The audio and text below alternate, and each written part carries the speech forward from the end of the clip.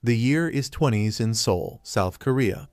Today was just supposed to be another day, with every person lost in their own world, mindlessly going from point A to point B. An ordinary day that was no different from any other day before. People were so naive and held the notion that the peace they thought they had would last forever. But even the remote idea of peace would be put to the test one fateful day. The day normalcy was shattered because of the appearance of what people now call dungeons. The most apparent and terrifying rift in space appeared in the middle of a crowded city where the population and foot traffic were at its peak. At that point in time, no human had any idea of what they were seeing, what was about to happen, and how different their lives would be from now on. It just came out of nowhere, a historically altering event that changed the course of humanity's trajectory. What came out of the dimensional rifts were monsters beyond human comprehension at that time. Muscular bodies, demonic horns, and eyes exploding with aggression. A countless number of monsters poured out of that dungeon. They did not waste a single second, and immediately went after the people on the streets for some ungodly reasons. That was the day forces out of this world cornered humanity in fear. In a state of frenzied panic, the situation quickly devolved to a scenario where every man or woman was just thinking for themselves. Without the help of fellow humans, anyone would just be sitting ducks against this new fearsome force that just tore the fabric of space in the middle of a random street on a random day. The orc-like muscular monster raised its battle axe with vitriol, aiming for the poor woman who just happened to trip and fall. But it's not like everything was bleak and hopeless at this bizarre point in time. What came with the despair of the unknown horrors was hope from within. The merciless monster was swallowed by a bright light as a clean swing from a magical sword of a heroic figure took the beast down. They are humanity's hope in this world where every second of your life is under threat from unknown forces. The entities called hunters provide aid through the subjugation of any foreign enemies that dare to encroach on humanity's space. Boasting different abilities and masteries, they are the world's first and final line of defense. To these hunters, killing monsters is not all altruism and charity. There are resources that appear when you kill whatever creature a dimensional rift spews out. So, instead of threatening humanity's very existence, they manage to turn the emergence of other worlds to make humanity prosper even more. Equipped with power that defies common sense and the physical limitations of the old world, the world of the hunters began. As for our story's protagonist, well, he's not exactly in a good spot. Today, he has to run this errand with the Hunter Association Registration Office, where, just like every other bureaucratic office, you have to get a number and wait until your number is called up. The woman at the other side of the desk was looking at the details in his paperwork, and she could not believe that someone like our man could exist. He possesses the rare labor class. His name is Ujiha, and you had better remember that. The office worker continued to inquire about any skills or traits that the man might have gotten through awakening. He just smiled as if this question had been asked about him 1,000 times now. Ujiha gave a wry smile and an awkward little laugh as he admitted that he did not possess any skills or traits at all. The heart of the city is a sprawling metropolis of massive conglomerates and organizations. Within a quaint corner of this metropolitan area was a small business with a potion bottle for a logo. It is the Seoul Sector 7 Hunter Store. A young lady and what looked to be her dad entered the store to see and possibly buy some of the wares. Ujiha owns and manages this small hunter store business by himself. The dad was just looking to get some potions, but the young lady with him just smiled and pointed right at the owner. She came up to Ujiha carelessly to ask if he really was that man who got the rare labor class. He's been asked this question many times, but it doesn't get any easier or less awkward to answer every time. The labor class is rare for reasons that are far from good. The young lady asked if it really is true that Ujiha doesn't have any skills, essentially making it impossible for him to hunt. Customer Dad just quickly gathered the potions they need and apologized for the young lady's straightforward words without reading the room. Ujiha assured the man that it's okay. He has gotten quite used to this type of thing now. Besides, the young lady did not say anything wrong either. As he scans the potions on the counter, he admits that he really does lack any special skill, unlike most people. He doesn't even hunt and just gathers resources at the back from time to time. The young lady was still fascinated by the fact that such a man exists in this world. The dad lectured the young lady to stop asking such awkward questions and wasting time. But she also has a point that there is nothing wrong with being a little curious, especially in such a bizarre case. Just out front in the service road, it looks like the full swing of the city's armed forces and law enforcement squads are being deployed to an area in need of urgent assistance. Watching this sight from the storefront's window, the young lady reckons that there must be like a rank 3 dungeon that just opened somewhere if the defense forces are bringing in the panzers. There are also ambulances mixed among them. It's best to avoid where these aids are going. That already goes without saying, as these two customers do not even remotely have enough skill to entertain the thought of going to such a high-level dungeon. Ujiha watched as the customers bickered while watching the flow of endless forces going to a rank 3 dungeon. A few moments later, he respectfully sent the customers off in their own way. The two were still bickering non-stop. Ujiha knows that there would be a lot of resources in a place like a rank 3 dungeon. Abundant treasures that he will probably never get his hands on, as it's impossible for the armed forces to even contact him for it. It has been 5 years since he has been awakened out of nowhere. On that special day, he got a unique class called Laborer, but it's hardly anything to be happy with. Looking at his Grand Hunter profile, it is evident that he did not get any skills or traits. He could not even dream of going inside a dungeon with other hunters to kill monsters. His stats were the definition of normal. He had already grappled with that fact, but instead of feeling bad for himself, he decided to be at the rear of hunts. After a company or guild swiped a dungeon, Ujiha would sneak in and pick up the leftovers, however much there is, and sell it for a profit. Well, nobody really recognizes the work he puts in. With that gig and owning the hunting store to peddle his wares, he makes a decent enough living to support his true passion. His love for reading old books, any old book that he could get his hands on. For Ujiha, nothing beats cracking open an ancient account of the past, no matter what it is about. The little store does not get too busy in the middle of the day, so he gets plenty of time to peacefully read his old books. Today has been running quite long though, so long to the point that he's starting to yawn and become sleepy. The difficulty of his chosen literature for today might also be playing a part. He's an enthusiast, but the green book is still giving him a hard time. His eyes glossed over the pages until he could not bear the weight of his eyelids anymore. It's nap time for Mr. Labor Class. He finally passed out on top of the book that he was trying to decipher. The open page that he stopped at had this massive illustration of what looks like a magical tree. Collecting and reading old books is quite a chore for some, but there is a non-zero chance that it could lead to something extraordinary. The page that Ujiha paused at started emanating an energy full of vitality. That illustrious energy was quickly starting to converge on the realistic illustration. Ujiha was in his study at the hunter store, peacefully taking a midday nap 1 second ago, only to get transported to a mysterious plane as a piece of leaf hits his forehead.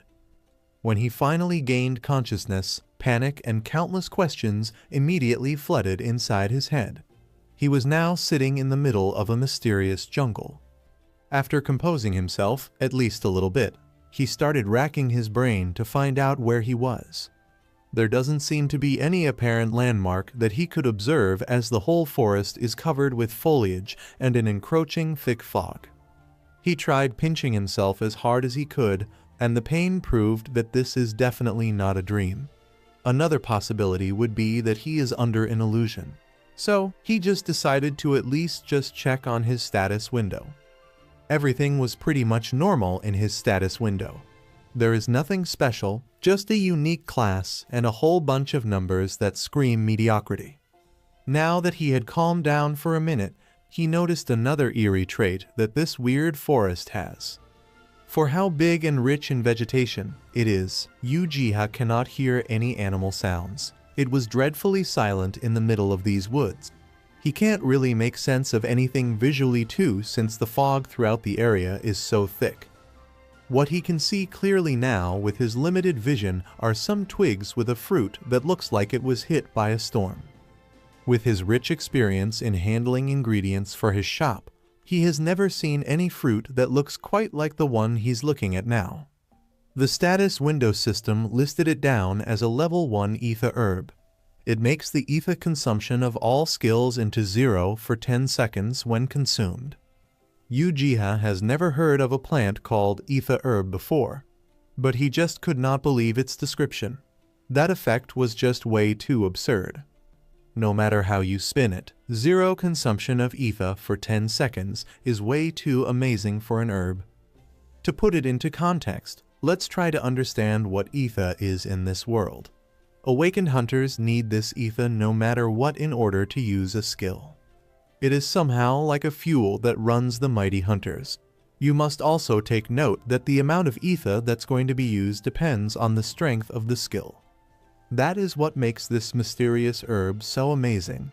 It basically gives you 10 seconds of unrestrained fighting window where anything goes. If Uchiha could take at least some liquid from this herb, he would be able to study its effects closely. It is a shame that he didn't bring a bottle with him in this impromptu adventure to an unfamiliar place. While he was thinking of that wasted opportunity to learn more, he noticed something else not far from where the herbs were. There are lively leaves on a tree that seems to be wrecked by something unknown. It was a very unnatural sight.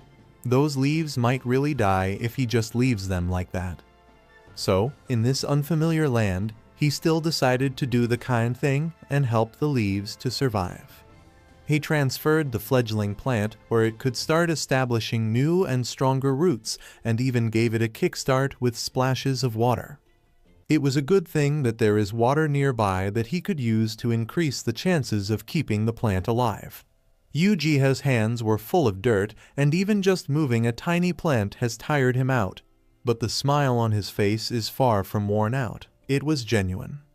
Out of nowhere, the system notified him that he has gained Plant Amiability Level 1 after obtaining Plant Friendly, a Level 1 skill. He also gained the Blessing of Someone, or something just marked as XXX. Blessing of XXX is a Level 1 trait. These notices came out of nowhere and shocked Uchiha to the bone. After 5 years of being nothing in the awakening department, he suddenly gained a skill and a trait in one go when all he did was plant a twig back into the land. Little did he know that the tiny twig he helped had already started taking root on the ground below at an unprecedented level. It is safe to say that this is not your run-of-the-mill twig. The plant was digging deeper into the land, absorbing that lush and bright energy contained below. Uchiha watched as the old tree where he cut the twig off started dematerializing into thin air as its smaller piece develops into something special in a span of a few seconds.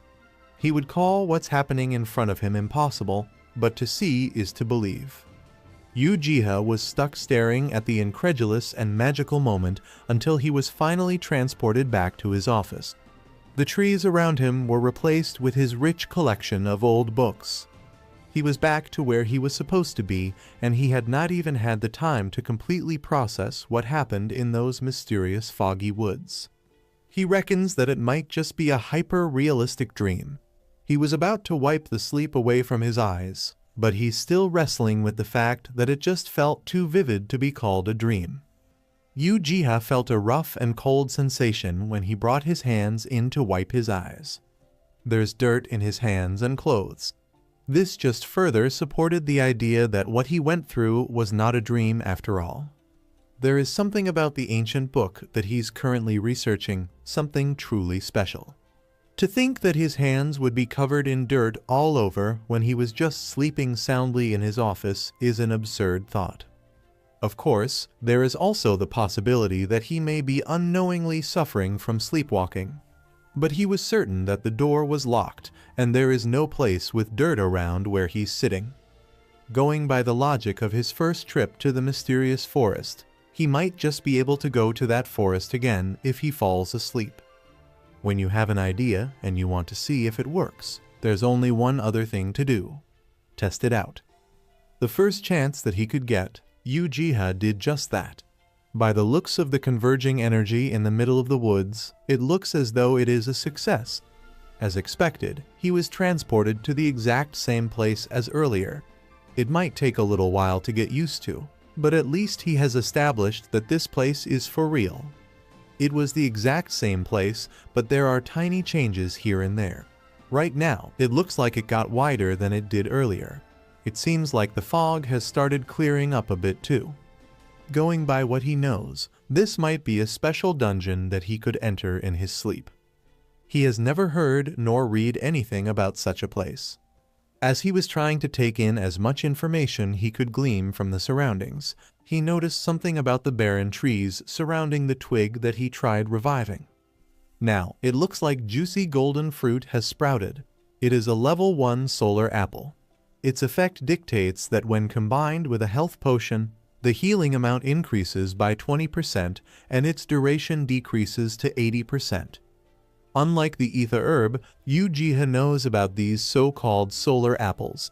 He knows that it's hard to find these things even in the deadly high-ranked dungeons. The 20% boost in healing that it provides is way too good. As an owner of a small hunting shop, he knows that health potion is the most commonly used item in dungeons.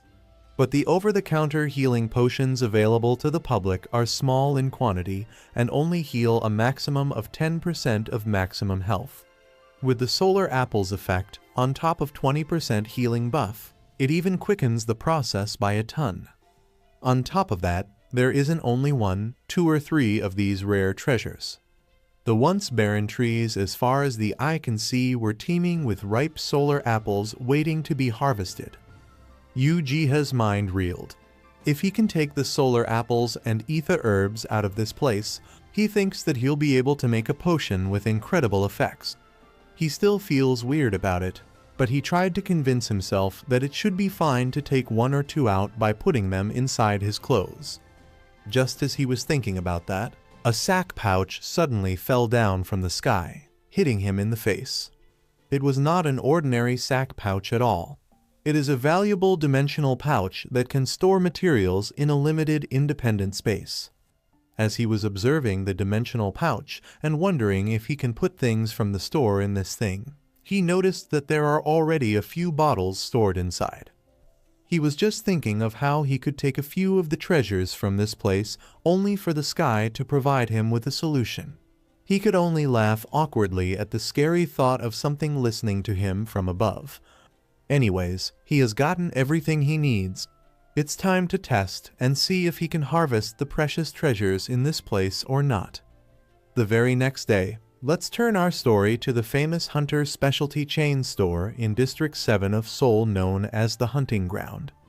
Inside, customers have lined up early in the day to buy some hunting supplies. The store was so popular that the buyers are pushing each other around to get in front of the line. The hunter wearing heavy armor at the start of the line was furious to be notified that there were no more paralysis resistance potions left, while the attendants of the store tearfully apologized for the inconvenience as they had run out of stock, and it would take an hour for the refill. For the busy high-profile hunters, this type of delay is nuts. Some had already ordered their assistants to contact other businesses since the time frame for entering dungeons is quite limited.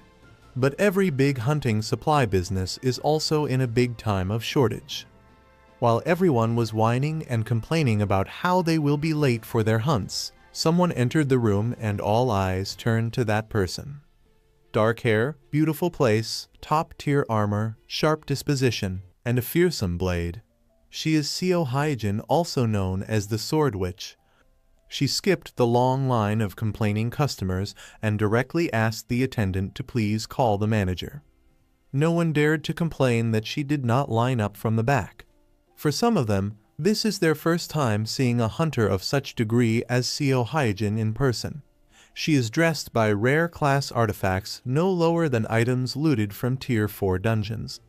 The sword, which is 12th in the current hunter ranking, so it's understandable why she has top-notch gear. The manager has finally showed up to personally welcome the sword witch while stuttering.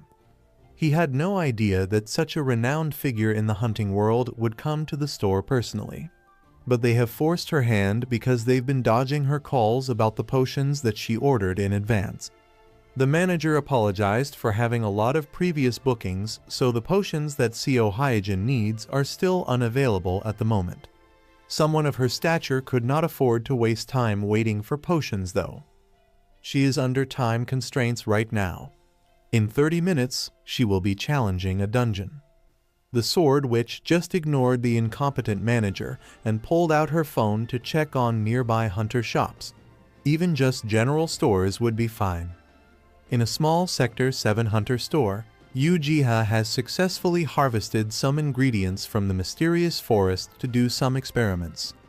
He used purified water, Undyne's tears, and ether herb liquid. That should be a pretty compact list. With the main potion brewed in just the right way, putting in the solar apple concentrate and mixing it a little bit should complete the experiment.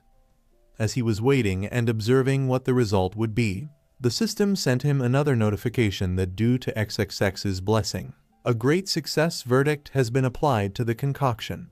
He has also unlocked the first level of the sought-after skill of alchemy. The final product came out as a level 1 special potion.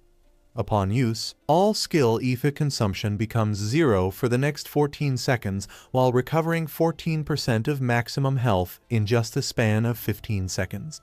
Ujiha already expected that the effects would be good, but not this good. Even self-proclaimed alchemists don't have the alchemy skill, so unlocking it in one experimentation run is quite a shock.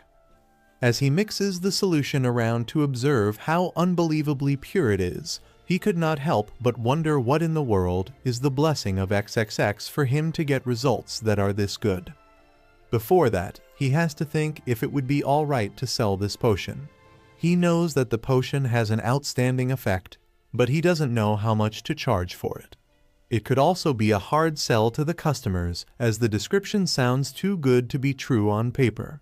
It would be reasonable to think that no one would believe him if he just casually listed off what this potion can do. So, he steeled his resolve to not sell the thing and check out its effects on himself first. At that exact same moment, the sword witch entered his humble hunting store. He wore his usual customer service smile and asked the elegantly armored woman how he could be of service with his experimental special potion sitting at the counter. She moved as fast as lightning, going from the entrance to the counter in a split second, while desperately asking for potions as she was running out of time. The sword witch finally noticed the fizzy concoction sitting on the counter begging to be taken. Seo Hyejin confirmed if the contents of the bottle was a health potion, and Ujiha did say that it is, but before he could explain further, the sword witch chose to cut him off. When asked what the effects it has, he wanted to keep insisting the mixture is still not for sale. She heard all that and just apologized. She had no more time to discuss the specifics. So, if it's a health potion and there's nothing wrong with it, she'll just take it anyway. The sword witch just threw a pile of cash on him and told Ujiha to contact her guild in case the compensation was not enough while she takes her hurried leave. She came as fast as she went. She disappeared in an instant with the speed of a real top-ranked hunter. Ujiha was still worried how this situation will turn out, but the sword witch should be fine, right? Let's see if that'll be the case. Let's follow the sword witch in her adventure inside a dungeon. It looks like today would be quite an easy excursion. She did not even pull her blade out and just casted a spell that produced swords made of energy to one-shot some monsters that dared to stand on her way. She deals with monsters as if these powerful creatures were just an afterthought and she's aiming for something else. Her other party members only serve as the designated looters for the fallen monsters that she did not have the time to carve for materials. As expected of the rank 12 hunter, the other two's job is nice and comfortable, but they still feel a little scummy. It's like they were being carried without having the chance to hone their own skills. The older looter has long since given up on working on his own game to not bother the Sword Witch.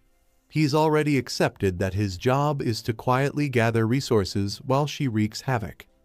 This older looter has been with the Sword Witch for a while now, and the old Seo Hyojin was different.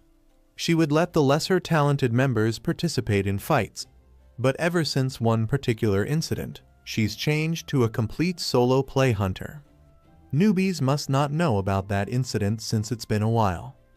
As the older looter was about to explain, they heard the Sword Witch's panicked voice telling them to run away. At first, they were not able to see the reason behind the urgency, but when they did, they looked frozen in fear. Standing up front, emanating a domineering aura, was a manstalker, an aversion-level monster the size of an armored car. It is not only physically imposing, it also uses extreme poison as a weapon. An aversion-level monster that only appears in grade 4 or higher dungeons shouldn't be in this place at all. Failure to escape would only mean certain death. The Sword Witch immediately rushed in with her blade spell, while insisting once again that the two should run as far and fast as humanly possible. Her speed was no joke. Every step propels her deeper into the monster's strike zone. But she was rushing in with all of her magical blades primed and ready to stab the manstalker all at once. She finally took out her ultimate weapon, a massive great sword shining with blue light. The full-powered slash was easily blocked though. The manstalker's nasty naked hand pincer turned out to be tougher than initially thought. It could actually contend with her great sword. With the body of a human, demon, scorpion hybrid, it excels in both speed and strength, making the manstalker a fitting name. In hopes of wounding the Sword Witch, the monster mowed down a decent chunk of the dungeon's forest. Even Seo Hyojin must admit that this creature might just be too damn strong for her. Just running away from those sharp attacks has worn her out considerably. Even her ether is almost completely consumed now. The only thing she could think about was that she only had enough in the tank to buy enough time for the others to run away. At times like this, she gets reminded of that incident that changed her. If her Seungryuk Appa was here, things would be going a lot differently. But she must push on. She knows that Seungryuk is not around anymore, that things must change, and she must rely on herself. She took the potion she hurriedly bought at some tiny general store in the city and popped its cork. Looking at its contents, she was determined to only believe in herself from now on. While she's at it, she might as well believe this odd potion too. Since it should be a low-level potion bought in a general store, she already prepared herself for the foulest taste that one can imagine. But to her surprise, the thing did not even taste nor felt awful. She emptied the entire flask in one sip without noticing. She confirmed that it is a potion, but it is oddly as delicious as a good beverage. Another thing that shocked her is that consuming the concoction made her feel like she was overflowing with infinite ether. With her combat experience, she became certain that this boost was massive. So massive that she won't have to just buy time, massive enough to turn the tables on the manstalker. So, she's going for round 2 of taking the initiative to advance instead of retreating. The monster openly took her on, as if confident that it had come out on top. But this time it is different. The Sword Witch executed her ace in the hole. The technique is known as Powerful Sword Rampage. In a split second, countless fine slashes with flawless precision rained down on the hideous monster without mercy. It was the ultimate technique in terms of power and speed. The manstalker's face got diced, and its meat slid off of each other. She beat an unbeatable foe in its own game of speed and strength. She stood at the other side of the destruction that she just handed out and could not believe that she did all that. Seo Hyojin knows that this is all thanks to that potion. On top of health recovery, her ether consumption was essentially gone. Thanks to that, she was able to use powerful sword rampage for 10 seconds when her maximum limit was only supposed to be 3 seconds. If all of this is due to that potion that she just hurriedly picked up in some random shop, then this could be big. And the biggest question in her mind right now is, what in the world is that little shop? What the hell is that kind and always smiling owner hiding? The next day arrived, and it was pretty much business as usual in the little Sector 7 Hunter store. That was until the customer bell hung in the door chimed its welcoming sound. Everyone in the store, including the owner Ujiha, had their attention stolen by the person who just entered. The sword witch did not mince words, and it was as if the other customers in the shop did not even register in her vision as she made a beeline directly to the owner. She grabbed him by the shoulder as if afraid that the man would run away as she asked, "What the hell was that potion that you sold me?" Seo Hyojin is a superstar. Virtually every hunter in the country, let alone in the city, knows who she is. Also, the news of her slaying a manstalker has already been so exaggerated that there are accounts saying she devastated a whole swarm. Now that she noticed that there are other people nearby, she tried to contain herself and apologized to Ujiha for being rude. She insisted that there is a problem with a potion. The problem was that she had never seen a potion that can heal 14% max health and lift the cost of ether for skills altogether. Even the owner himself had already seen the uploaded clip. How she eliminating an aversion ranked monster on her own in an amazing series of powerful moves. She kept on clarifying that it's not her that was impressive in that clip. It was the special potion. She just wants to know where Ujiha got it from, or if he brewed it himself. He was quite prepared to answer any questions regarding his special brew by just showing the secret ingredient that he used, the ripe golden solar apple. The story he decided to go with was that he luckily stumbled upon the solar apple in a Tier 0 dungeon. That detail was too hard to believe though. Even the sword witch herself had to take a pause and seriously think if solar apples are that common to the point of spawning in the least dangerous dungeon. Ujiha thinks that revealing the details about the forest could go wrong real quick, so he'll just make some excuses. Still, as the one who made it, he's genuinely happy that his potion helped the sword witch. She noticed something. As she looked around the limited space of the shop, she noticed another batch of interesting potions. The contents were blue this time around. She took one to inspect up close and asked him what the effects were. He casually explained that it gives 32% ice resistance that will last for 40 minutes. Hearing that description almost took Seo Hyojin out. She's a combat veteran, and she's certain that the best quality ice resistance potion in the market only gives 10% resistance and only lasts for 15 minutes max. This potion was miles better in every way possible. When asked where he found it, Ujiha started searching for another excuse in his mind. In reality, he just harvested another type of plant growing in the mysterious forest. Level 1 winter strawberries can already provide 20% ice resistance for 30 minutes on their own. He took some of it, just enough to brew a batch of experimental ice resistance potions. Ujiha enjoys the process of brewing these potions with his alchemy skill in full display. He whipped up a whole batch, and it made his alchemical skill jump to the second level. But when faced with questions about his methods, his go-to excuse was that he found it at the Tier 0 dungeon. The sword witch can see that this guy is just a bad liar. Seeing that he wants to keep his business secret, she won't pry anymore, seeing how uncomfortable the owner was. But she would like to buy all of these new ice resistance potions. She would even pay in cash. For a high-ranking hunter, bringing out a wad of paper is no big deal. She doesn't even need a receipt.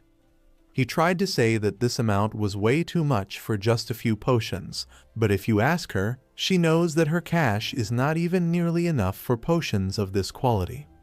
Before going through the door, she finally asked him what his name was, and he just gave it with no fuss. Ujiha. She likes it. Ujiha has a nice ring in her ear. Before actually leaving the premises, the sword witch playfully told him that they'll see each other again next time. Back inside the mysterious forest, the place itself was starting to look better and better. He has been regularly harvesting glowstones, kindle gems. His winter strawberry basket is in need of refills after the sword witch's bulk buying, but he can just walk up and get some more.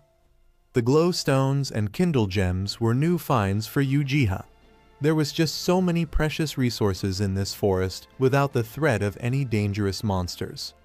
He's reaping the benefits, but even now, he still has no clue about what or where this place is. He had gotten so used to the tranquil silence of the greenery that a tiny sound of movement behind the foliage caught his attention. Ujiha was put on high alert. He was certain that he did not hear that sound wrong. There is something lurking behind the bushes. Upon looking all over the place, he saw the source. Shock and curiosity was the chief emotions that he felt at that moment. He just happened upon a cute beetle-like creature with pincers in place of limbs. The system identified it as a pterodrone, a mythic monster that is as big as a small car. It resembles a beetle but sports its signature giant claws. He knows of the creature known as pterodrone. Mythic creatures are few and far between after all. Right now, he's not only seeing one, he's actually seeing several of them walking around. Contrary to their described size of being as big as a small car, these guys are tiny. Another bizarre thing was a transparent synthetic wall that he couldn't go past through in this part of the land. The pterodrones are grouping up and hastily heading for something. That something was a group of devil ants. They are hazard-ranked cargo truck-sized monsters. Killing one attracts 10 more of them, making them supremely difficult to deal with. The pterodrones were actually going up against some powerful foe for some unknown reason. Ujiha could only watch from behind the synthetic barrier as he recalls reading something about devil ants from one of his old books before. They are true blue hazard-ranked monsters, but the poison that they can emit makes them even more dangerous than some aversion-ranked monsters. Throughout this whole ordeal, there is just one glaring issue. The system prompts kept on telling him that these creatures were all supposed to be gigantic. Looking at it now, they just look like tiny bugs that are engaging in increasingly intense combat. The pterodrones are in the back foot. They are being absolutely demolished by the devil ants. These adorable pterodrones are trying to pick a fight and are losing. Most of them aren't even really fighters. Ujiha can only wonder what's making them do this. Seeing that the charming creatures were about to get steamrolled, he wanted to find a way to help them. As if the heavens heard his worries, a system prompt asking him if he wants to help his own pterodrone legion in this war appeared all of a sudden. This implies that he can directly intervene in something that he doesn't really fully understand. The prompt also says that these are his pterodrones, implying that the mythical creatures are under him. It's in Ujiha's nature to feel inclined to press the yes button to help the pterodrones in this struggle. His legion is losing pretty hard right now, but he can use his essence to cast an area buff. There are 4 choices: increasing HP by 30% for an hour, increasing poison resistance by 40% for an hour, increasing physical resistance by 30% for an hour. These 3 costs 1 essence each. The last choice costs 2 essence, and it simply grants the laborer's blessing. Helping them directly would be impossible with the synthetic shield on the way, but giving assistance like these options is the next best thing. He currently has 2 essences on him right now. The 4th option was the more expensive one out of all the choices, so Ujiha wanted to choose that one. As soon as he confirmed the bestowment of the laborer's blessing, it was as if every stat that the pterodrones possess was bolstered by divine intervention. They gained a much-needed physical augmentation and a valuable morale boost. It did not take too long before the devil ants were absolutely smoked quickly. The pterodrones turned the tables. They did not only turn it, but they also smashed it all over the ants' faces. These beetle boys actually minced these devils up so hard that they lost their creepy crawlers. Uchiha celebrated on the sidelines, proud of his so-called legion for winning the war. He couldn't believe that he just saw some mythical creatures prevail over adversity with his help. He personally thanked the Pterodrones for standing up to their principles and protecting the forest. As he was praising them for their good work, Uchiha noticed that these little dudes are gathering something. They were offering up a whole lot of essence and ether stones. He smiled at the Pterodrone Legion's generosity and thanked them for thinking of him. Unfortunately, Pterodrones didn't understand what he tried to say. In the end, he just took 5 essences and 5 essence stones each. He wanted to leave the rest of this precious resource for the little guys that actually fought with their lives on the line. This much is already good for him. At that moment, the transparent synthetic barrier slowly dissolved into nothing. Now that the wall is gone, the area of the mysterious forest accessible to him has increased drastically. Likewise, the fog has been lifted too. He initially planned to only stay for a bit and do some harvesting today. But it is starting to look like he won't be going back for a while now. Exploration takes precedence. After the appearance of dungeons and hunters, something special was established to connect all the hunters in the world. A community for hunters, by hunters known as the HunterNet, was formally established. Right now, the discussions in the HunterNet are centering all about one person and one video clip. Hunter Rank 12, the Fierce Sword Witch SEO Hyjin. Someone in a dark office is currently browsing the HunterNet for information. She has long fiery red hair and a stalwart aura, but tonight she's on her anonymous account with a red avatar, arguing that there should be no dispute whatsoever with regards to the sword witch soloing the Manstalker. Another anonymous user with a blue avatar argued that there is also a case to be made about how it should be impossible for Hyjin to do something as incredulous as solo killing a Manstalker without any help. That really ticked off Red. You could almost sense how heated she immediately got just by hearing how fast her typing rate went up. Blue kept on arguing about the number of people entering the dungeon. Red brought up the fact that Hyjin has been a solo player ever since Han Seung-hyuk mysteriously disappeared. Red maintained a calmly stoic look on her face, but she's currently locked in. Blue replied that they honestly hope that the Sword Witch forgets about that Seung-hyuk guy, that she can't keep on missing someone that disappeared forever. That really pushed the wrong buttons in Red's mind. This stranger she's been anonymously arguing with can only talk smack like this because it's not their problem to carry. Red tried to explain that Hyjin's significant other disappeared in a dungeon, and she has every right to miss him as much and as long as she wants. Her calm demeanor has left the room at this point. Now she's just outrightly pissed. Blue made it even worse by replying that it has been 3 years since the incident, as if grieving has a cooldown timer. In those 3 years, all she did was go around one dungeon in hopes of finding him again. Red wanted to get her point across, but even anonymous Blue felt that it's not a good idea to talk about a missing person like this, unless you're Seo Hyjin herself at least. This stranger on the internet has crossed so many lines that Red just wanted to harm something. The dark room was suddenly lit up with bright office lights. A deep voice asked Red if she is a zombie for getting into the habit of browsing the net in darkness. An activity that is bad for your eyes, but even worse for your brain. The dignified guy that just came in is known as Choi Chulhyun, the top alchemist of the Eternal Flame Guild. Red insists that she can just concentrate better when it's dark while stretching out after spending an ungodly amount of time surfing the web. Choi Chulhyun is back to report something that he checked into in person. His assignment was the lowest rank hunter with no traits, Uchiha, that runs the hunter store. As expected, Chulhyun did not feel anything special from the guy. Red was ready to dismiss the matter, concluding that Uchiha has nothing to do with Seo Hyjin getting stronger at an unbelievable pace and degree. Chulhyun was not done with the report yet. He inspected the wares and saw that the store was selling something special. something that concerns solar apples. Even Red had a vague idea as to what those delicious golden treasures were. It is an item that drastically reduces ether usage, and even Eternal Flame Guild's top alchemist had never seen it in person. The thing was Uchiha brewed a potion out of such a valuable ingredient and was selling said potions at a very cheap price. Chulhyun concluded that they can make two assumptions from this bizarre situation. One is that he doesn't know the real value of solar apples. Chulhyun does not even have to say the next one. The second assumption made Red's clever smile appear.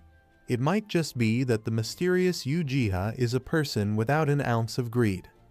Since she needed some fresh air anyway, Red decided to check the store out personally and see this shop owner herself.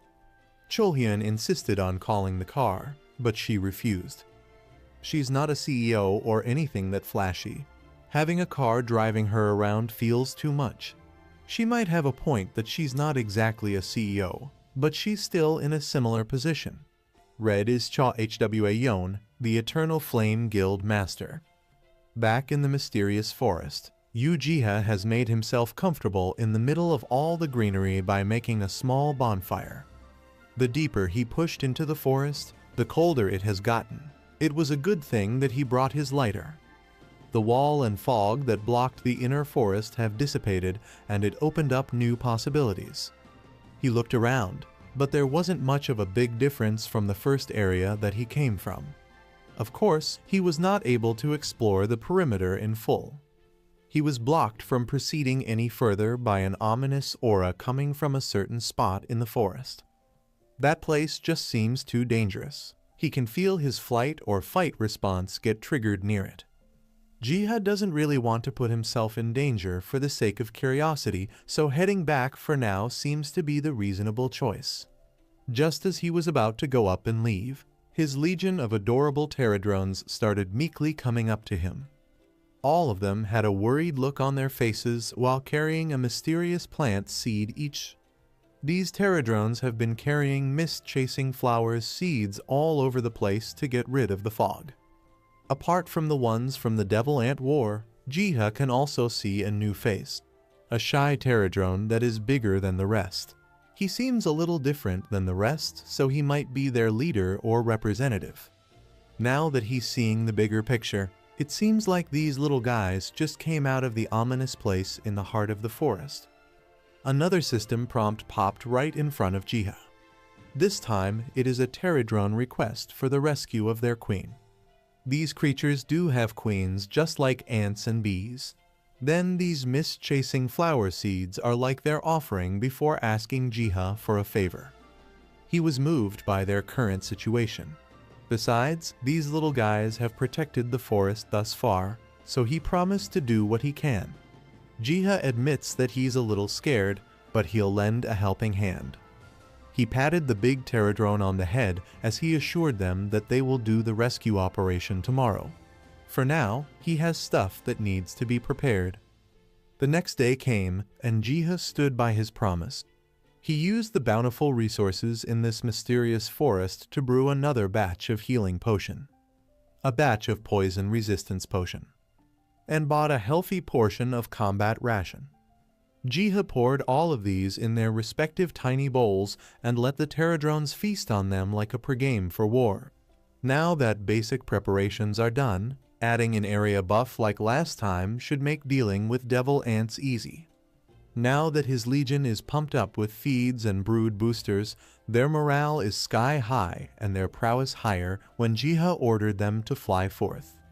Like before, he was stuck in the back lines, and as expected, the source of that ominous feeling deep in the forest was something that the pterodrones were quite familiar with. It was a collection, a system of devil ant hives, the motherlode. This is the place where those pesky devil ants reside and prosper. For the first time in a while, there's something that matches that can intimidate him with size. Each one of these mountain of killer ants are at least 3 meters tall.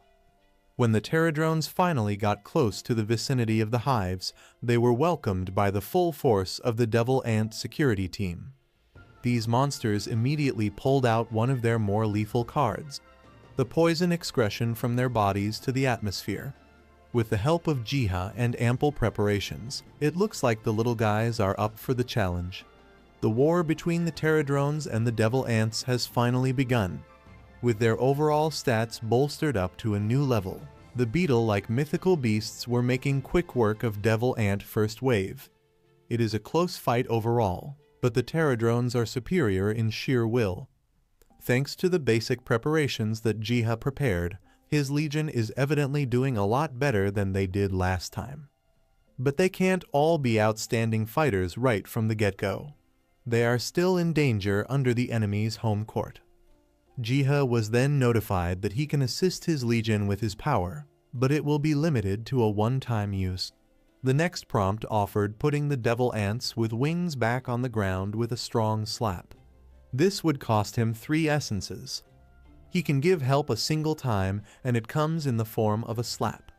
A one-use slap in a situation like this is way too ridiculous. He doesn't even know what he's supposed to do with this silly choice. The solution to his problem of using the slap has kindly presented itself on time. A winged devil ant came out of their lair. These specialized members of the hive act as the messenger of the colony with their ability to fly. The Devil Ant Army is essentially trying to send a message to recall their main army back to the hive. Jiha now has the ability to stop these ants from sending a message with a single slap. He just said whatever and accepted the blessing from the system as he clenched his palm. The winged devil ant has started its urgent journey to call on the bulk of their army to end the war with Pterodrones once and for all. It felt so confident that the flight would go on without a hitch. It forgot to check above for any anomalous figures looming around. Jiha brought down his hand like the might of a giant god, and bitch slapped the clueless flying ant into smithereens. This is his one-time assistance to his Pterodrone legion, killing ants in a classic style. Proper punishment for annoying ants, taking a day out of her busy schedule. Cha Hwa Yon decided to visit Jiha's store. After inspecting the building that sold sun apples up and down, she didn't notice anything supernatural. Externally, it was unremarkable and had nothing special, but you can't judge a book by its cover. No one knows what secrets might be stored inside.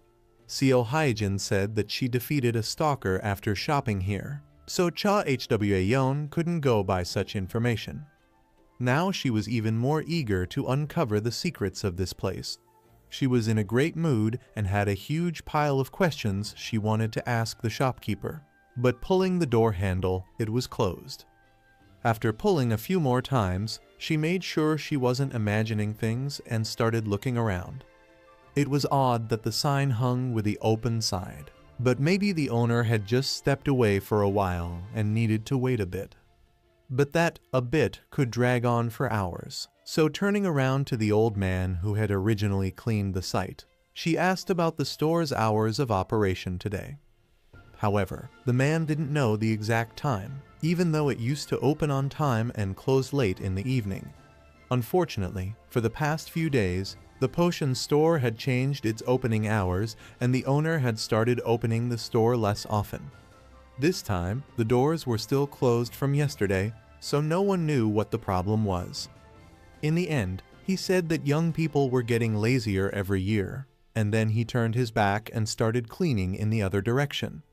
This information was completely different from what Cha Hwa Yon had received, as she had been told that they only didn't work on weekends. A glance at the wooden signboard displaying a potions vial convinced her of her speculation. Anyone hearing about the sudden change of opening hours would think of this person's evil intentions. As expected of Jiha, he is up to something. Meanwhile, our hero used the system's gifted opportunity to participate in the Pterodrone battles and resented how little he could do. However, it should have been enough to bring them closer to victory, since this wasn't even his war. Besides, eliminating the messenger wasn't bad revenue for them either. Of course, the devil ants didn't like this turn of events, and their motivation was fading. Looking at the reinforced Pterodrone, it was immediately clear what outcome the battle would have on them, because their armor had become stronger, and their strength appeared even more than originally. That was why, when they attacked them, the ants fled, emptying the clearing.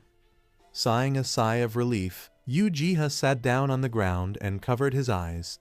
This war was mentally exhausting for our hero. Meanwhile, the Pterodrones began to run around him, happy that they had managed something. However, their queen was still inside the anthill, so she had to be taken out somehow. Remember the ray, here comes the sun. Turning his head towards the anthill, he wondered what was going on. The Pterodrones had rescued her from there themselves. They had also somehow managed to make a stretcher. Their development was clearly at a high level even without evolution. Raising her head up a little, the queen looked at her savior and began to express her gratitude. With the help of her subordinates, she managed to rise to her feet and bowed to Uchiha for her rescue and the support of the entire settlement. He was naturally happy about it, but forcing a sick creature to bow was not his style, so he stroked her and told her that everything was fine and she could rest in peace. He was genuinely glad that she was unharmed. Looking at this situation from the outside, one could compare him to an angel descending from heaven. Nevertheless, the system window informed him that the Pterodrone Queen wished to swear allegiance to him. If he signed the contract, he would sponsor her group and receive several items with the stipulation that Uchiha would have to fulfill their requests. Fortunately, he wasn't going to think about her proposal and gladly accepted the Queen's offer. After notifying the loyalty of the Queen and her troops, the system notified that he could supply their squad directly. At the same moment, General Pterodrone suddenly began to emit a bright light and absorb energy from the environment, changing his form. He managed to evolve thanks to the agreement he had signed, and his appearance changed a bit after that. Not only did its claws become larger and stronger, but also the chitinous shell that maintained the quality of its armor. Uchiha watched the transformation, and with a smile on his face, he marveled at the fact that he was pumped up. Now the Pterodrone general began to more closely match his name, standing out from the uniform surroundings of his congeners. After circling above our hero's head for a bit, he raised his large claw and signaled to the rest of the group to get ready. At the same moment, they started carrying golden essence ingots and ether stones without paying attention to Uchiha's previous requests. After all, he had said that he didn't need so much. Examining the two large piles of consumables, he decided to only take 10 pieces each and leave the rest to the Pterodrones. Besides, he already had something very valuable that the general had brought him before the battle. He took out 2 seeds of different colors from his pocket and examined them. The purple one was immediately clear that it was a wild grape, but the green one was more difficult. He couldn't immediately figure out what kind of fruit tree seed it was, so he left it for later.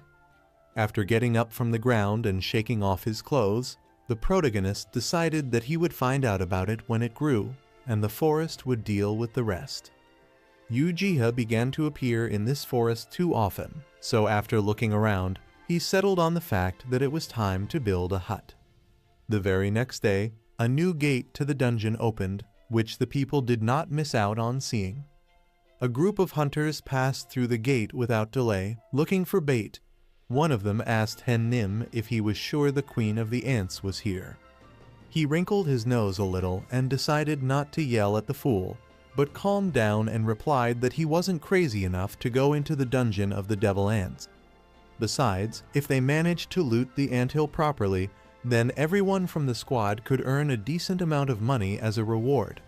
However, his interlocutor immediately stopped in place and pointed forward, not understanding what was happening.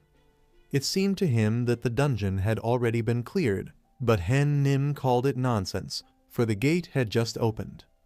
Once close enough to the anthill, even the omniscient squad leader was greatly surprised by what he saw. The anthill was indeed empty, which made many people confused. Entering a new dungeon, which no one has not yet cleaned, create expectations of a huge pile of monsters storing precious items. But today's dungeon was fundamentally different from the others. Someone assumed that it was cleared in another area, but it turned out to be a stupid guess, because everyone knew that the past dungeon does not open twice. The commander himself couldn't believe it, but the nonsense turned out to be true. No one knew who was able to clear the anthill, but looking at the traces left behind, it was obvious that someone had already fought them. To top it all off, the ants were also nowhere to be seen, which would put a stop to the speculation.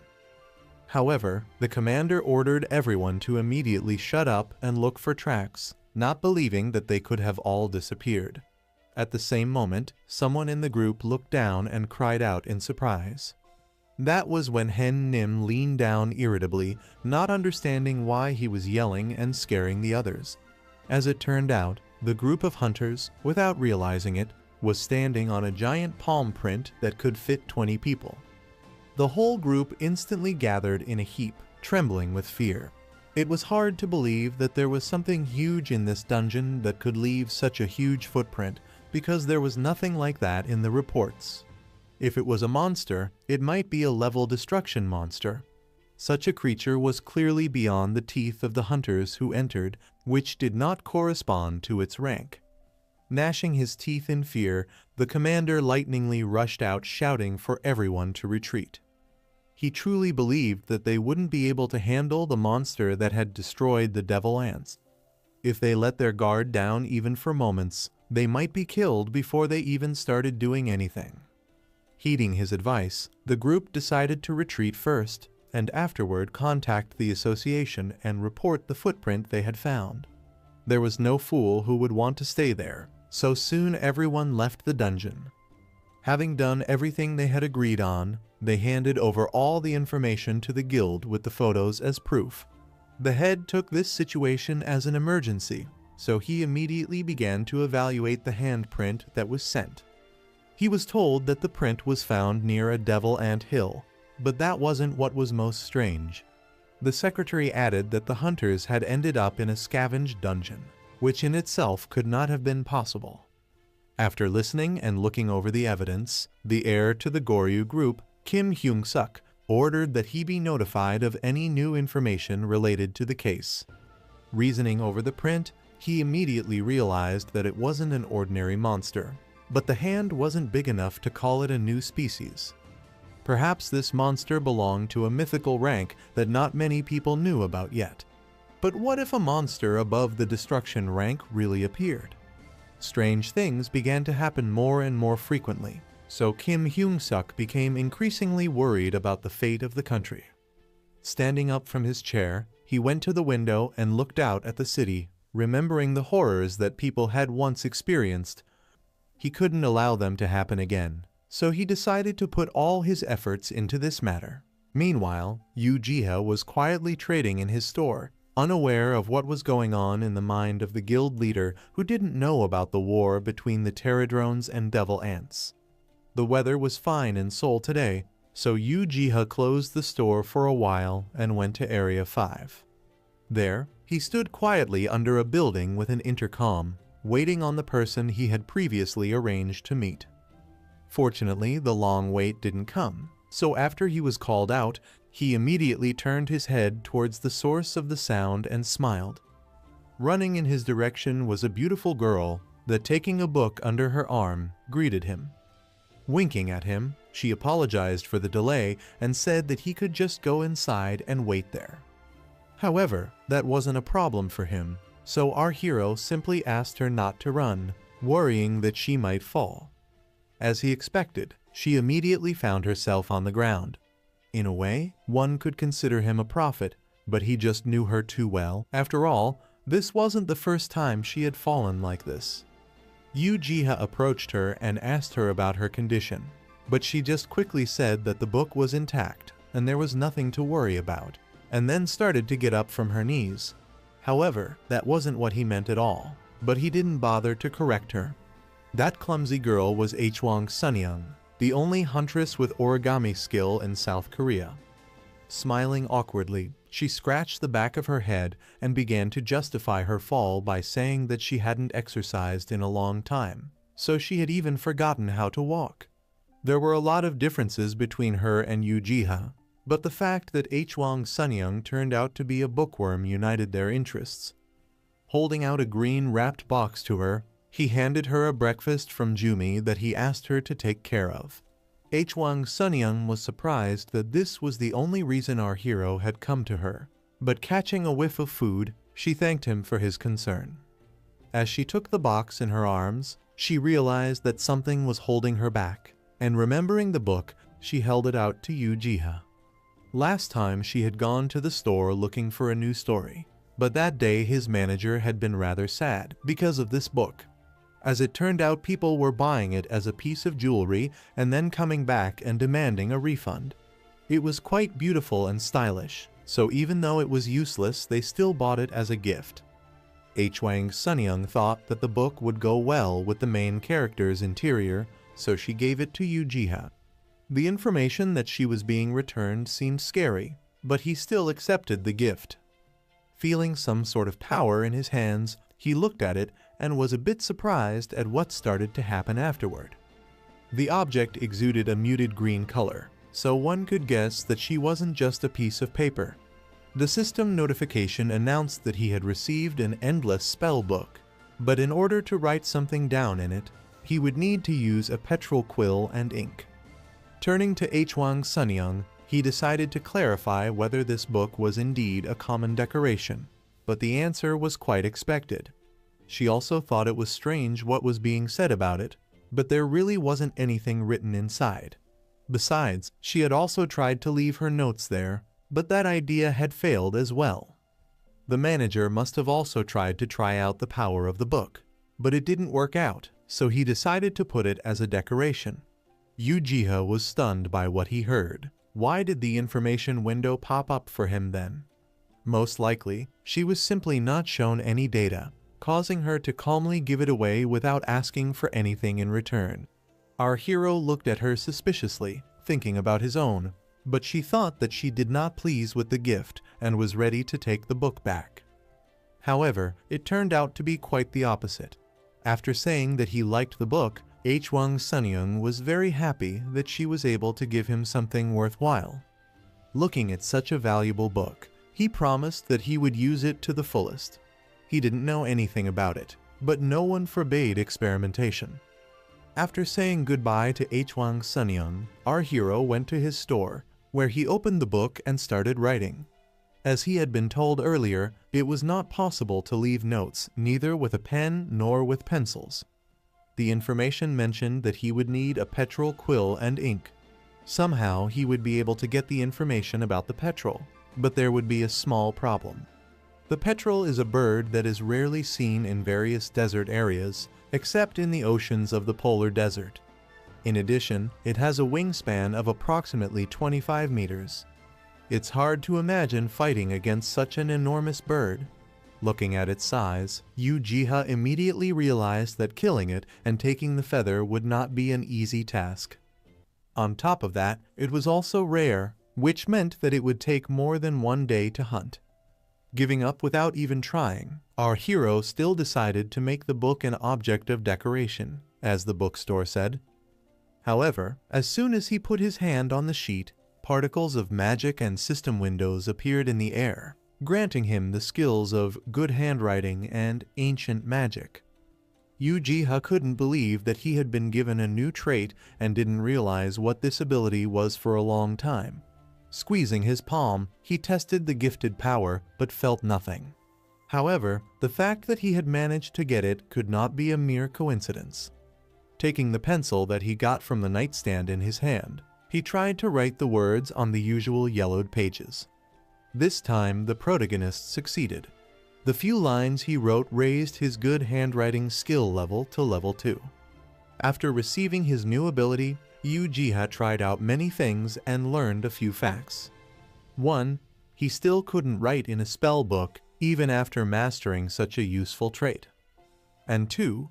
His handwriting had now gained elegance, as if he had graduated from a calligraphy school. In a way, it was a useful trait, because before he wrote like a chicken with his paw, but now anyone would understand his words. As he looked at what he had written and thought about where he could apply it, his heart thumped loudly in his chest, making him nervous. This state lasted for a few seconds, but it made our hero very alert, who didn't realize what had happened.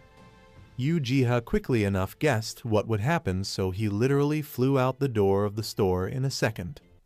As expected, a portal opened up right next to his shop, and it looked like it was alerting people.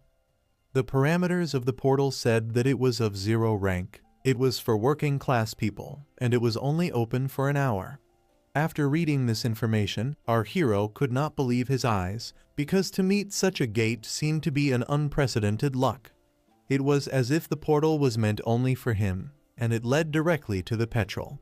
Could it be the beautiful handwriting?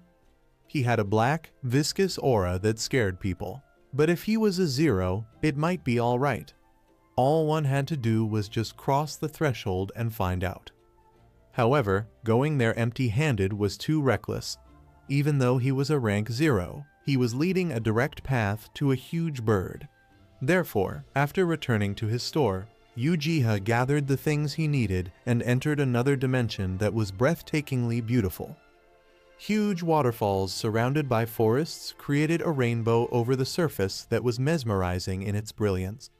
This location was perfect for the petrel's habitat. Just thinking about it, he heard the cry of a bird of prey behind him as it approached him. Turning around at the sound, anyone with an instinct for self-preservation would have given a yank and started hiding in the bushes, but the protagonist stayed put, shackled by fear. Her eyes burned red and her feathers developed a dark aura, intimidating her victim. Just as the information said, the storm petrel appeared to be of enormous size. Looking up, our hero could not believe that he had managed to see in reality such a huge rare bird that was the size of a building. However, the question of how to catch it was still open, which made him want to sob. Feeling something soft on his face, Uchiha opened his eyes and looked at the blue feather slowly descending downwards. As it turned out, the storm petrel had thrown off a dozen feathers and quietly flew back to its nest, leaving our hero alive. He was incredibly lucky. So he quickly began to collect items to his backpack without missing a single feather from the field of view. Now it was just a matter of finding ink. Luckily, he already had an idea where he could find it without expending any effort. He paid a visit to the pterodrones, who were kind enough to share the green liquid they themselves made from an extract of green herbs. Even Uchiha was surprised at how quickly they had found it, but he was still just as glad that he had reached out to them. After looking over the flask, he thanked them for their assistance and put it in his pocket. All the necessary items had been found, so they could begin their experiment. All that remained was to unravel the mystery of the endless spell book he had prudently brought with him. Crouching on the nearest rock, our hero stuck his quill into the calligraphy rod. He wondered what riddle the book held, and then he made a few strokes. Since no one had any idea what it could do, he had to solve its mystery himself. As soon as he touched the book with his quill, the letters literally turned into yellow symbols that swirled around him. After flying a bit, they settled on one of the nearby trees, where they recreated the full text of the message. As it turned out, they were runes that shimmered with golden light, surprising Uchiha in the process. In an old book, Uchiha read about a great tree that taught people 4 spells. They were creation, harmony, change, and destruction. But this power was hard to control, so runes were developed. The world tree gave them knowledge, but ancient magic was hard to control, so they created runic words to apply magic. However, our hero had never heard of anyone using runes. It seemed that he had managed to discover something new, a knowledge hitherto unknown to him. What he saw in the forest turned out to be exactly that elaborate cipher. As one could guess, they appear if certain conditions are met. But why were they engraved on the tree and not in a spell book? Come to think of it, this was the exact tree that Uchiha had revived when he first came to this forest. It was hard for him to believe that such a small, almost withered sprout was a world tree. However, that wasn't what was important right now. It was unclear whether the runes would disappear in the future, so the protagonist decided to write in a book. It was the first time he had seen these inscriptions, but somehow it seemed as if he knew the designations of each of them. Destruction, the fire that will set everything on fire, read the inscription on the tree trunk. Copying each rune into the spellbook, our hero emphasized that the spell held some very harsh phrases. At the same moment, the system notified him that the scroll of change had gained the power of destruction, which increases the destructive power of rune magic. The book itself was filled with fire that did not burn and turned the written lines into a scroll.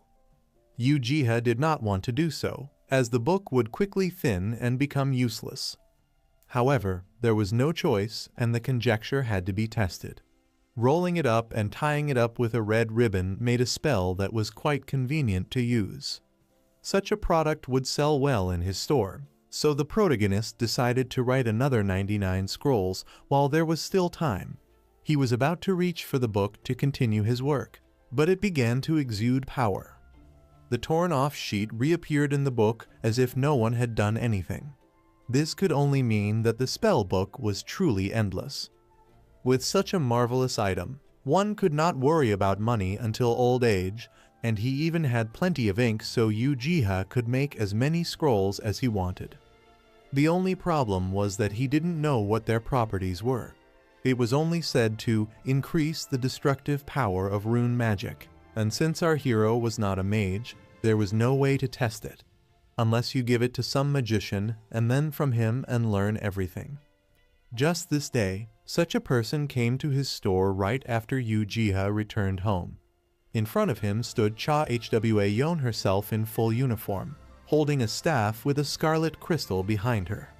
Seeing our hero at the table, she took a quick step towards him, not hiding the anger on her face. Hitting the table hard with her hand, the store moaned at the sound of her blow. Turning to him, she irritably remarked that Uchiha was hard to catch on. He had no idea how many times she had come to see him, but he knew one thing for sure: she was just like Heijin SSI. Apologizing for his action, the protagonist replied that the store was closed for personal reasons, so it doesn't open as often as it used to. After evaluating his appearance, she agreed with Chul Hyun's words that Uchiha was an unremarkable person. While she was assessing him, the man shivered in sweat, from her fearful gaze pondering about what he had managed to do wrong. It wasn't a problem for Cha-Hwa-Yon that he was useless. After all, she hadn't come for him at all. Looking around the shelves behind our hero, she examined the quality of his potions that made Seo Hyjin stronger. After coughing a bit, she apologized for her behavior and said that she should have thought about the fact that he might have his reasons. After that, she pulled out her wallet, from which she pulled out her business card. Changing her expression to a more welcoming one, she handed him the business card, which had a red image of a coat of arms on it, and introduced herself as the head of the Eternal Flame Guild. After explaining to him that she had gotten hold of information that he had unique items, she had come to verify the rumors in person. Uchiha immediately realized that it would be about the Sun Apple, which made their negotiations much easier. After all, he was not only selling the apple, but also the Winter Strawberry Potion, which simplified the battle in many dungeons. Right now they were in high demand and were leaving like hotcakes, so it was no news that she had come to him. After asking for a few minutes, he started looking for items on the shelves, for as Cha-Hwa-Yon had said earlier, she had had a few bad experiences coming to him, so he wanted to give something on the house. This was wild to her, for they were not in a market and were talking about rather expensive products. However, she didn't have to turn them down either.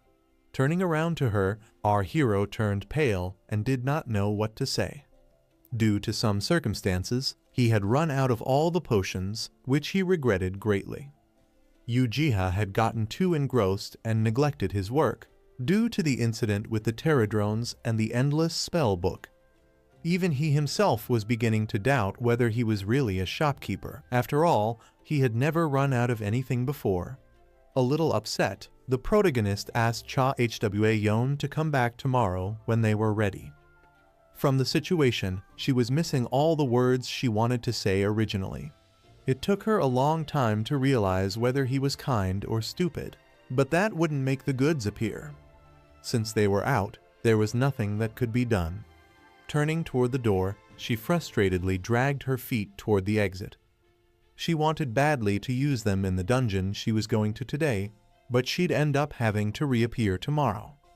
Luckily, remembering the scrolls she had made, he stood her up and asked about her skills. By the looks of it, it was clear that she was skilled in fire magic, but still decided to ask again, and his guesses were confirmed. Holding out his own handmade spell, Ujiha asked to use it as compensation for his time. Cha Hwayon was greatly surprised when she was slipped a plain scroll, but the protagonist explained that he had only made it yesterday as a test sample. He was sorry to let her go empty-handed, so he decided to give it to the mage.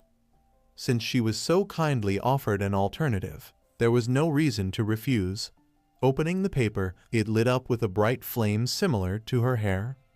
After reading the words on the scroll, "Your fire will set everything on fire," Cha Hwayon began to play with the flames.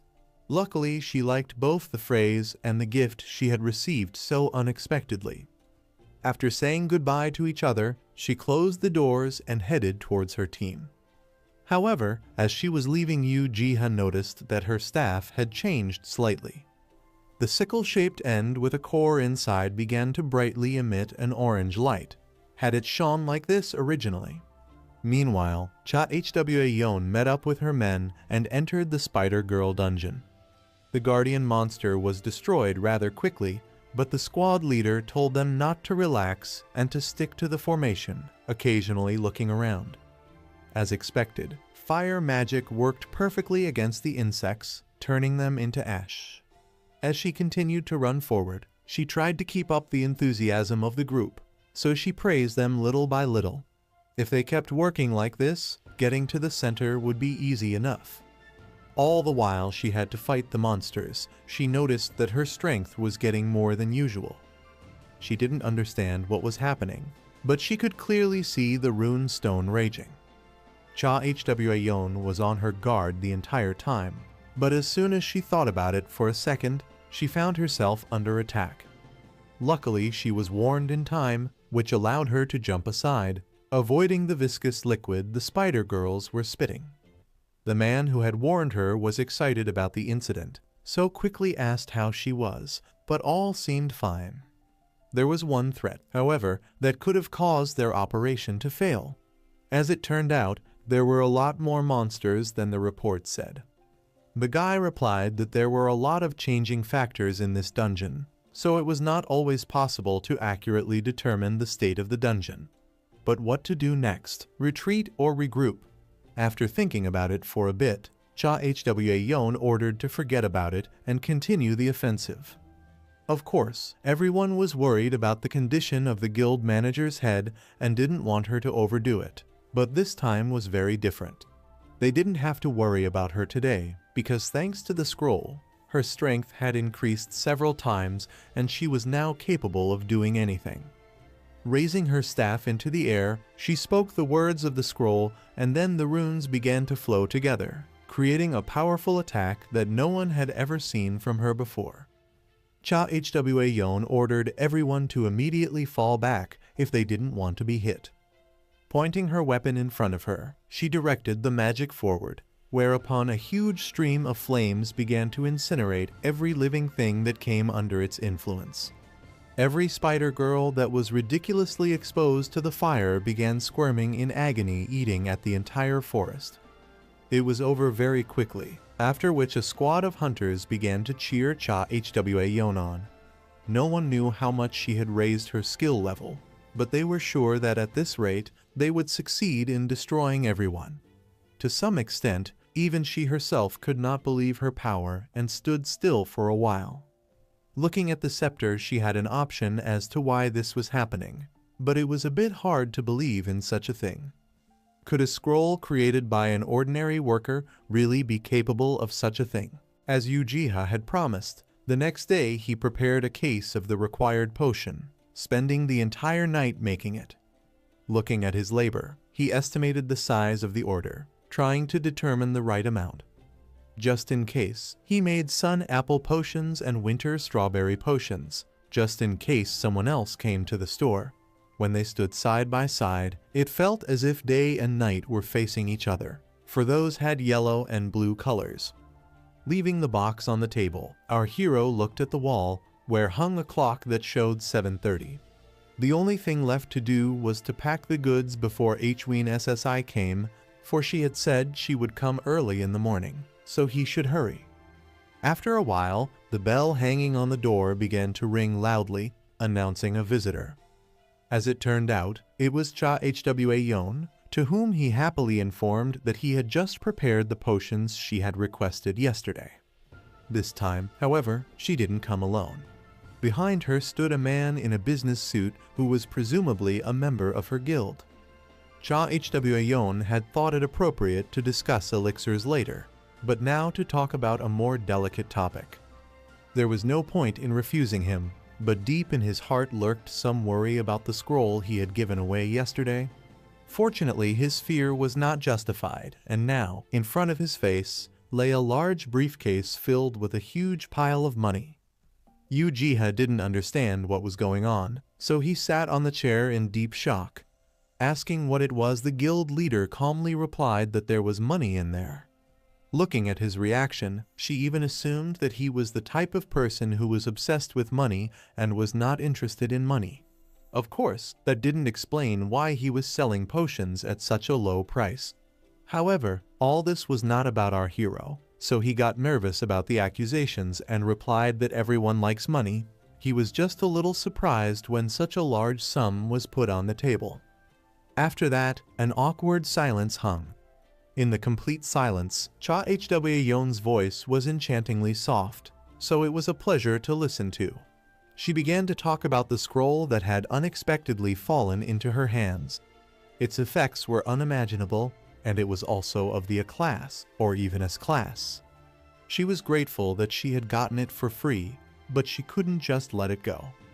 The protagonist completely understood her feelings, for as expected, the endless spell book made for excellent spells. As she continued the dialogue, she emphasized that if he was uncomfortable receiving such an amount in cash, he could easily have it transferred to his account, as it suited him. However, what Ujiha said shocked her mind. After expressing his gratitude, he flatly refused to accept the money. As stated earlier, our hero had given the scroll as an apology for the long wait. He considered himself an ordinary person, so he couldn't accept her money. Still, whatever the outcome, she had gotten the scroll as an experimental item.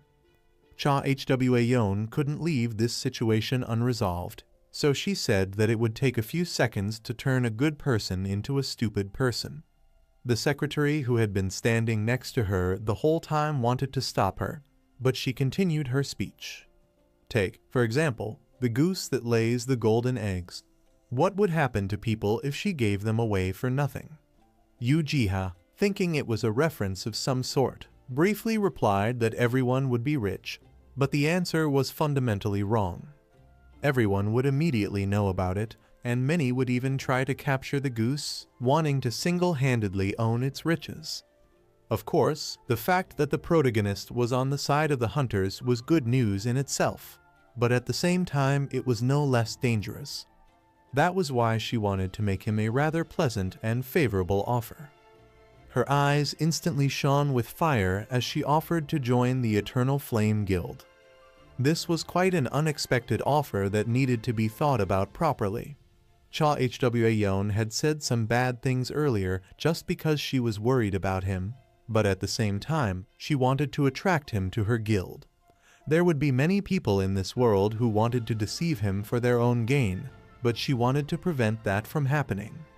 Besides, they had brought our hero a lot of money to prove that they could reward Ujiha's abilities properly. Eternal Flame was a guild known for its benefits, so he replied that they didn't need to go that far to convince him. However, she still wanted to show that such a famous guild would be able to take good care of him. To top it all off, they had many mages, but they also had alchemists as well. After patting the secretary on the shoulder, she introduced Chulhan SSI as their chief alchemist, supplying them with potions. Besides him, there were other skillful alchemists there, and even to them, they provided plenty of opportunities for their experiments, so there were no restrictions on research as such. If Uchiha did agree to join them, the guild would try to make his salary as close to what he wanted as possible. Moreover, Cha Hwa would agree to let him hold the position of chief or even higher.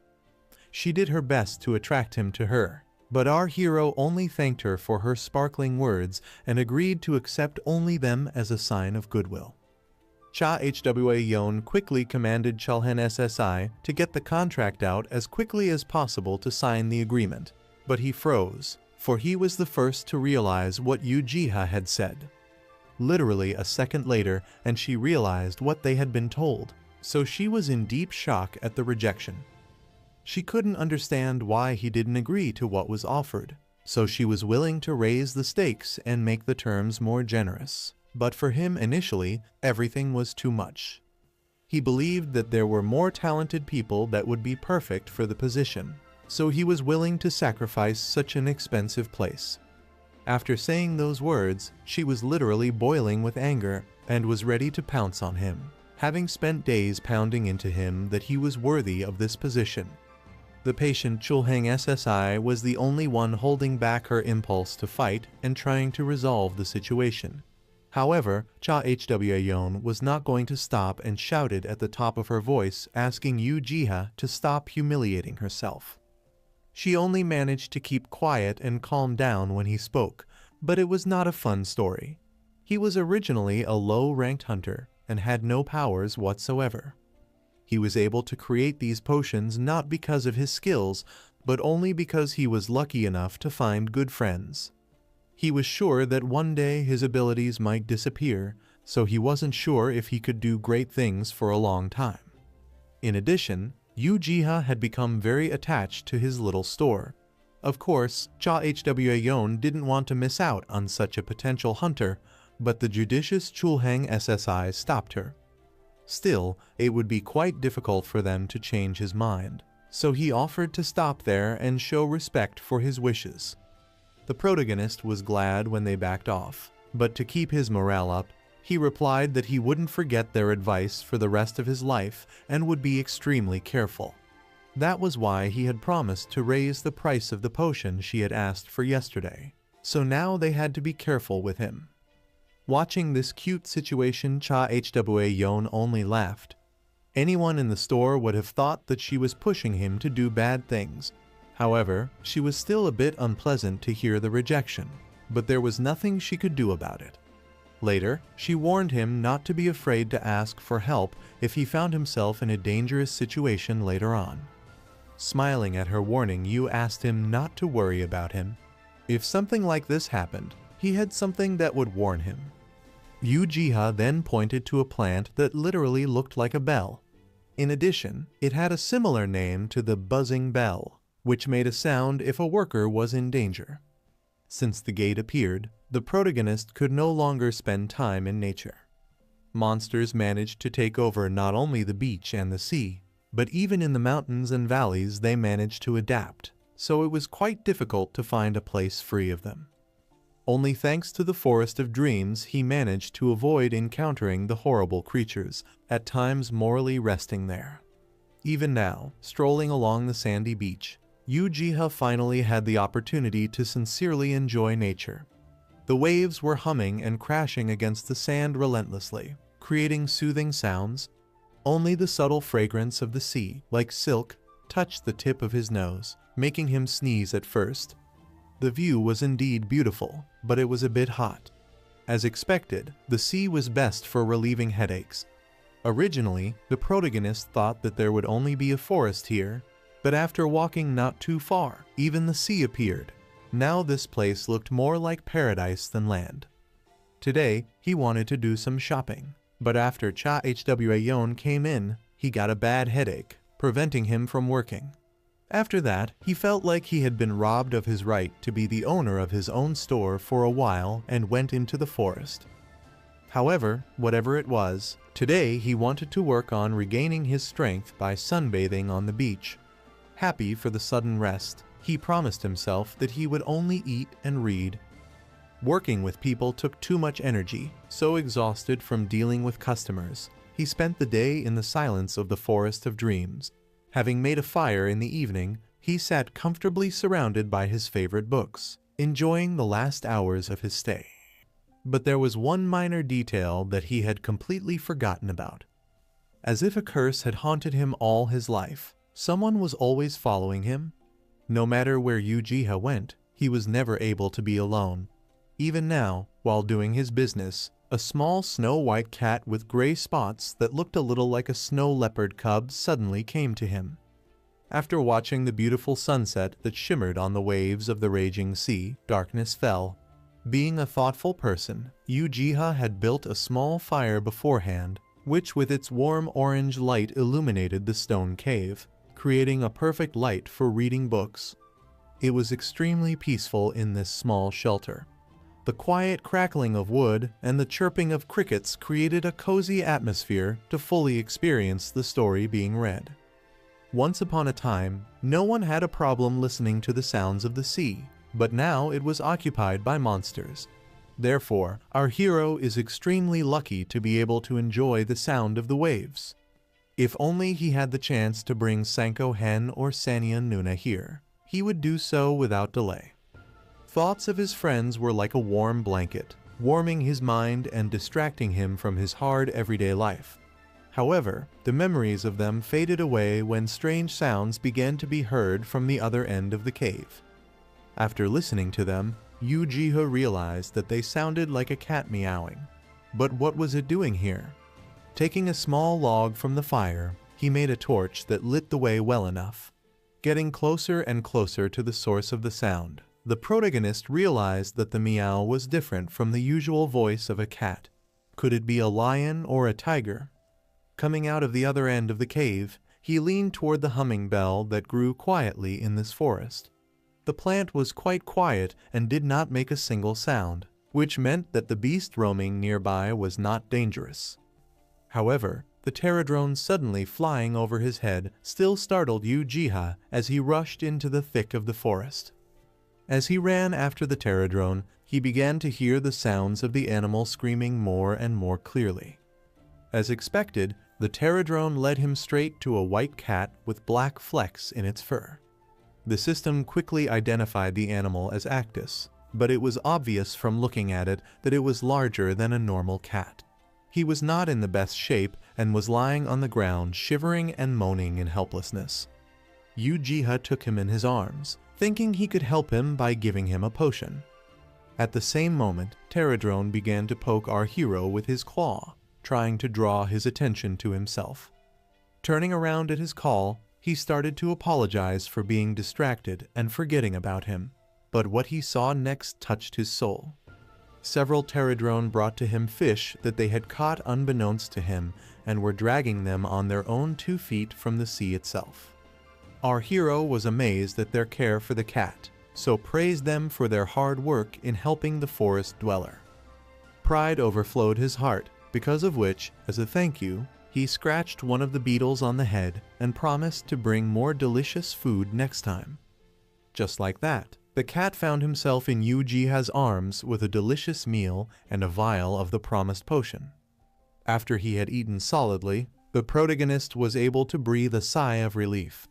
It wasn't clear how he would feel about the potions, but it was worth a try. Not long ago, Actus was shivering like an autumn leaf in the wind, but judging from how soundly he was sleeping now, it seemed that everything was fine now.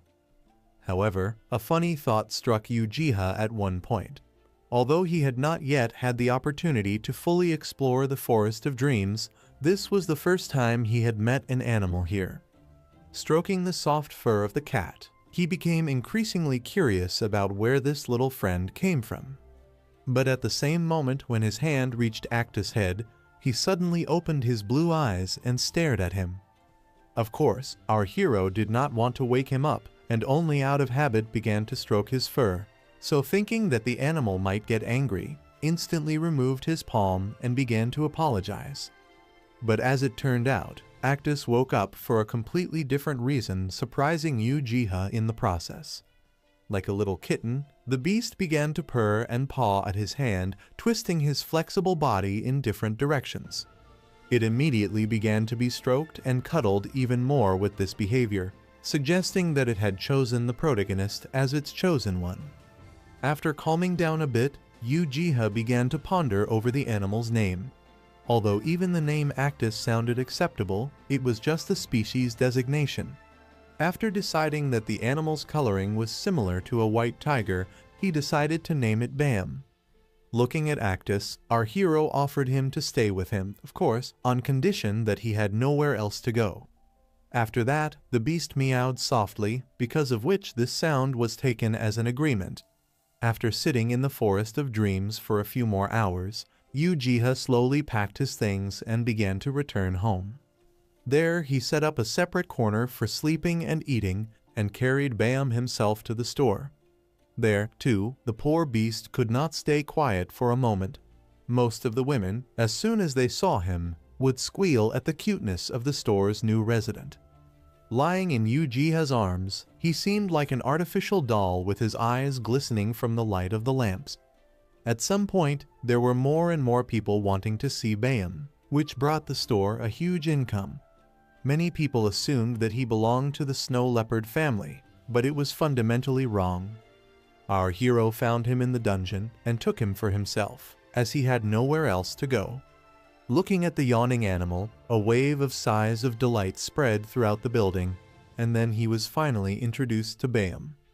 One of the customers naturally wanted to pet the shining fur of the cat, so she thoughtfully asked for permission to do so.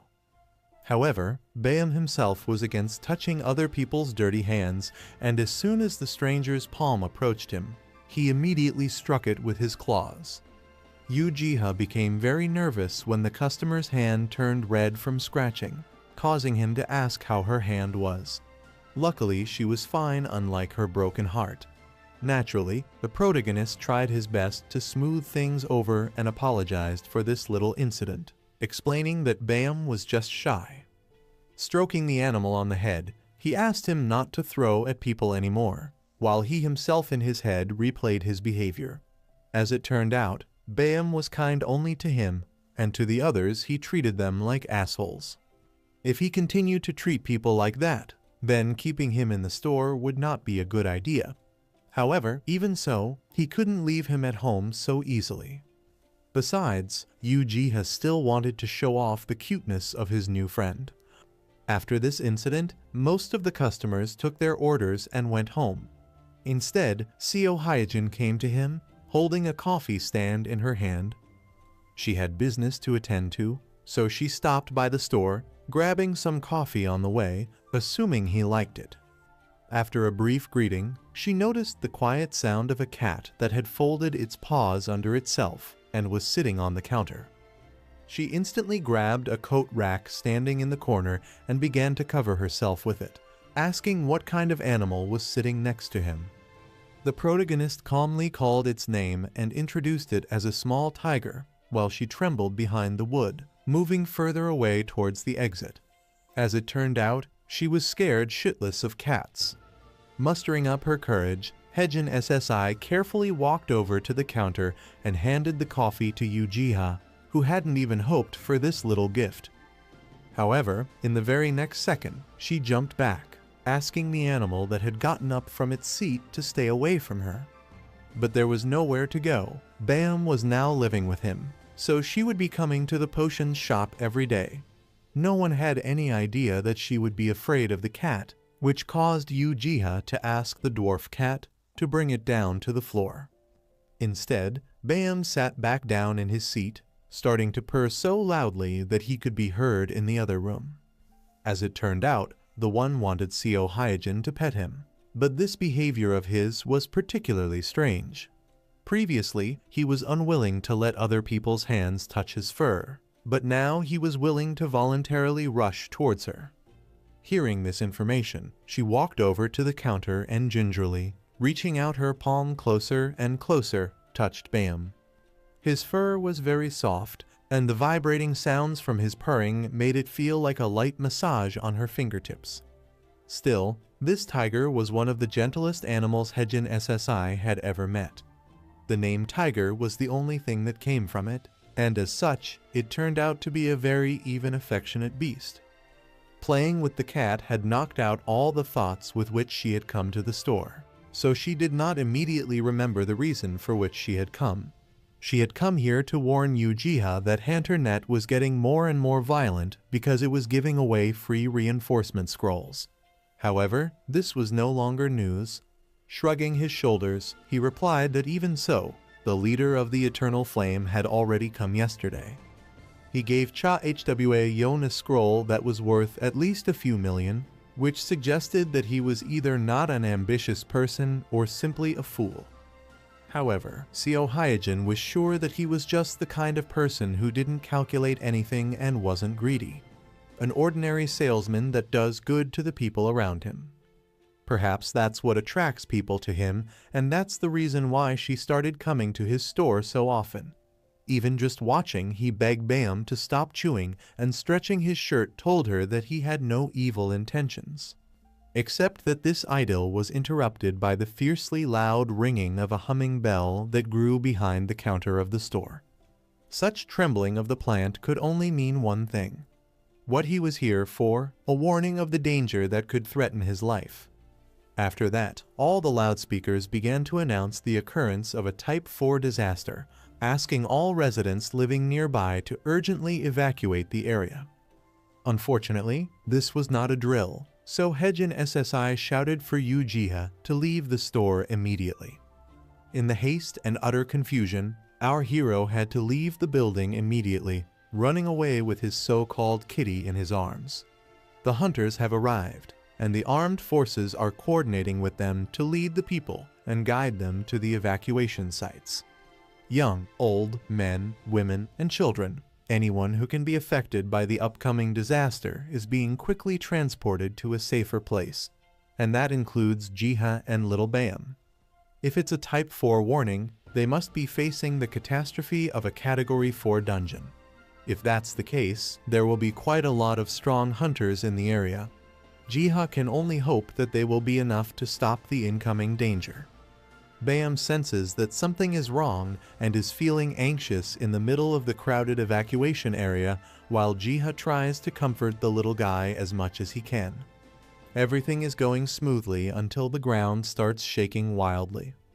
Everyone in the designated area feels the quake, and chaos and fear immediately take hold of everyone. When the shaking subsides, Jiha asks himself if it is still too early to feel reassured. Bam is visibly upset by all the strange things happening around. The little feline and his teary eyes are way too cute. Jiha is moving like a real cat dad and trying his best to comfort his little friend. He continues to reassure himself that the ground shake was probably nothing, and that they will be fine. In this world, a catastrophe is not your run-of-the-mill disaster. It occurs when a crisis arises and hunters entering the dungeon fail to complete their quest. There won't be any major problem with catastrophes of a low-difficulty dungeon. Those are easy to contain and deal with. But there are rare cases like this one that go down a lot differently. It happens when a rank 4 or higher dungeon suffers a catastrophe. In the event of a failure this massive, civilians within the radius of 20 kilometers of the gate are to be evacuated. Every armed force that could spare manpower carries out military operations while deploying their finest armored forces. And of course, high-ranking hunters are mobilized as they are the most well-informed and well-equipped against matters concerning dungeons. The Sword Witch Seo Hyojin and everyone else are on standby as everyone simultaneously feels the descent of ungodly forces. The dungeon gate, which looks like a dimensional rift, slowly starts cracking and growing unstable by the second. Finally, the first wave of the monsters breaking free to wreak havoc and spread the catastrophe has broken through to the human world. It seems like this time, the enemies would be skeleton warriors brought back from the dead. Humanity's first line of defense opens fire with heavy artillery from the military forces. Every soldier who can hold a gun, whether it's automatic, semi-automatic, anything that fires and fires a lot, rains down lead on the monsters trying to encroach on the human world. Next come the targeted air strikes being dropped from up in the sky. Fighter jets and their highly trained pilots rain down explosives to pinpoint and wipe out the incoming horde of skeletons in an open area. These skeleton monsters are also known as liches. If these are the type of monsters that triggered the catastrophe, then the undead dungeon attack must have failed. Goryo Group's successor Kim Hyung-suk remains confident that even against these liches, their firepower would be enough to end it soon. He is already thinking of how to get away right after finishing up the remnants. He turns to one of the commanding military officers and suggests a focus fire on the gate itself. The hunters will deal with the monsters that slip through the cracks and the curse using liches. Kim Hyung-suk is quite certain that this operation is a lock for success, but that would only be the case if there's no other variable in the mix. Looking at the gate and the gigantic grotesque creature emerging from it with its red eyes and disgusting mouth, it is starting to look like the worst is yet to come. Hyung-suk identifies the creature coming out of the gate as a monstrous being. He immediately alerts all forces to up the urgency and focus their entire firepower on the bastard that has just emerged from the fractured dungeon gate. Next comes the green light for open fire, an all-out attack that will pour out everything that human technology is capable of given the circumstance. Hellfire of explosives coming from the skies, and the ground rains down on the monstrous being, but it's looking like it is not faltering with its advance at all. It even taunts the military forces by catching one of the missiles right out of the air and putting the damn thing in its mouth. The booming sound and the scorched earth explosion that result from the combination of everything that the military has are destructive to the highest degree. The foot soldiers see this and start celebrating their successful defense against the monstrous being. It looks like their focused firepower was quite effective at first glance. But Kim Hyung-suk knows that a monstrous being is a disaster-rank creature. This much attack, no matter how impressive or destructive it is, won't even leave a scratch on it. As the smoke, dust, and debris settle, what emerges is the unscathed hideous giant with a permanent mocking smile on its ugly face. It is capable of almost human thought, and in its demented head, it just keeps repeating that there are enemies, dangerous enemies. And when there are dangerous enemies, it must kill. The monstrous being literally tanks every explosive and high-caliber bullet thrown at it, and it is now ready to take the initiative for its own attack. Kim Hyung-suk notices that the monster is angling their way and orders the armed forces to dodge the incoming charge. Everyone has not gotten out of the way yet, but it seems like that won't be a problem. The massive undead monster just passes them by without attacking at all. That bastard's goal is not the attacking military units in the front lines, it is so much worse than that. It is the spherical evacuation center at the heart of the city. The monstrous being is blowing by every single enemy in sight and is only focused on the area where most of the people in the city have gathered. In this fast-paced battle, the high-ranking hunters have not gotten the chance to show off what they are capable of. They refuse to let this ugly bastard rush into the evacuation shelter without a fight. The attacking effort is being led by the Sword Witch herself. She comes from a high angle with her magical blades lined up for a sharp attack. She then executes her special move, the technique that ripped a manstalker into shreds, her powerful sword rampage. The assault of the high-ranking hunters is not done yet.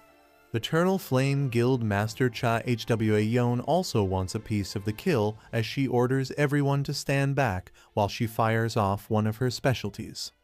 Using her runic wand enhanced by the scroll that Jiha made, she fires off a scorching fireball that is more destructive than man-made bombs. After that brutal assault of special moves, the monstrous being feels no pain at all. It still remains unscathed. As if to rub salt on the guild leader and the Sword Witch's wounded egos, the monster does not even bother turning back to face them, as if they did not even register to the creature's radar. At last, the monstrous being has come close enough to the evacuation shelter to lift its fist up and gather whatever mysterious energy that makes the undead so strong. In one punch, it tears a massive hole through the most secure and reinforced building in the city. This sphere was supposed to be a haven where people could expect to be safe from anything. The Sword Witch immediately rushes in to go back into the action, even though Cha Hwa-yeon warned her that getting close to the monster would be dangerous. She just cannot stand around and watch as people inside the shelter die. Jiha is in there. The monstrous being rears its ugly mug and grotesque undead body in the hole that it made, while the thought of finally finding the enemy continuously repeats inside its thick head. Who would have thought that the monster ignored all the attacks and all the forces outside to look for Jiha and Baeum? Now that the shelter has been breached, it is safe to say that the situation outside is not looking good. Jiha knows that the reasonable thing to do was to run away, but the fear has trapped his legs into the floor, and they won't move at all. He begs and begs for his trembling legs to move to no avail. After a while, his lower body finally gains enough strength to take a step back. But it might just be too late.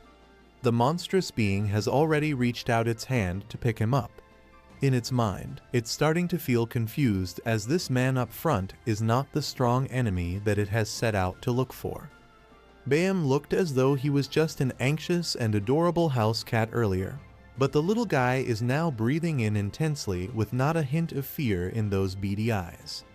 The little feline launches an attack of concentrated force right into the monster's palm that wanted so badly to grab them in a tight grip. Baeum has stopped the immediate danger, and he is not stopping now. The Actus jumps out of Jiha's embrace and faces the monstrous being directly. Baeum then starts talking to the monstrous being telepathically, calling it a lowly demonic being.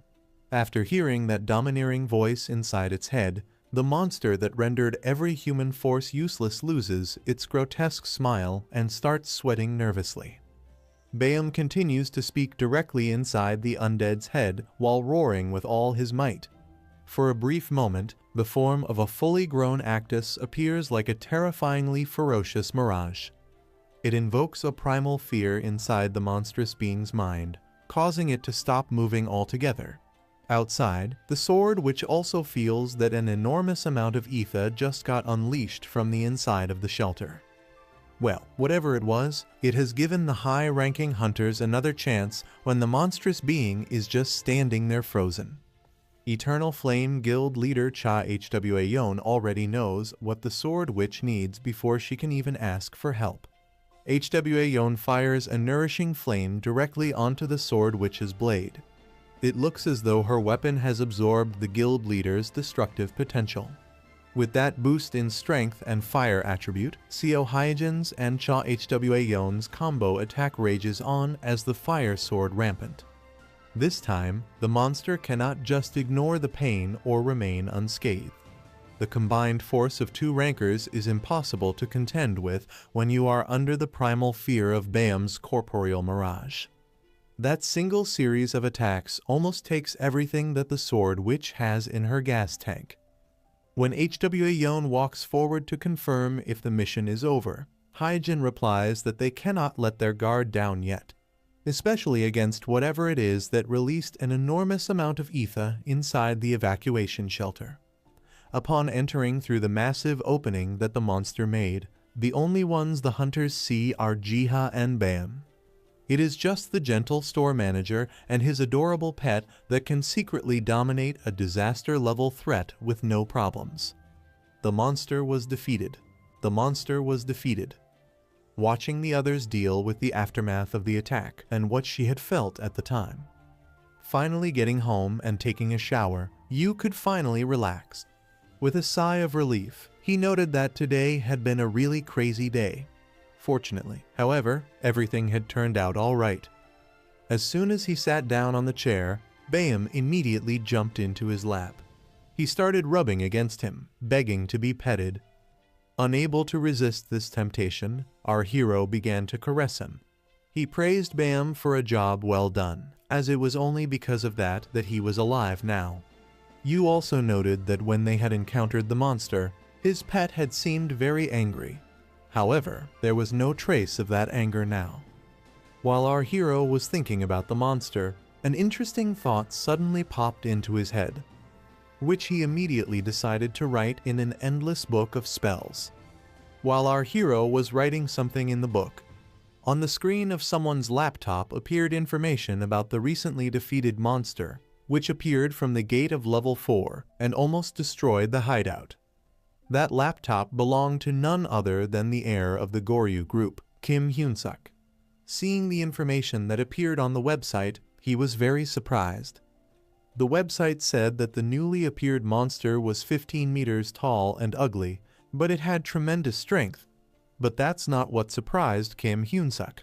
In fact, he couldn't believe that the information on the website had been updated. At the same time, our hero finished writing and closed the book. Humming a cheerful tune, he said that what he had written should have been enough. Lastly, he wondered if this was the kind of site where no one could edit anything. After a while, the 3 largest hunter guilds met to discuss the past incident. They all knew that the monster had been killed by the airwave, but it wasn't their hunters who did it. However, if the ether had not exploded, there was no telling if they would have been able to stop the monster in time. Everyone only had one question: who did it? Everyone excitedly began to discuss and offer their options. Some said it was a simple phenomenon. Others said that not everyone in the asylum had felt the etheric blast. Some suggested to investigate the asylum to find the reason. After hearing all the speculations, Kim Hyun-suk asked if they had seen the update on MirWiki. Without waiting for an answer, he continued by saying that someone had the power to not only scare the monster, but also to add that information to a site that no one could edit. Hearing this, Seo Hyejin said that 2 assumptions could be made from this. Either the person who chased away the monster was in an orphanage, or someone had a unique ability that was different from that of ordinary hunters. Cha Hwa Yeon immediately intervened in the conversation. She said that the people who were in the shelter said that they heard a cat roar when the explosion occurred. Hearing this, Kim Hyun-suk said that he didn't think the information could help them. However, that one went on to say that that strange shopkeeper was also there. Furthermore, he had a cat that looked a lot like a snow leopard. From what they heard, everyone present was shocked. After a while, Yu was standing behind his store as usual. When he heard that someone had come, he greeted them with a smile as usual. However, when he took a closer look, he realized that the visitors this time were not ordinary.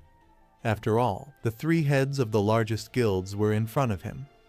Yu was a little frightened when he saw them walking towards him with determination. Not understanding why 3 such important people had come to him at once, he worriedly asked what had happened. However, it was much simpler than he had imagined. All they wanted was to see his cat. Yu wondered if they had come just to see Baeum. He wanted to add that Baeum would get scared and run away if they made so much noise. But in the next moment, a rustling sound was heard nearby, causing everyone to look over there. As it turned out, it was Baeum, who, to everyone's surprise, jumped onto the counter. Like an ordinary cat, he yawned sweetly and stretched. All 3 guild heads immediately rushed over to him, trying to see if he was the one who had caused the ether to explode. Baeum looked at the guests and meowed in bewilderment as if asking what they wanted from him. Cha Hwa Yeon decided to take a closer look at the cat and picked him up. She wondered if he was the one who had caused the airwave, because at first glance he seemed to be an ordinary cat. Yu immediately panicked and told her to let him go as he didn't like being held like that. However, she didn't pay attention to his warnings. Turning to the others, she said she didn't feel the presence of ether in that one. She was sure that if that cat had been the culprit of the explosion, she had certainly sensed it. Baeum, who didn't particularly like sitting in a stranger's arms, tried to pull away. Realizing that the girl was not going to let him go, he immediately sank his sharp fangs into her hand, causing her to cry out painfully. Bayam jumped out of the girl's hands and jumped back onto the counter. Yu told the irritated Cha Hwa-yeon to be careful, as Bayam had a temper and could bite. At the same time, Seo Hyejin intervened.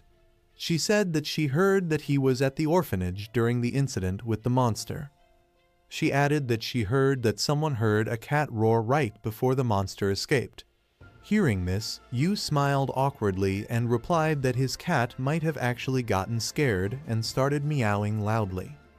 Fixing his points, Kim Hyun-suk thoughtfully replied that that was indeed the case. Even though he agreed with it, he still had his doubts.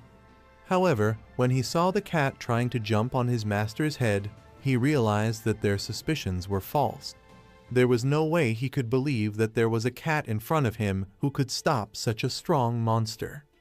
But it didn't matter, because if he could, he would try to hire the store clerk right now. But this wasn't the right time.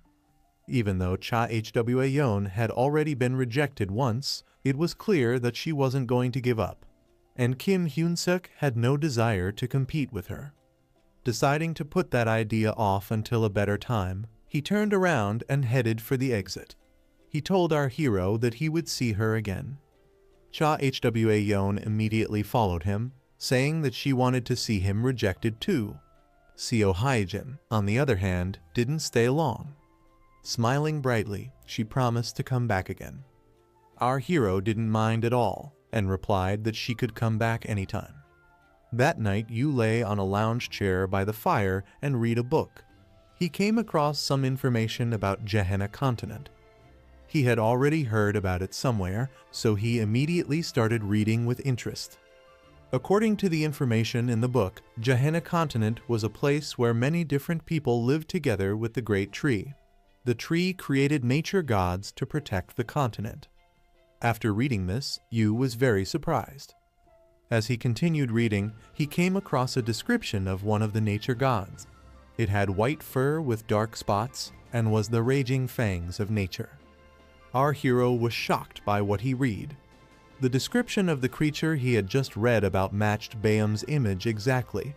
Yu looked at his pet who was sleeping peacefully on his lap and wondered, Bayam is a nature god? The realization that this might be true made him jump up sharply. Even though this little cat didn't look like a nature god, the things that had happened around him during this time hinted that it could very well be true. Yu realized that none of this could be a coincidence. The guild leaders had already mentioned that there had been a large etheric explosion in the asylum back then. And after comparing all the facts, our hero came to the conclusion that it was most likely the work of Bayam's paws. Looking at the little kitten that was lying on his lap, Yu wondered if he could consider it a nature god. After all, if that was really the case, then the tree from his dream could also be the very real world tree. When he thought about it, he realized that it all really did make sense. Yu had a feeling from the beginning that it was as if the tree had given him a job, and that it all started from the moment he received the worker class, helping the Terradrones and saving Bayam. It was like it was all part of some grand plan. While our hero was thinking about this, a light suddenly began to emanate from the book he had placed next to him. In the next instant, the book opened by itself and a bright light poured out of its pages. Such an unexpectedness surprised our hero very much. A system window popped up in front of him. The first thing that caught Yu's eye was that his class was called XXX's worker. He immediately wondered what that meant. However, the next moment his thoughts were interrupted by a bright light that made him cover his eyes with his hands. At the same time, Hwang-seonyung was sitting in a dark room in the middle of a pile of books. Wrapped in a blanket, she listened to the news. It said that there was still a group of undead led by a senior lich near Jiri-san City. For 10 years now, the government had refused to make any attempt to confront them. However, the undead were spreading an infestation that was greatly reducing the area available for crops, which led to food shortages. And the only way to solve this was to defeat the undead. Hwang-seonyung turned off the TV without listening to the experts' opinions. She wrapped herself in a blanket and said thoughtfully that hunting the lich was not easy. We're going back to the Forest of Dreams. Yu opened his eyes and found himself standing in front of the World Tree. He turned to it and said that it had been guiding him all along, and it was it that had led him to the Forest of Dreams. Smiling, he added that he didn't know why it had given him such an important task. However, even so, he believed that there must have been some reason for it. That was why he promised that he would do his best to help him. Suddenly, a magical portal appeared behind him. Turning around, our hero looked at it with bewilderment. Watching the portal with interest, from which something was clearly going to appear, Yu wondered what it could be. Seeing that it was purple in color, our hero immediately had a guess. The very next moment, a cold and gloomy voice was heard, the owner of which began to shout all sorts of terrifying curses. Looking at the place where the portal had been recently, Yu saw a skeleton with a staff in his hands who continued to shout furiously. However, this wasn't just any skeleton, but a true Elder Lick. In addition, he was not alone. He was in charge of a huge army of undead that obeyed his orders without question. According to the information he knew, the senior Lick was considered a monster of terrible level. Even the strongest guilds wouldn't want to face him and his army. However, right now, to Yu, they seemed more cute than dangerous. Watching them like Gulliver watching the Lilliputians, he wondered what they were saying. Suddenly, a system window appeared in front of our hero, informing him that the Elder Lick and his army were infecting the nearest lands, and they were soon to reach his land as well. Following that, the system asked if he wanted to know a few ways he could reduce his influence. Yu agreed without a second thought. He was happily ready to fulfill his duty. The War Lick along with his army continued to shout curses. All they wanted was death to all living things. Watching them, our hero noted that they were actually quite cute. Their attempts to appear scary and evil seemed very amusing to him. Yu realized that it would be easier for him to intervene using the ether. However, it would be even easier if he could just swat them away like he did with the ants. However, he quickly realized that he couldn't do that because this was a Lick. Licks were known to be immortal until their life source was destroyed, so this time he would not be able to deal with him so easily. Fortunately, the system informed him that in order to reduce the influence of the Lick, he had to first destroy its life source. After that, the only thing left to do was to clear out the surrounding areas. Looking more closely at the half-touch, our hero could see a castle visible in the distance. Although only ruins remained of it, Yu could say with certainty that he had already seen it somewhere. The clue was in the flag hanging on the wall. Seeing it, our hero immediately remembered that it was the flag of the Kingdom of Estrum. And since it was destroyed, and Lick had a large army of undead, the conclusion was self-evident. Namely that the inhabitants of the Kingdom of Estrum could just be the undead ruled by the Lick. However, it didn't matter now. There was nothing he could do to help them now. All he had to concentrate on was victory.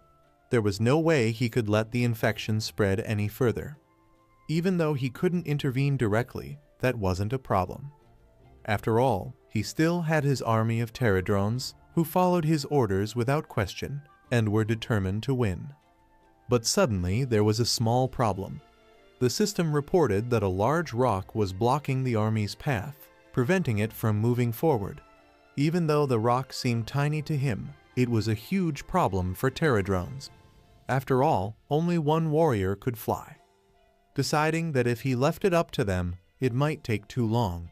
So in the next instant, under the admiring gazes of the Pterodrone, Yu had already thrown the rocks out of their way.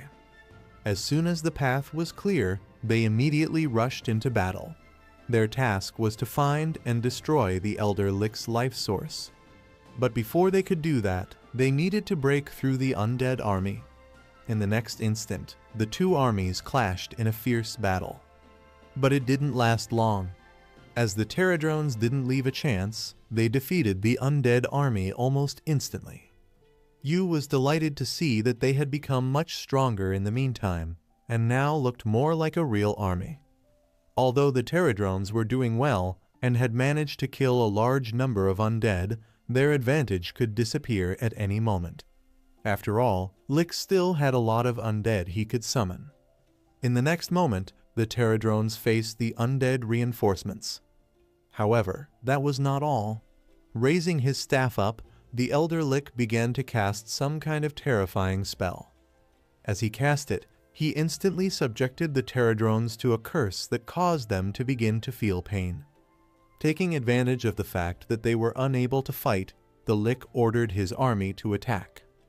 However, he suddenly encountered a problem.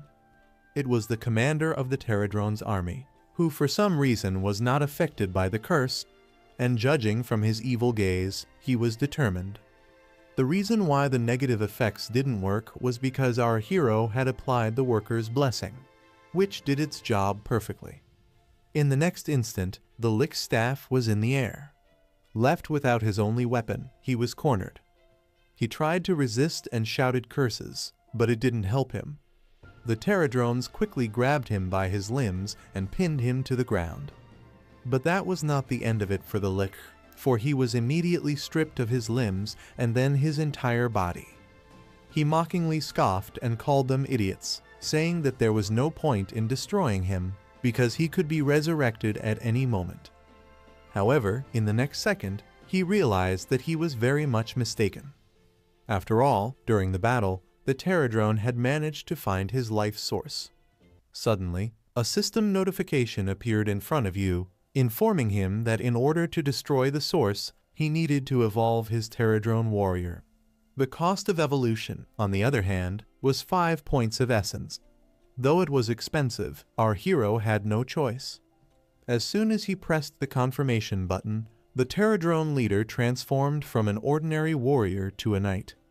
He immediately rushed towards the castle at full speed. Just breaking through the wall, he broke into the room where the chest with the source of life stood. The Lick was desperately trying to recover because he realized that if he did nothing, he would die. But he had no chance. In the next instant, the Pterodrone Knight destroyed the chest where his life source was stored. The Elder Lick immediately howled in pain. This was the end of him. With painful screams, he and his army immediately began to disappear. You watched with a happy smile as his enemies dissolved into thin air. All he could say at that moment was that they had managed to win. But that wasn't all. After all, in addition to the victory, they got a lot of valuable trophies that Pterodrones brought to our hero. Seeing this, he immediately praised and thanked them. His praise immediately caused embarrassment to most of the army. But the surprises did not end there, because suddenly Pterodrone Knight brought him also a large chest, which in the next moment became even bigger. Looking inside, Yu was pleasantly surprised at what he saw. Inside was a blade that seemed very valuable at first glance. The description said that it was called the Royal Seal of the Estrum Kingdom. It had a unique class and added 5 points to mental health, as well as a trait called Conqueror's Charisma. After reading this, our hero was surely convinced that it was the Estrum Mountain as he had assumed. His first thought was to find the owner of the sword. However, after a little thought, he realized that most likely he had long since died. So Yu put the blade in his backpack and said that he would take care of it later. After all, right now he still had to fulfill the second condition to reduce the status of the Lick's influence. That was to clean up the infected land. Together with an army of Pterodrones, he immediately began to pour the tainted earth into a basin. As he brought it back to his forest, he was delighted to note that it had cleansed as he had intended. Suddenly, a Pterodrone Knight flew up to him, holding ink in his paws. Yu was a little surprised and asked if he wanted him to write the scroll. He wanted to reply that he couldn't write it without the runes, but the runes that appeared on the tree in time left him no choice. After a while, he was already sitting and writing a scroll of purification. It was supposed to restore the infected land to its original state. But even though he had made the scroll, he still had questions about how to use it. But suddenly his thoughts were interrupted by Bayam jumping on top of him. The pet was trying to show him that he wanted his attention. While our hero was babysitting Bam and telling him to be careful, as the infection could harm him, the Pterodrone's knight decided to take matters into his own hands. He immediately tore out the page with the inscriptions. After a while, our hero finally finished playing with Bam. Surprised that it was very quiet, he looked around. Not seeing any Pterodrone, he wondered where they had gone. Somewhere in the mountains, terrifying curses began to be heard again. Some Lick had once again raised an army of undead from their graves and began to create havoc. The people at the mountain temple could not understand what was going on and why they were hearing strange voices. However, they soon realized that they had encountered nothing but a monster of a monstrous level. Surrounded by an army of undead, another Elder Lick began to infect and destroy everything in its path. He would have continued to wreak havoc had it not been for the portal that suddenly appeared behind him. In the next instant, the Lick was confronted with a truly terrifying foe. A Pterodrone knight stood before him at full height. He was not only huge in size, but also very angry. Realizing that there would be no agreement, the Lick immediately ordered his warriors to attack and destroy this cursed race of the World Tree. Stop them at all costs. But it didn't work out so well. After all, it only took one blow to destroy half of his army. The Lick was no easy task. While the enemy was distracted by his warriors, he managed to cast a spell. The very next moment, a curse fell on Pterodrone. However, as it turned out, it was of no use. The Pterodrone looked at the Lick with a mocking gaze, as if to say that techniques of that level did not work on him. The Lick was scared to death and shocked, as he didn't understand why his curse had no effect. But he had no time to wonder and understand the situation, because he had bigger problems to deal with. Namely, the huge army of Pterodrones that had suddenly appeared from the portal, and which was clearly determined to turn him and his army into dust. Around this time, Yu was standing behind the counter of his store as usual. As long as there were no visitors, he could afford to fondle Bam. However, their pastime was disturbed by a visitor who entered the store. It was Hwang Sunyoung, who headed towards him in a hurry. After approaching the counter and grabbing the remote, she immediately turned on the TV. Immediately, the voice of the anchor came on and said that they had breaking news. The reporter who had arrived on the scene excitedly reported that there were signs of battle in the areas where the Lick had been. In addition, the infested lands had been cleared. The officials also commented on this, saying that it could only mean that all the Lick had been destroyed. Listening to the news, Yu couldn't help but wonder what had happened. However, the very next moment, he received the answer to his question. The reporter said that they had managed to capture a previously unknown task creature at the scene. According to the experts, it could have been disaster level or even destruction level. However, no more information could be obtained, as the creature disappeared as quickly as it appeared. After watching the news, Yu immediately wondered what his Pterodrones were doing there. At the same time, Kim Hyun-suk, who had also watched the news, noted that the unknown creature was not the level of destruction. Seo Hyejin, on the other hand, concluded that it was a mythical level monster, while Cha Hwa-yeon was only puzzled as to what was even going on. At about the same time, a dark and frightening shadow loomed over the small and frightened Pterodrones. However, it could only seem so, for Yu was not really angry at them for their willfulness. Turning to the Pterodrones, our hero said that they should talk it over. Leaving their leader to fend for himself, the rest of the Pterodrones immediately ran away. Yu wasn't going to scold them, and told them not to be afraid because they hadn't done anything wrong. However, he still had questions about whether they were the ones who had ripped out the scroll and the ones who had appeared in Jiri-san and destroyed all the Lick. Without answering anything, the Pterodrone knight ran off somewhere. However, a moment later he came back, but not empty-handed. In front of Yu immediately appeared a large pile of ether stones and essence, which sparkled brightly in the sun. However, our hero didn't need a bribe. All he wanted to hear was whether they were the ones who had appeared in the city. still feeling guilty for what he had done. The Pterodrone Knight nodded guiltily in response. He expected punishment, but there was none. Gently stroking him, Yu said that he wasn't trying to intimidate them, but just wanted to confirm and make sure that they really did it. Without stopping stroking, our hero said with a bright smile that they had done an excellent job of cleansing Jiri-san. The misunderstanding had been cleared up, but the pile of ether stones and essences had gone nowhere. Looking at them, Yu couldn't help but wonder what he was supposed to do with them. As if nothing had happened, he picked up a stone that was worth millions of dollars and noted that they had received it for defeating the Elder Lick. Bam, who hadn't shown any signs of interest before, suddenly meowed and reached for the stone. Yu saw this and asked if he wanted to play with it.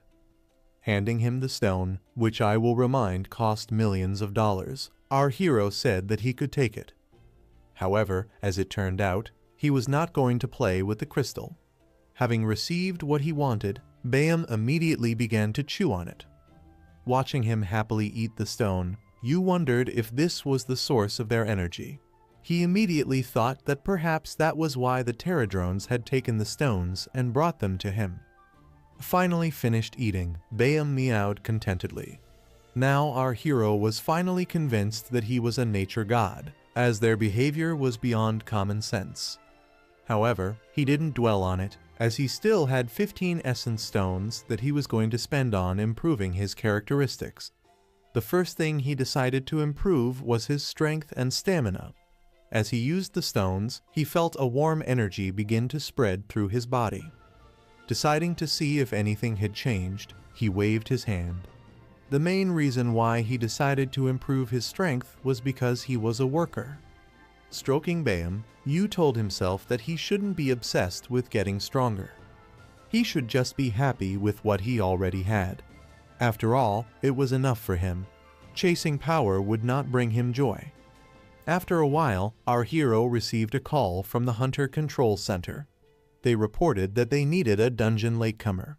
Immediately, he agreed without a second thought. He was very excited and enthusiastic, as he had never been to a real dungeon latecomer party before.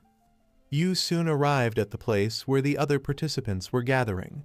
Since there were quite a few people gathered there, he figured that the dungeon probably had to be huge. Suddenly, a man called out to him.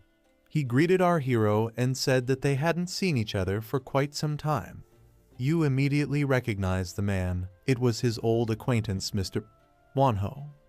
The man couldn't contain his excitement, as this was the first time he had attended the opening of a dungeon of this level. Yu also said that he had never seen so many people at a latecomer party before. Putting his arm around our hero's shoulders, Mr. Wonho said that this time they might even be able to find something good, to which Yu replied that he didn't think they would ever get such a chance. However, the man still believed in the best. While he was saying something caught our hero's attention. The sound of someone's heels clacking was heard nearby. The owner was Seo Hyojin, who had just returned from the dungeon. She immediately attracted the gazes of everyone present. She was beautiful enough that when she appeared, everyone started talking about her. While someone was saying that they had heard that she had once again completed the quest alone, Seo Hyojin suddenly noticed Yu. She immediately headed towards him. Not understanding what was going on, he stared at her in bewilderment. After greeting our hero, she asked if he had come here to enter with the other latecomers. He nodded affirmatively, adding that he had gotten a call that they were short on people. While they were talking, the others present watched in amazement. There was no way they expected Tot to talk to some guy first. Hearing this, Seo immediately had a thought in her head. It could be dangerous out there. She herself didn't know why she suddenly felt the urge to suggest it. With an awkward smile, she asked if he would be sorry if she went along with him. She immediately added that if he went to the dungeon with her, he would be able to move around freely and not worry about anything. Yu didn't mind such company, but he was a little embarrassed that they were now the focus of everyone's attention. Once the others saw that Seo Hyojin was talking to some ordinary guy, they too decided to try their luck. As they approached her, they started to offer her to go with them. Someone even offered her all the authority regarding the dungeon. Everyone was so focused on getting her favor that they didn't pay any attention to our hero, who just stood there silently. But Seo wasn't going to accept anyone's offer, and she didn't need anyone's help either. All their attempts to interest her were in vain. She was only interested in one person here, Uchiha. Ignoring the others, she smilingly told Yu to follow her, to which he nodded a little confused. Yu and Seo Hyojin were walking through a dungeon that looked very much like a forest. Turning to our hero, she told Seo that she had heard that rare plants could be found in such dungeons, to which he replied that many people actually passed by without knowing about it. Since they could hardly find anything worthwhile on the surface, she suggested going deeper. Yu was completely fine with that, but something in his backpack suddenly started moving. As it turned out, it was Bayam, who was finding it hard to sit in the stuffy backpack. As soon as Seo saw it, her eyes immediately lit up with the desire to pet the beautiful creature. Calling it very cute, she reached out to pet it. However, she was immediately rejected. While the girl was saddened by her failure, Yu explained that he didn't like being held by his front paws. Seo pouted a little and noted that he was really cranky. Bayam, who didn't want to sit in the backpack, immediately started trying to break free. The green grass and fresh air beckoned to him. Finally, having freed himself, he jumped to the ground. Squatting down and watching the cat with interest, Seo noticed that he had gotten a little bigger since the last time she had seen him. Petting Bayam, Yu replied that it was because of the rather expensive food he was feeding him. After thinking for a bit, he decided that it would be best not to tell her that last time he had eaten a stone that was worth about 1 billion won. Since everyone was ready, Seo Hyojin suggested that they move out immediately. After all, their adventure was just beginning. As they continued their journey through the forest, the girl asked Yu if he had seen the news yesterday. He asked what kind of news she was talking about. Seo Hyojin replied that it was about a mythical level monster called Pterodrone. Her words made our hero a little nervous, but he managed to hold back his emotions and pretend that nothing happened. Seo continued, saying that she had even heard that the government had managed to find traces of giants in the Busan Ant Dungeon. Listening to the girl's words, Yu thought that the Devil Ant's dungeon sounded very familiar. After thinking for a bit, he was able to remember his attempts to cosplay Iren.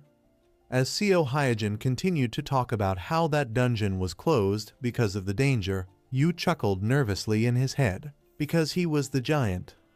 Although he was surprised to hear this, he had already guessed that his miniature world was connected to the dungeons of the real world. Suddenly Yu had to interrupt his thoughts as Bayam, who was walking ahead of everyone, stopped abruptly and adopted a fighting stance. Not understanding what caused this behavior of the cat, our hero asked what happened. In the next instant, Seo grabbed her sword.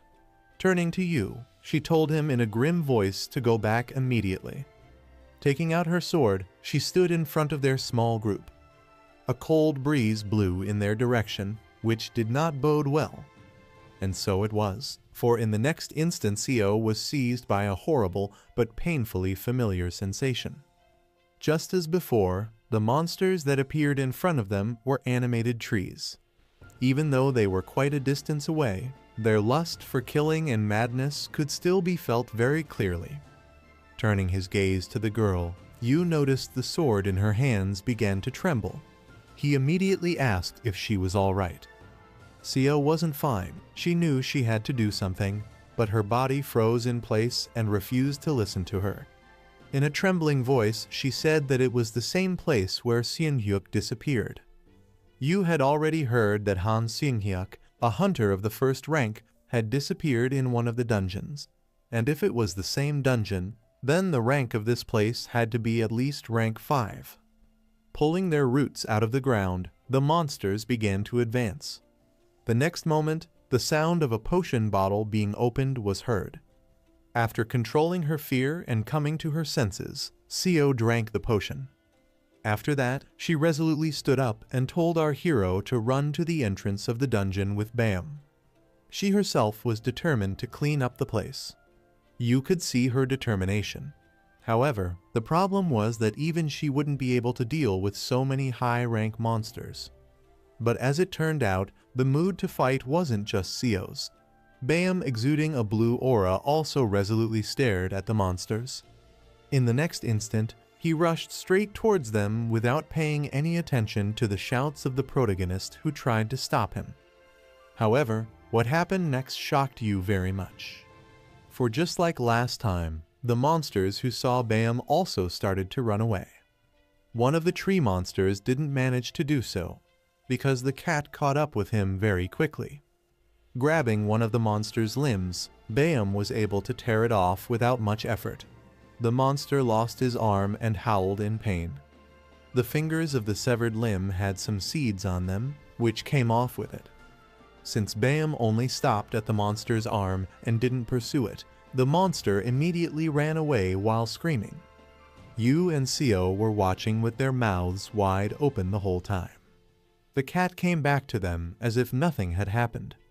You saw that the cat was carrying something in its mouth and leaned towards it. Holding a seed in his mouth, Bam looked at our hero with shining eyes, as if trying to say that he had brought it for him. Guessing this, our hero took the seed. Turning to the cat, he asked if the cat wanted him to plant it. Bam nodded affirmatively. Sio was watching the monsters run away. She had never seen a monster of such a high level run away from someone in fear. Taking Bam in his arms, Yu turned to her and said that they had more important problems right now. Namely, the deeper places in the dungeon that smelled of danger. After all, the monsters they had just encountered were only a small part of the dangers that could be waiting for them. Seo Hyojin understood this very well. She didn't want to involve her companions in all this, so she again told our hero to go back with Bam. Yu looked at the girl with a puzzled look and asked about her plans. Tears appeared in Seo's eyes. With desperation in her voice, she replied that she couldn't just leave like that, because she had already managed to find a small clue. So she decided that no matter what, she would continue her search. Yu was really surprised by the girl's determination. Although he had no desire to be in danger, he wasn't going to leave her behind. So holding out a potion to Seo, he said that he would go along with her. The girl did not immediately believe what she heard, and looked at Yu in bewilderment. Our hero with a smile added that he understood the danger, but believed that she could protect them. Taking the potion, Seo replied that she would do her best to make sure they could return home. During their journey, evening had come. However, they had no intention of stopping. They continued to travel further and further. At one point, Seo suddenly stopped you. Pointing at something ahead of them, she asked if he saw the same thing she did. Looking closer, our hero saw a cave that seemed to have a light coming from it. They didn't know what was waiting for them, but they could only hope that the answer they needed was inside the cave. The best and only way to find out what was in the cave was to go and check it out. So after a while, our heroes stood at the entrance. After shining the torch inside, Yu noted that there was no contamination inside the cave. Once inside, they began to look around carefully. Suddenly, Seo excitedly told our hero to look forward. As he got closer, he saw a distinct trail of blood that stretched inside. Realizing that this could be the clue they were looking for, Yu immediately said firmly that they should keep moving. Cautiously moving through the cave, our heroes tried to find any clues. Luckily, after a while, Seo shouted excitedly and stared at something ahead of them. On the ground lay someone's broken sword, as well as a very shabby armor. From their condition, it was safe to say that their owner had had a hard time. The girl immediately recognized these things. She immediately fell to her knees in despair. Hugging the armor, the girl began to cry. Our hero immediately tried to calm her down, saying that there was still a chance that her appa was alive. Taking her by the shoulders, he said that since the marks were only at the entrance, could it mean that he was able to heal and leave? Hearing this, she tearfully asked if it could really be so, to which our hero nodded affirmatively. Suddenly Bam approached them and tried to get their attention. Seeing this, Yu was surprised and asked what he was doing. However, as it turned out, he wasn't trying to play as he normally would. In its mouth was some kind of green ball that shone with a bright light. As soon as the ball was in the hands of our hero, the system reported that it was a symbiote egg. Looking at the egg thoughtfully, Yu thought that he had already heard about it somewhere, so to be sure, he decided to check the information once they got back. His thoughts were disturbed by Bam, who suddenly bit his hand. Looking at him, Yu immediately realized that he wanted to be praised.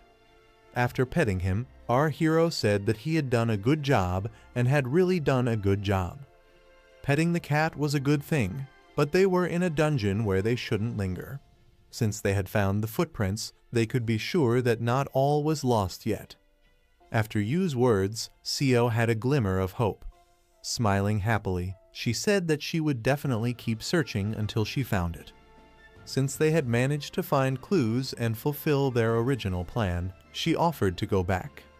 Standing at the exit of the dungeon, Seo sincerely thanked Yu for his help, to which he smiled awkwardly and replied that he had done almost nothing to receive praise.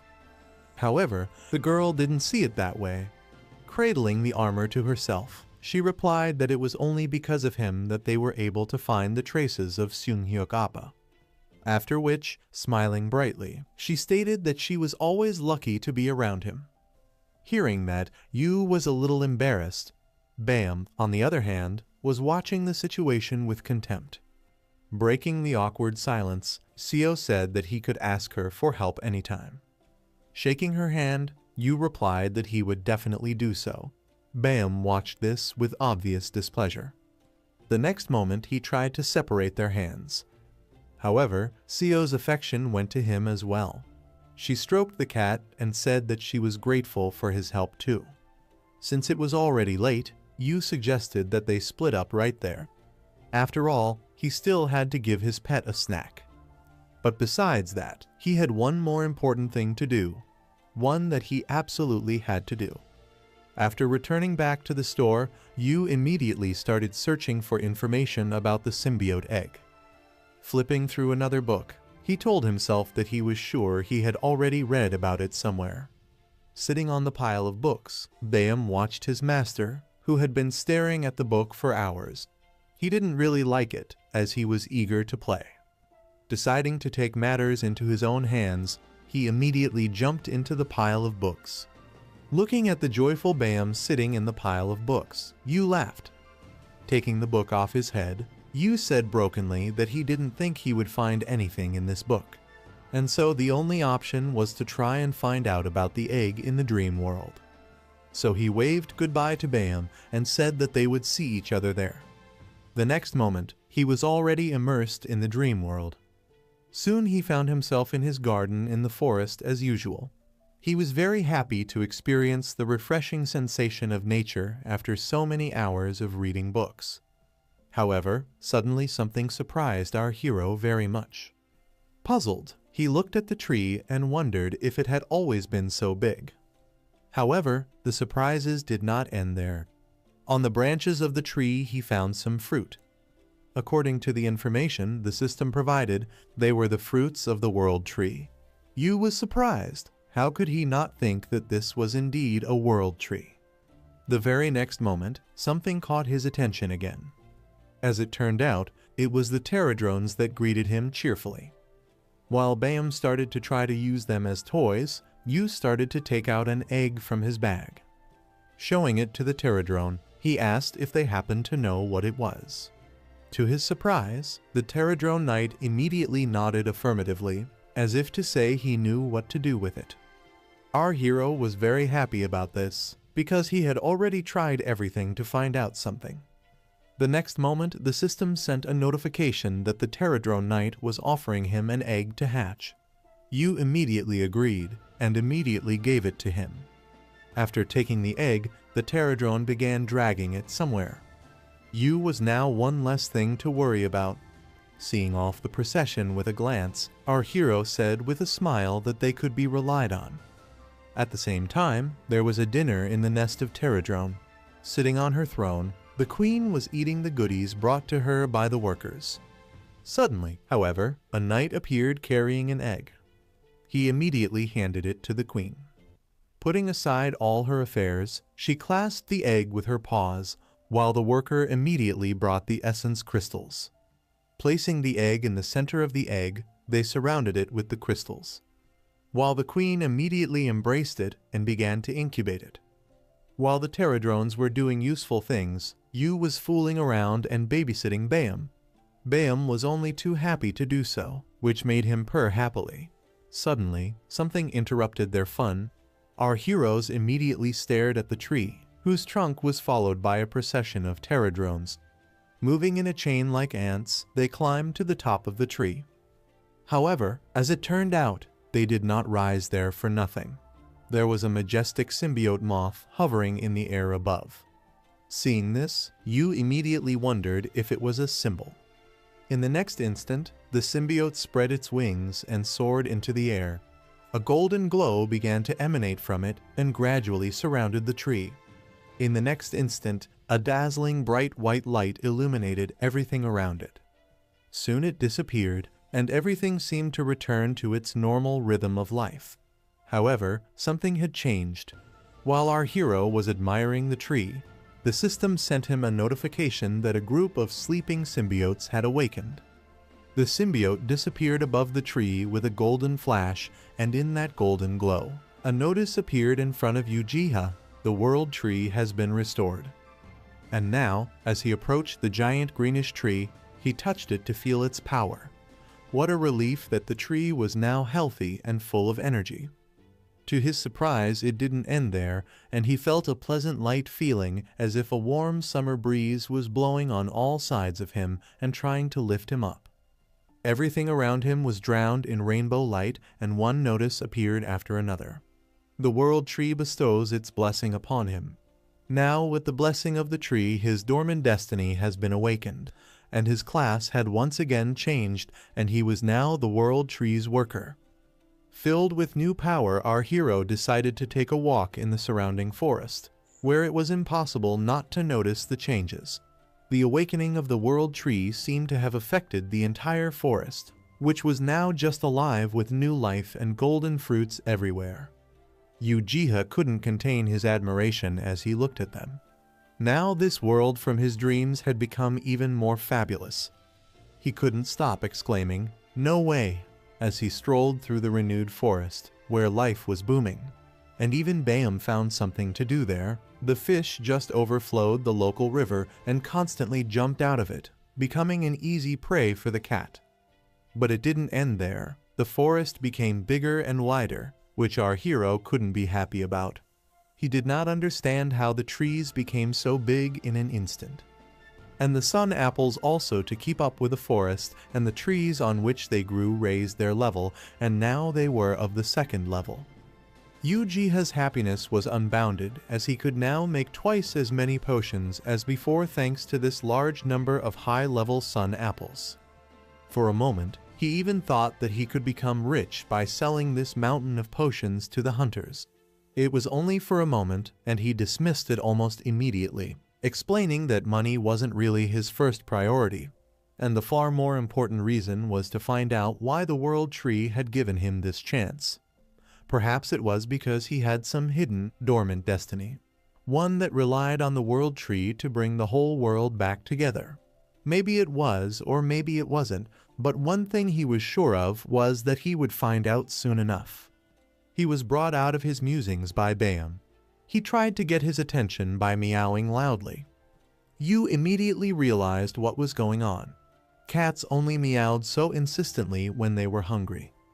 This misunderstanding had to be corrected immediately, so he opened his big backpack to get a suitable tool from there. And like a brave and stupid Balin, he pulled out a fishing rod, deciding that today was a good day for fishing. Today he expected to catch a red trout for lunch. Bayam was thrilled with the idea and kept trying to catch a trolling rod ahead of the trout. Yu started fishing, and like a professional fisherman, he waited patiently. Bam followed his example and also waited for the fish. Finally, their labors paid off, and they hooked a big fish, which was still struggling to jump out of the water. When Yu got it out of the water, he and his cat were over the moon, rejoicing like little children. But in this forest of dreams, everything was unusual, and this fish was one of them. Holding it in his hands, he saw a notice above it. It was indeed a red trout, but that wasn't what was interesting. It was that by eating it, one could gain the extrasensory perception skill level 1 for 30 minutes. This skill increased all the senses and reflexes of the caster by 20% for 30 minutes. But in Yu's opinion, the description of this item wasn't sufficient and didn't explain all the details of its effects. Suddenly, he had an idea how to fix it and use it to his advantage. So he left the red trout to his cat and decided to rummage through his backpack to confirm his hunches on other items as well. Taking out his dimensional pouch, he carefully read its description from the system, which said that he could store items in it without risk of damaging them. This effect also worked when he entered another dimension. But the other hunters didn't seem to have seen these system descriptions, and his idea was perfect to fix that. This way, he wouldn't have to explain the effects of potions several times to the hunters, and it would save him a lot of time in the future. Yu was shining with happiness and enthusiasm. Joyful, he picked up Bam, who was still trying to enjoy the fish and wished to be left alone. But no one asked his opinion. Yu picked up the cat along with the fish in his teeth and dragged him back home. He couldn't wait to get back to the store and put his great idea into practice. He decided to use his perfect handwriting skill to write beautiful labels explaining the effects of his potions. In just a few days, there was a huge crowd of customers outside his store who couldn't wait to get in. It felt like Black Friday. Some of them didn't even understand how could there be so many people here. Had all the hunters in Seoul gathered here today? His partner assumed that a rank 1 dungeon or something like that had opened up here. But it wasn't like that, and in the midst of the chaos around him, Bam's figure stood out. In his teeth, he carried notes with numbers and handed them out to the people in line. Such service was to everyone's liking, and the hunters gratefully accepted the numbers from him. Seeing such a big queue, one ordinary passerby asked the one at the end of the line what they were all doing here. "What's the sale?"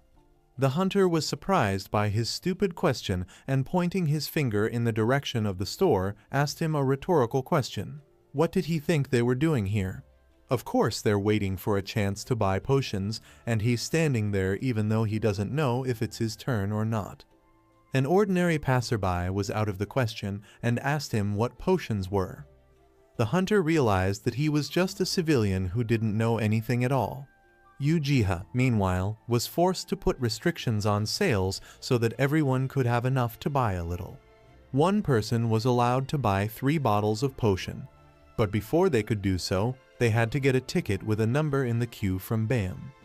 2 potions were especially popular, a paralysis potion and a special health potion. The paralysis potion increased resistance to the effects of paralysis by 35% for 30 minutes. And the special health potion restored 22% of maximum health for 13 seconds.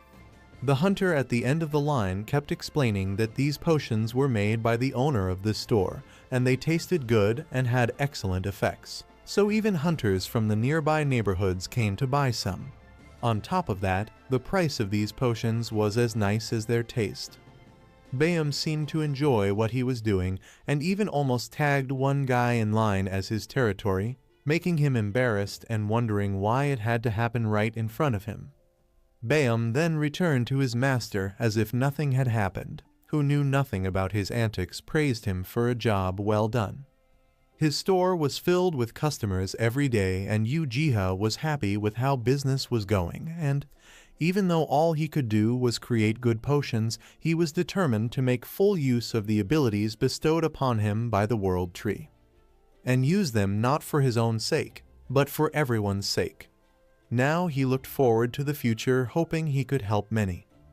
Customers came to the counter one by one, But Ujiha didn't seem tired at all, as he did what he loved to do. He wished each of them a good day and to take care of the task at hand.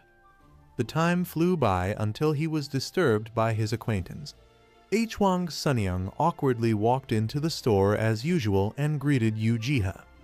Our hero immediately noticed her and greeted her cheerfully, even though he didn't expect to see her here.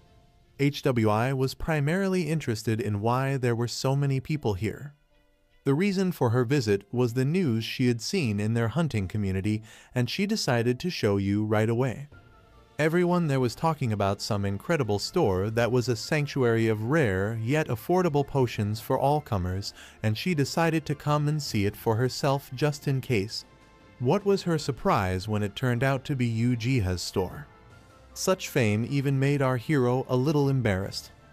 Looking at all the customers with number tickets, Hwang Sunyoung sweetly asked if she had to get a number to meet our hero too.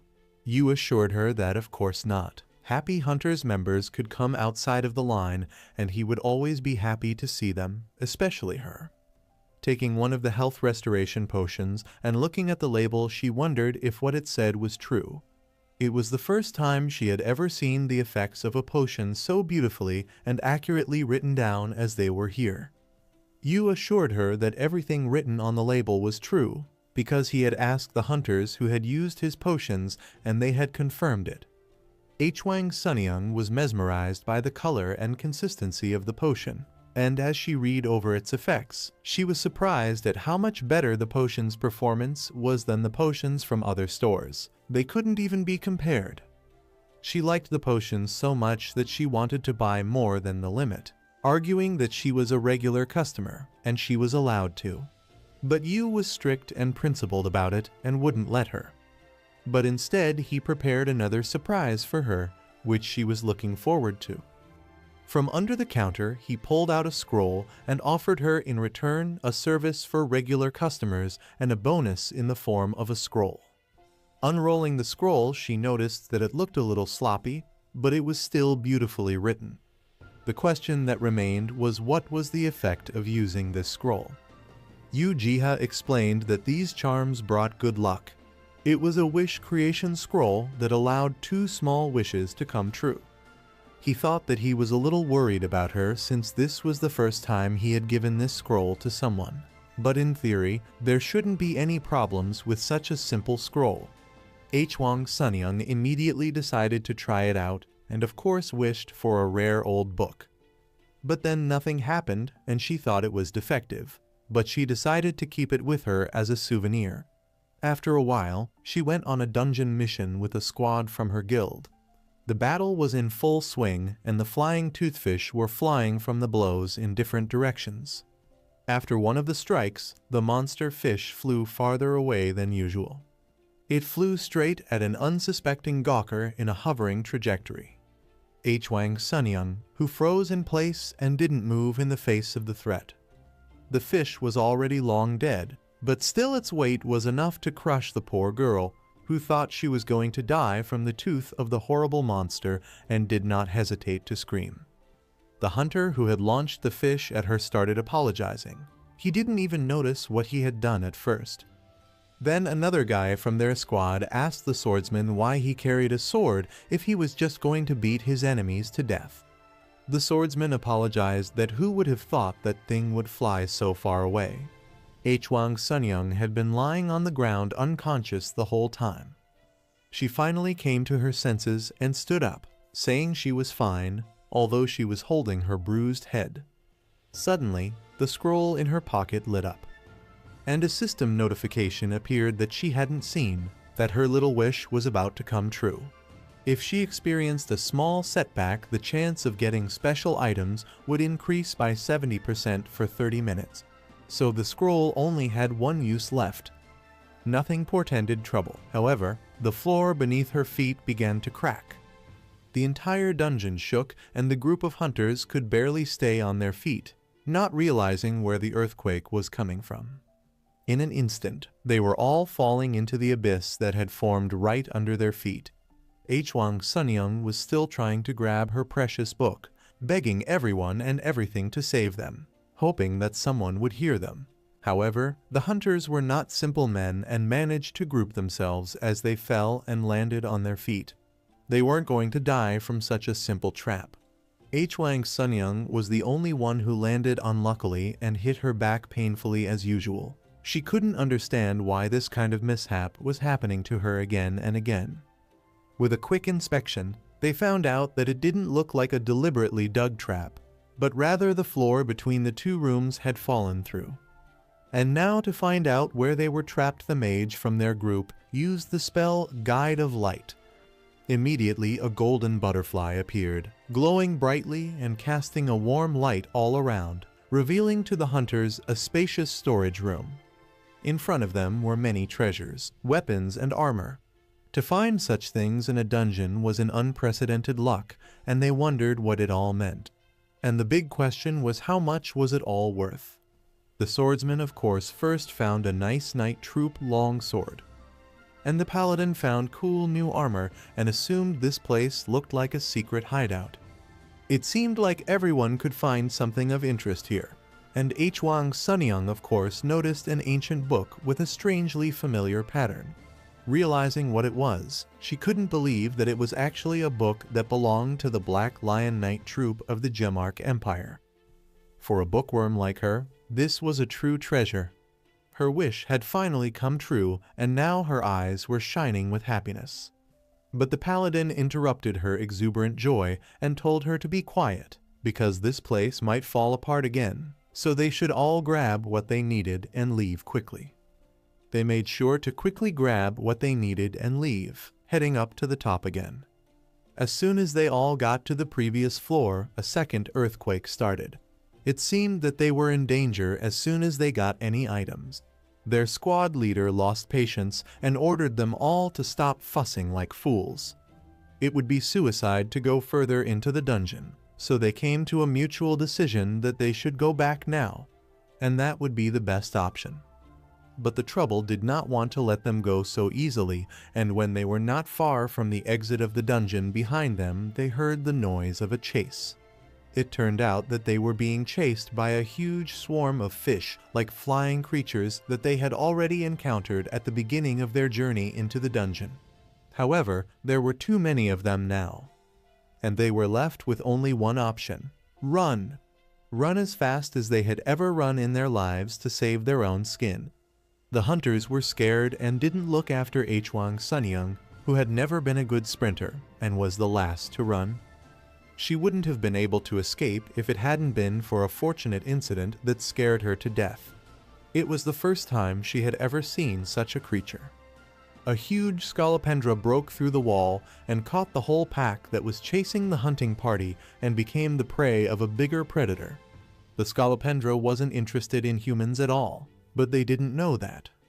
Scared by the creature's power, the hunters only had time to cover themselves from the dust and small stones that the scolopendra's movements raised. The old building could not withstand such interference, and everything around it shook like another earthquake. The ceiling and walls began to collapse, and large blocks of stone fell all around the confused hunters who were huddled together. Awakens cried out in desperation, "God, Ark, please save me.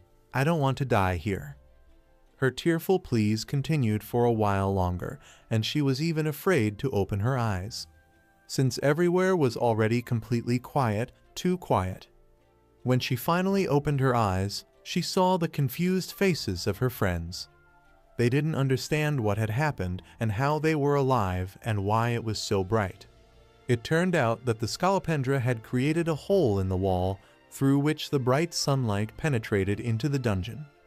The hunters had no idea what had happened. What was the ruins and desert around them, and where was the portal through which they had entered this dungeon? What the hell was going on in this world? But there was no one to answer their questions in this desolate place, and puzzled and angry, they tiredly wandered through the desert in search of the portal. Meanwhile, Ujiha was having a pleasant time in his forest watching the scolopendras that plumped up the ground for him. They seemed like small creatures to him, but in this world, scale was always deceiving. Yu was glad that thanks to these earthworms, the soil in this forest would become very fertile. and Bam of course confirmed with a joyous meow. While our hero was wondering what he should have planted here in the first place, Bam was already rummaging through his backpack looking for the right item. Soon he brought his master a seed that he had gotten by killing an infected plant in the dungeon they were in with Seo Hyojin. So when you saw the seed, he immediately thought of the horrible toothy flower that would grow from it and was not happy about the prospect. Just in case, he asked his kitty if he really wanted them to plant it, and Bam seemed to be 100% sure of what he wanted.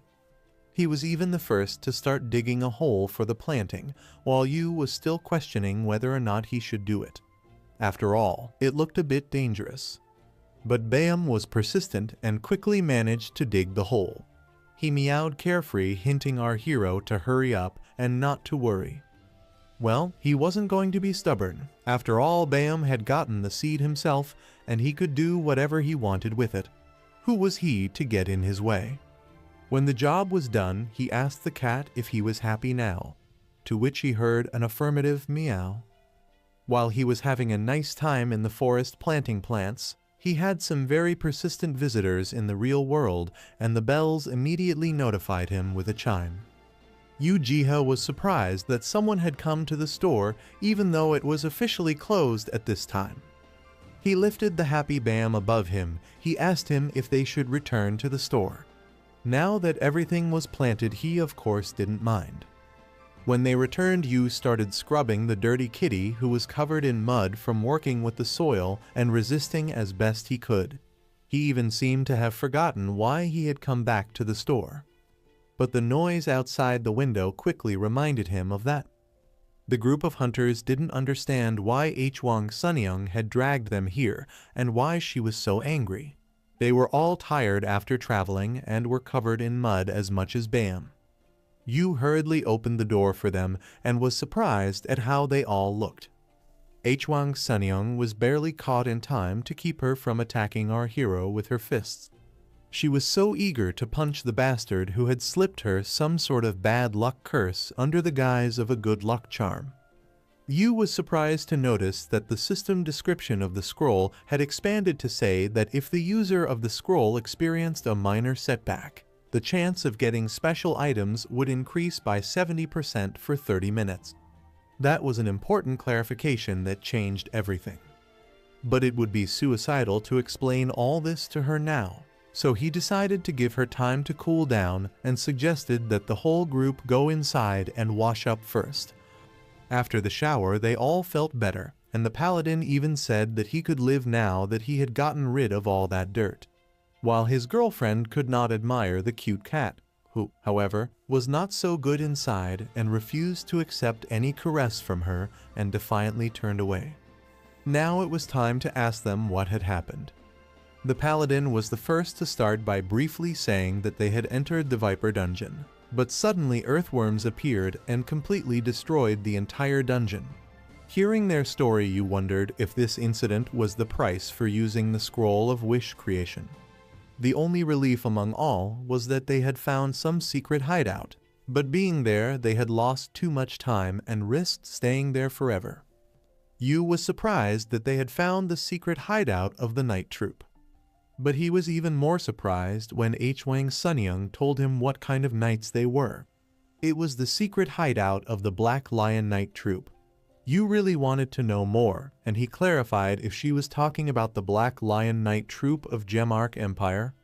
Yes, she was talking about them.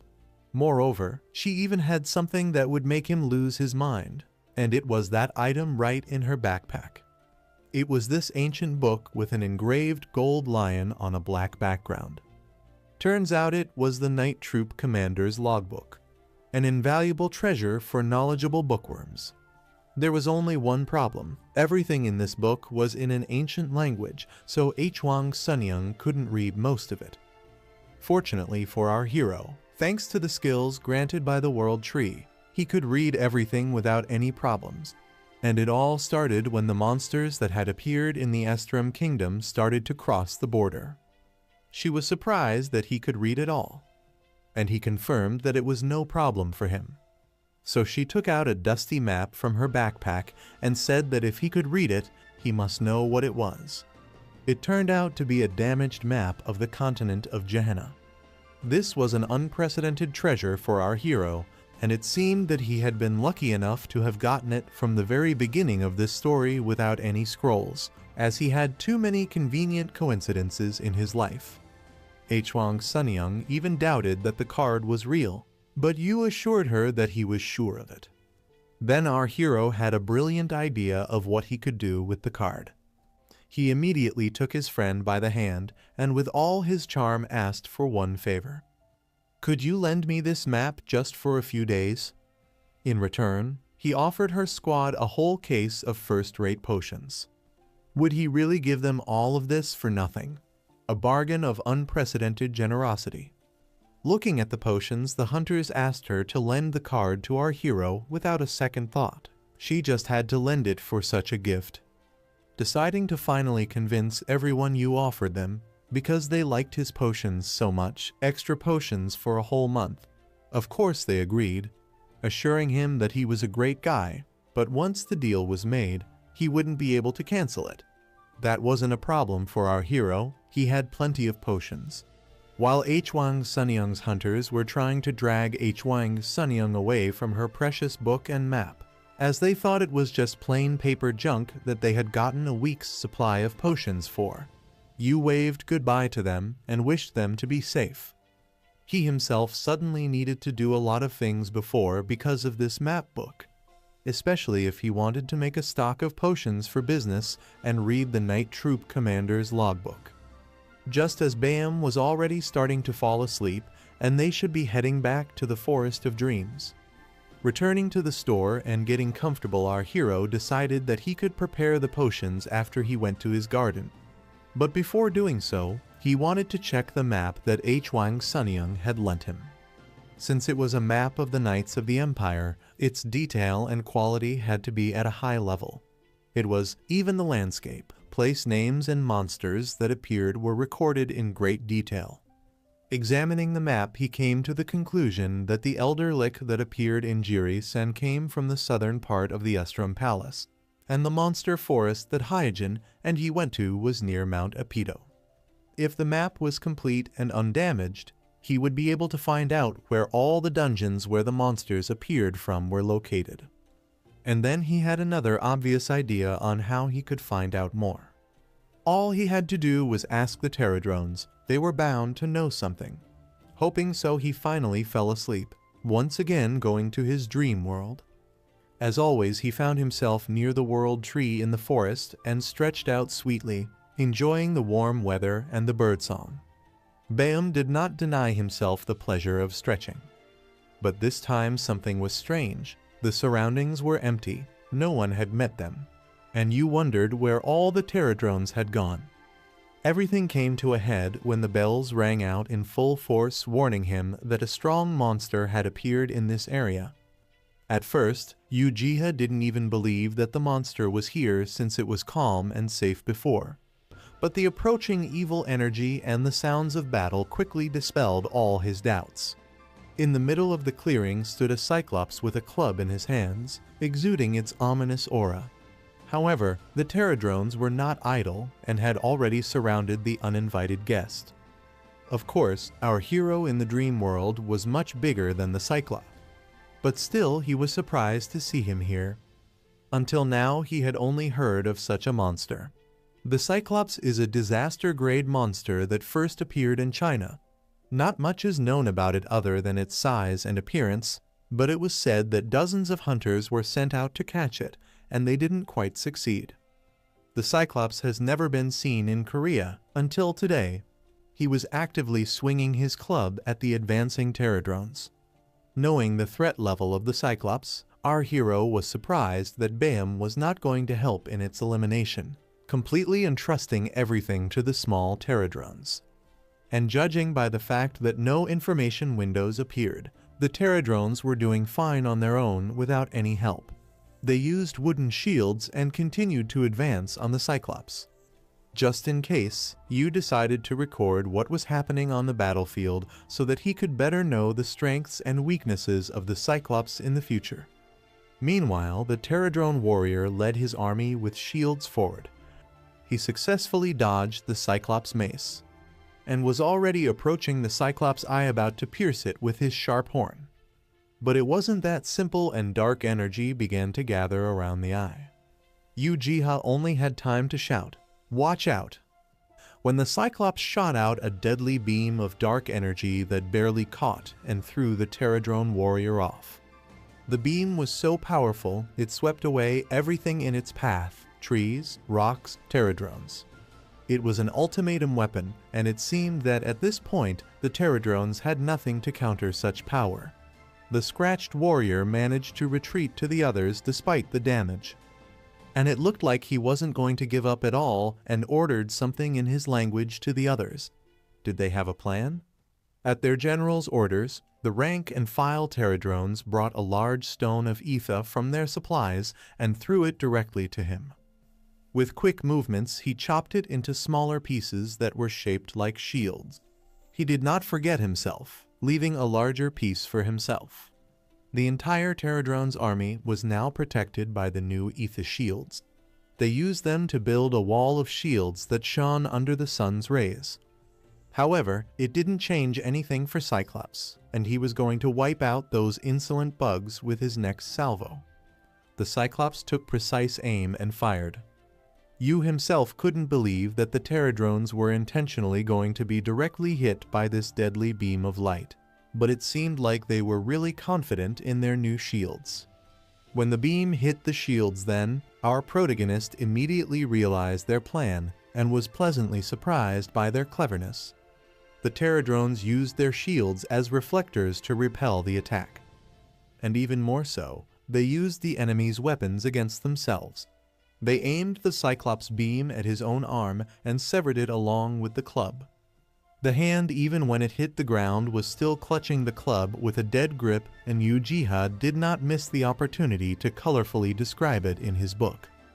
He summarized that when dealing with a Cyclops, the key strategy was to reflect its light rays with a shield made of ether stones. Now that the Cyclops was disarmed, the Pterodrones rushed back into the attack led by their commander. Cyclops at this time forgot about everything in the world, screamed in pain, and tried to run away. But no one let him escape, of course. A few precise blows on his legs and knees, and his escape was quickly over. The Cyclops collapsed with a crash, raising dust. Our hero rejoiced as if he had defeated the Cyclops himself, shouting, "They did it! They defeated a Cyclops!"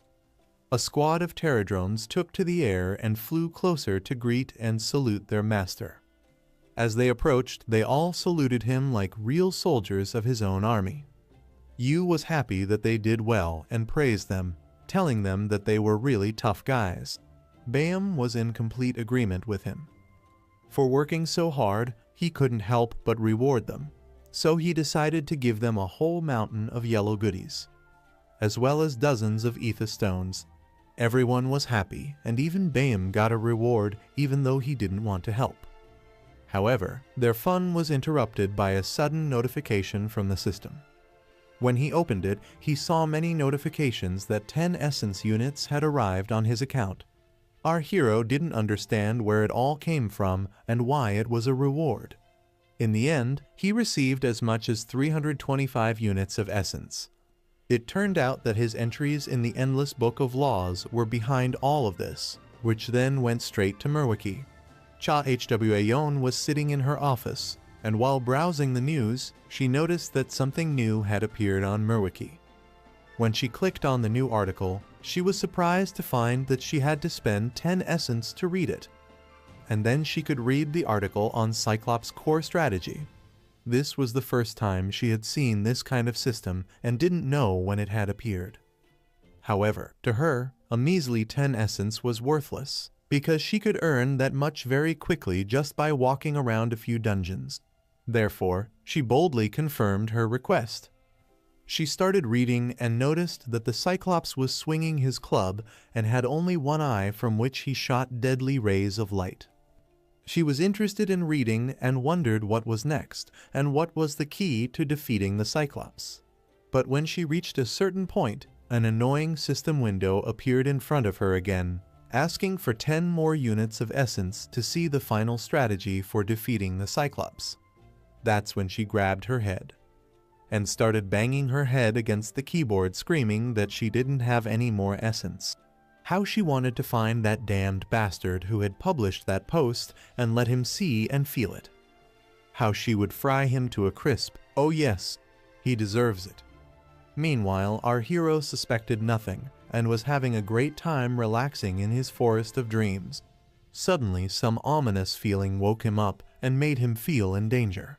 While Hwang Sunyoung's hunters were trying to drag Hwang Sunyoung away from her precious book and map, as they thought it was just plain paper junk that they had gotten a week's supply of potions for.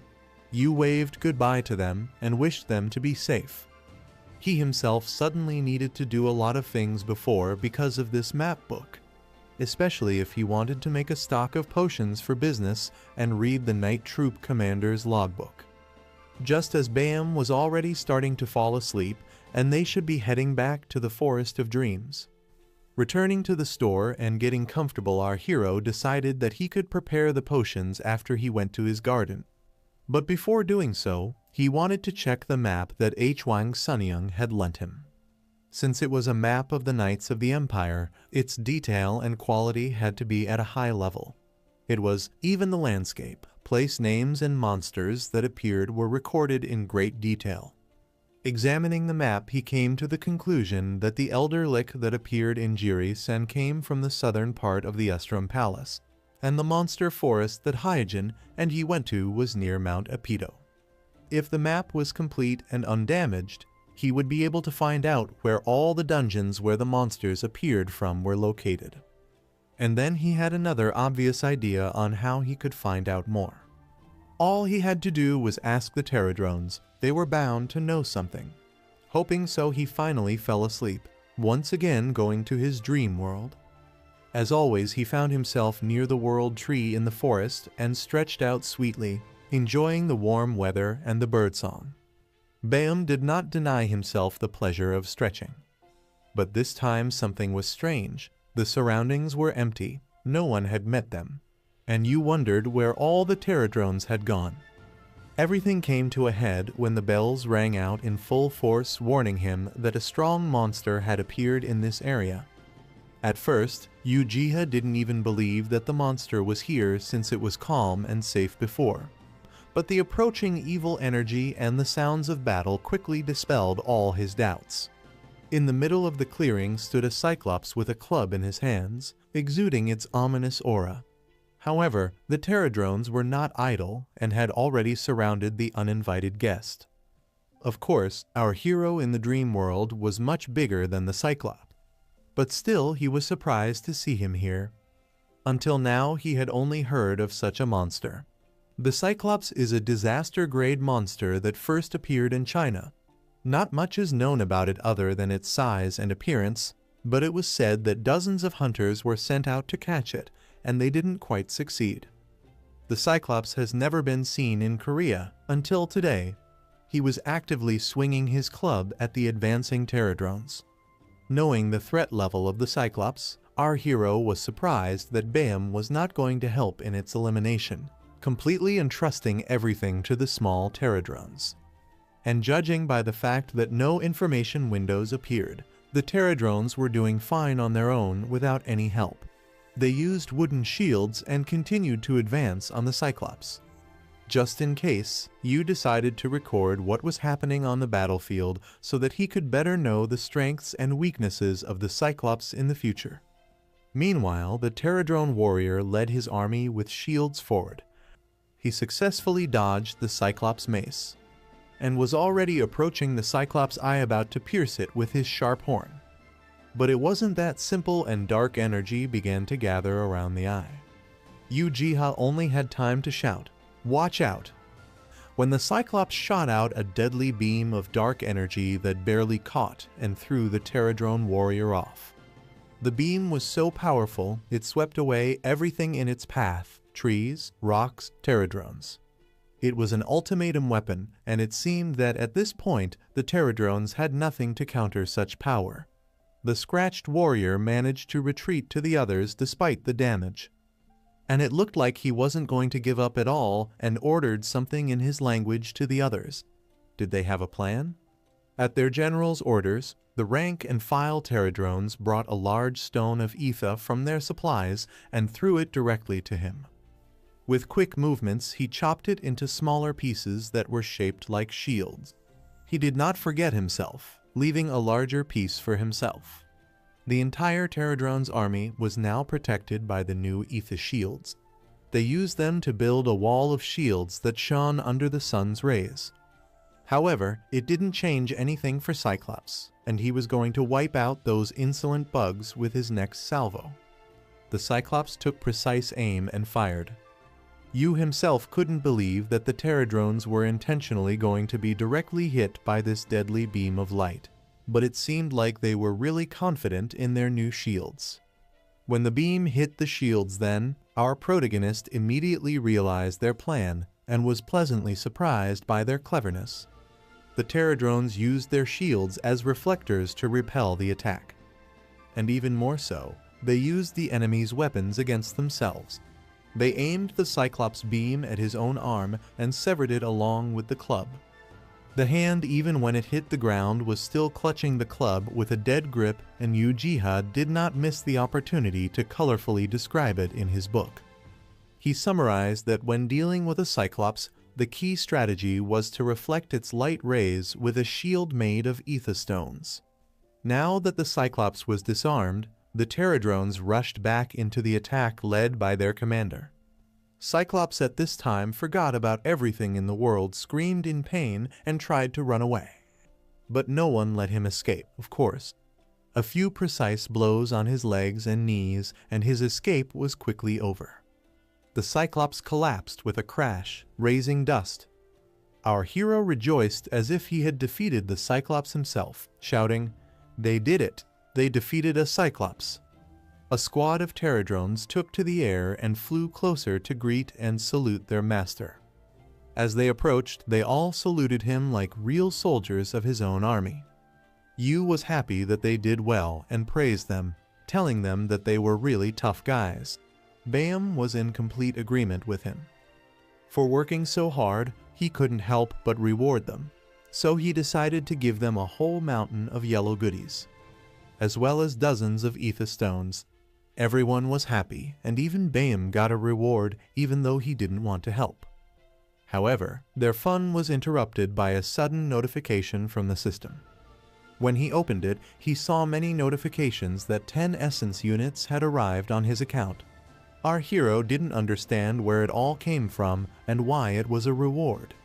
In the end, he received as much as 325 units of essence. It turned out that his entries in the endless book of laws were behind all of this, which then went straight to Merwiki. Cha Hwayon was sitting in her office, and while browsing the news, she noticed that something new had appeared on Merwiki. When she clicked on the new article, she was surprised to find that she had to spend 10 essence to read it. And then she could read the article on Cyclops' core strategy. This was the first time she had seen this kind of system and didn't know when it had appeared. However, to her, a measly 10 essence was worthless, because she could earn that much very quickly just by walking around a few dungeons. Therefore, she boldly confirmed her request. She started reading and noticed that the Cyclops was swinging his club and had only one eye from which he shot deadly rays of light. She was interested in reading and wondered what was next and what was the key to defeating the Cyclops. But when she reached a certain point, an annoying system window appeared in front of her again, asking for 10 more units of essence to see the final strategy for defeating the Cyclops. That's when she grabbed her head and started banging her head against the keyboard, screaming that she didn't have any more essence. How she wanted to find that damned bastard who had published that post and let him see and feel it. How she would fry him to a crisp. Oh yes, he deserves it. Meanwhile, our hero suspected nothing and was having a great time relaxing in his forest of dreams. Suddenly, some ominous feeling woke him up and made him feel in danger. The military was preparing to meet the monster, and a dozen helicopters were patrolling the coastline fortified just for such occasions. But as soon as the monster suddenly appeared out of the water, all the helicopters were useless scrap metal that exploded in an instant. The giant octopus was moving resolutely towards the shore, and it seemed that neither the military nor the hunters could stop it. It was moving fast, very fast, heading straight for the residential neighborhoods of the city. In front of its massive tentacles, the military scattered in panic, trying to save their lives. They didn't understand why the hunters hadn't gotten here yet. So far, the monster had no trouble overcoming all obstacles. Suddenly, one of the lowers noticed another giant silhouette and immediately reported it to his terrified captain, who didn't understand what it was. It was a world eater, and compared to him, the octopus looked small and insignificant. Looking at him, the military were shocked. His abnormal size left no doubt about the level of threat he was. The monster octopus realized that he was in trouble and instinctively began to move back into the sea, hoping to hide in the depths. But he failed, as the whale opened its mouth wide and sucked up that poor octopus along with hundreds of tons of water. He was still trying to grasp something with his tentacles, but it was useless. The bottomless jaws did not leave him a chance. A moment and the mouth slammed shut, and only one tentacle was still visible for a few seconds before it disappeared. After such a hearty meal, the world eater turned around and swam back to the open sea. Kim Hyun-suk was watching closely, of course from the safety of his office, and he was quite surprised by the behavior of this monster, which just ate his fellow monster and returned to the sea. But after taking everything into consideration, he came to the conclusion that this giant whale was actually a demigod who had long ago made a contract with the first awakened hunter. His assistant confirmed all his guesses by saying that the description of the creature matched almost exactly the appearance of the demigods described in the records. However, they still needed to take a closer look at this case, especially in the context that, according to reports that had started coming from Japan, the wandering sea monsters that were usually near the Korean peninsula had moved toward southern Japan. Kim Hyun-suk was confused and didn't understand what had started to happen in the world in the past few weeks. Before, it seemed that everything was clear and operated according to certain laws and reasons. But lately, everything had gone wrong, and he couldn't understand what or who was causing it, and he was annoyed.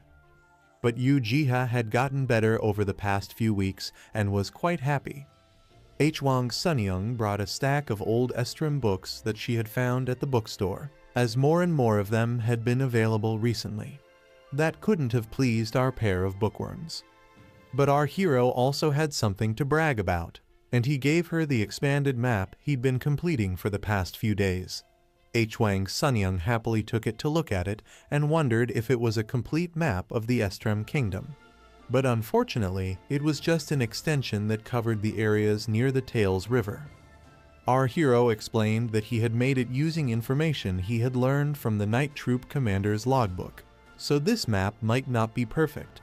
But after looking at it, she marveled at how detailed and high quality it was. In fact, the fact that the map was so detailed was due to the Terradrones who had personally visited all the places, but she shouldn't have known that. At the same time, Hwang Sunyoung marveled at the fact that even the roads had been drawn.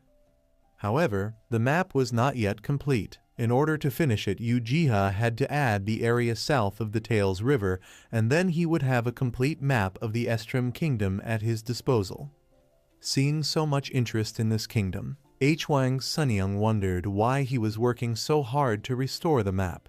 It was already too much work for a normal hobby, and was more like some kind of obsession. The reason was simple. He wanted to help his acquaintance Seo Hyejin find someone, Han Seung-hyuk, who had disappeared without a trace a few years ago. But he's definitely alive and wandering somewhere on the continent of Gehenna. Even though they found his armor and sword broken, there was still hope, and he was eager to solve the mystery behind his disappearance. And effectively using the abilities granted to our protagonist from the World Tree, he would definitely be able to find him and find out everything. Hwang Sunyoung immediately realized what was going on in his own way. It must be the woman he liked, and her sly smile made Yu deny everything. They had a fun chat and had a good time together, but the girl was tired and was going to go home to get a good night's sleep. Tomorrow early in the morning she had to go on another quest, and our hero did not want to delay her. He advised her and her squad to go to his store tomorrow and stock up on potions, since she said it was a 3rd rank dungeon and they would need a lot of resistance potions. Yu was kind to her as always, and she thanked him for that. As she left, she jokingly asked him to tell her if he found a girl, and as usual she clumsily hurried back to her house. Back in the store, he thought that thanks to her he had been able to gather more information very quickly and moreover discovered another rune word. Remembering the runes, he looked at the book of infinite spells. He decided to use the newly learned rune to create a scroll of change, a scroll that allowed him to find a trace of any living creature and confirm its location. He plucked the finished scroll from the book, thinking of Seo Hyojin, and her image appeared before his eyes, and especially her smile. Yu himself didn't expect the scroll to work so quickly, and his eyes widened in surprise. His consciousness flew across the infinity of space and darkness, among which one star shone brightest. The closer he got to it, the brighter it glowed, until finally the image of Seo Hyojin walking somewhere appeared in it. The vision quickly passed, and Yu was quite pleased with the result. After all, he not only recognized her location, but also the amount of power and energy she had at the moment. This scroll was very useful and could come in very handy in the future. Suddenly Bayam mewed and jumped on the table, demanding attention from his master. Yu took him in his arms and apologized that the place was so noisy and crowded lately, and Bayam purred contentedly. Then our main character suggested that the cat go to their dream garden and have dinner. Of course, he was delighted with the idea. When they fell asleep, they went into the garden, and the first thing that caught our heroes' eye was how clean the water became, even cleaner than it was before. Was it all thanks to the World Eater? The water was so clear that he even managed to catch a small fish. But the changes didn't stop there. The level of the sun apples as well as the other fruits had risen to the 3rd level, and now his potions were going to be even better. Yu went to greet the pterodrones that seemed to have gotten bigger, and their numbers had also increased.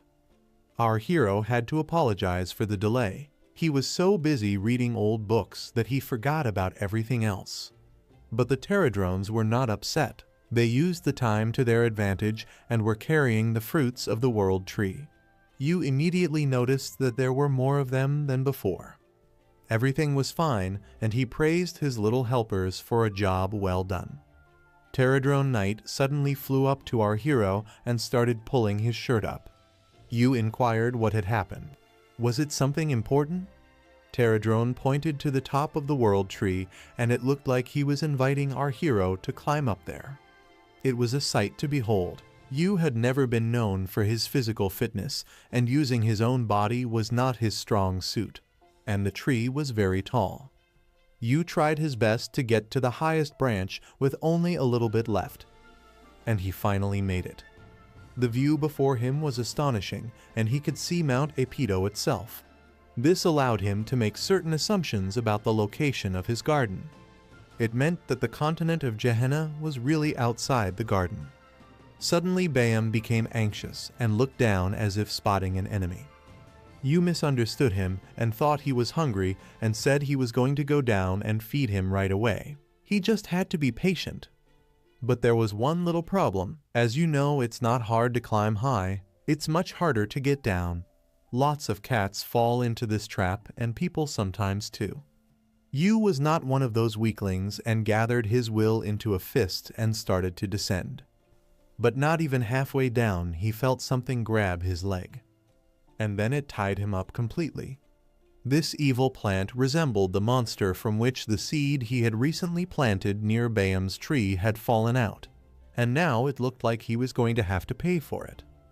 And seeing the plant's predatory grin, he even froze for a moment, to then scream at the weight of the forest. begging the knight and Bam to save him. He shouted, "Save me," time after time, but there was no help. The plant monster also let out a frightening roar and seemed about to start devouring him with its hungry maw. But it only seemed, and there was no need to save anyone because the monster was friendly and gently put our hero on the ground without causing him any harm. It seemed like everything that had happened before was just a misunderstanding and a play of Uchiha's imagination. This plant was quite cute and Bam didn't mind its company at all. But Yu still had some misgivings, so he awkwardly thanked the plant for helping him down. In the end, Uchiha came to the conclusion that on second thought, this cute plant just liked to hug people and didn't want to hurt them. But the question remained whether it was worth publishing it on the Mir Wiki or not. Now that everything was clear and Uchiha was used to his new friend and had gotten his thoughts together, he began to look around. He came to the conclusion that they must cross this plain to reach Mount Epido. The name of this mountain sounded familiar to our hero. He remembered reading about it in an old journal received from Hwang Sunnyung. It said that the survivors who had managed to escape from the undead kingdom of Estrom had gone to this mountain. Also, according to the information he received from the Pterodrone, the dungeon where he and Seo Hyojin found Han Seung-hyuk's trail was located south of Estrom Kingdom and near the Tails River. And now, if you put all these facts together and look at the map, which says that the Tails River flows right behind Mount Epido, eventually our hero came to the conclusion that his garden or forest of dreams, where he is right now, is south of Mount Epido, and the Tails River must flow behind this very mountain. He began to draw a map of the proposed route, hoping that perhaps if he went there, he could find more traces of Han Seung-hyuk. However, once he set off, soon enough he hit an impenetrable barrier that prevented him from moving on. Even his garden wasn't endless and had its boundaries, and this was one of them. Further, our hero's way was closed. Fortunately, he was accompanied by a Pterodrone knight, to whom all these restrictions did not apply, as this was his home world.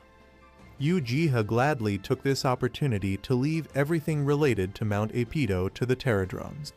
The Pterodrone army was immediately ready to carry out the order without delay. And while they were marching to the mountain in formation, Yu decided to go eat something tasty with Bam. As soon as he turned to call Bam to come with him, he was startled by what he saw. The cat was gone. He had managed to escape so quietly and stealthily that Yu hadn't even noticed. Our hero spent some time in futile attempts to find his naughty cat and scared away the animals in his garden, which were already few. But he quickly came to the conclusion that all these attempts were futile and there was no point in continuing. Even ordinary cats were too willful and free-spirited to listen to their masters, let alone the magical snowy Actus, who was a nature spirit. However, in Yu's opinion, this was strange. This was the first time Bam had ever run away from him. He must be wandering around somewhere, good thing he at least ate before running away. Suddenly, a light touch on his shoulder startled him, and he almost started running in panic. He remembered those horrible plants too well. Yu even cried out in fright, not realizing what was happening. However, it was only his new friend who was just pointing in the direction Bam was running, and his toothy smile in no way reflected his friendly intentions. Even the fact that Yu knew where Bam had run off to didn't make things any easier, and he doubted that he would be able to catch up with him. And he probably shouldn't have interfered with whatever he was up to.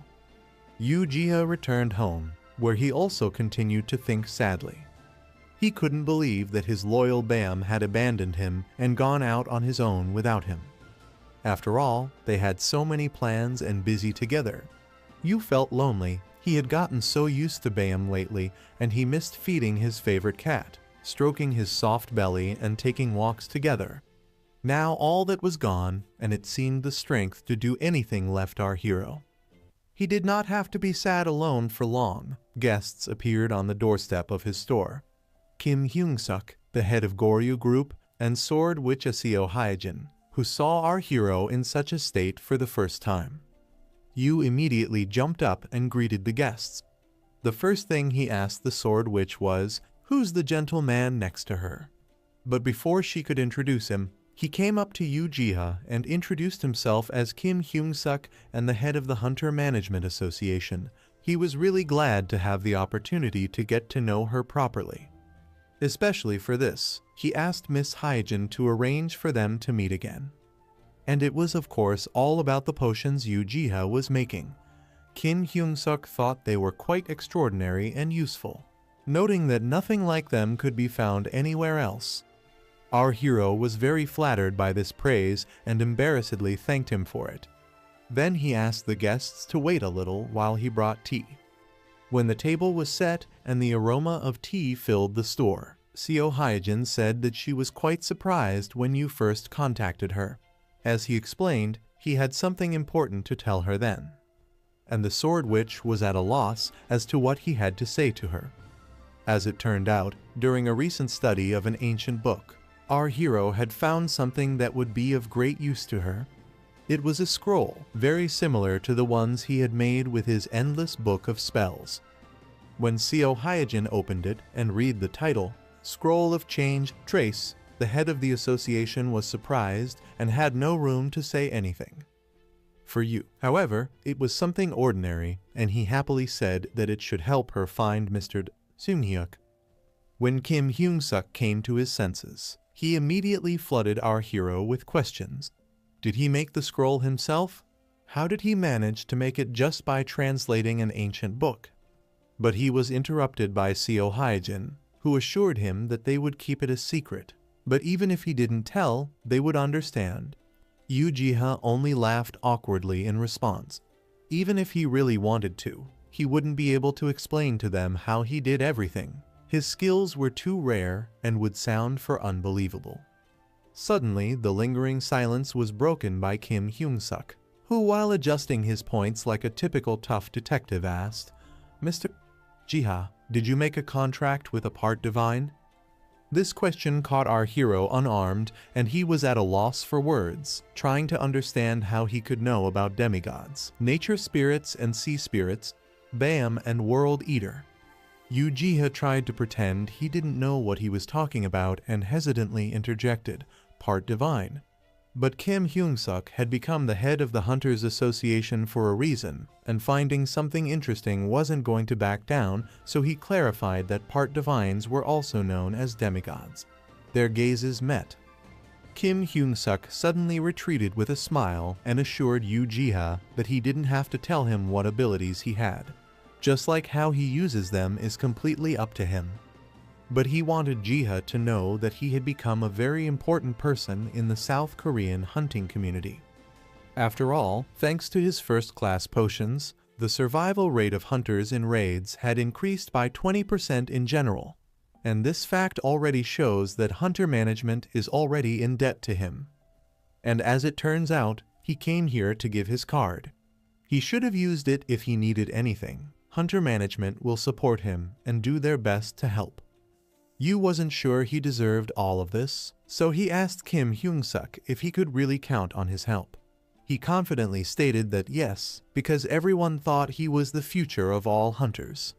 His epic inspirational speech was interrupted by a disgruntled Seo Hyejin, who was not happy with the fact that they were talking about work while Kim Hyung-suk assured her that he wanted to meet Jiha in person. However, that was the case for him, and he assured her, "I'm talking very personally right now." Seo Hyejin immediately apologized to our hero for this, explaining that Manager Kim is a well-known workaholic, so he's not that good at friendly conversations.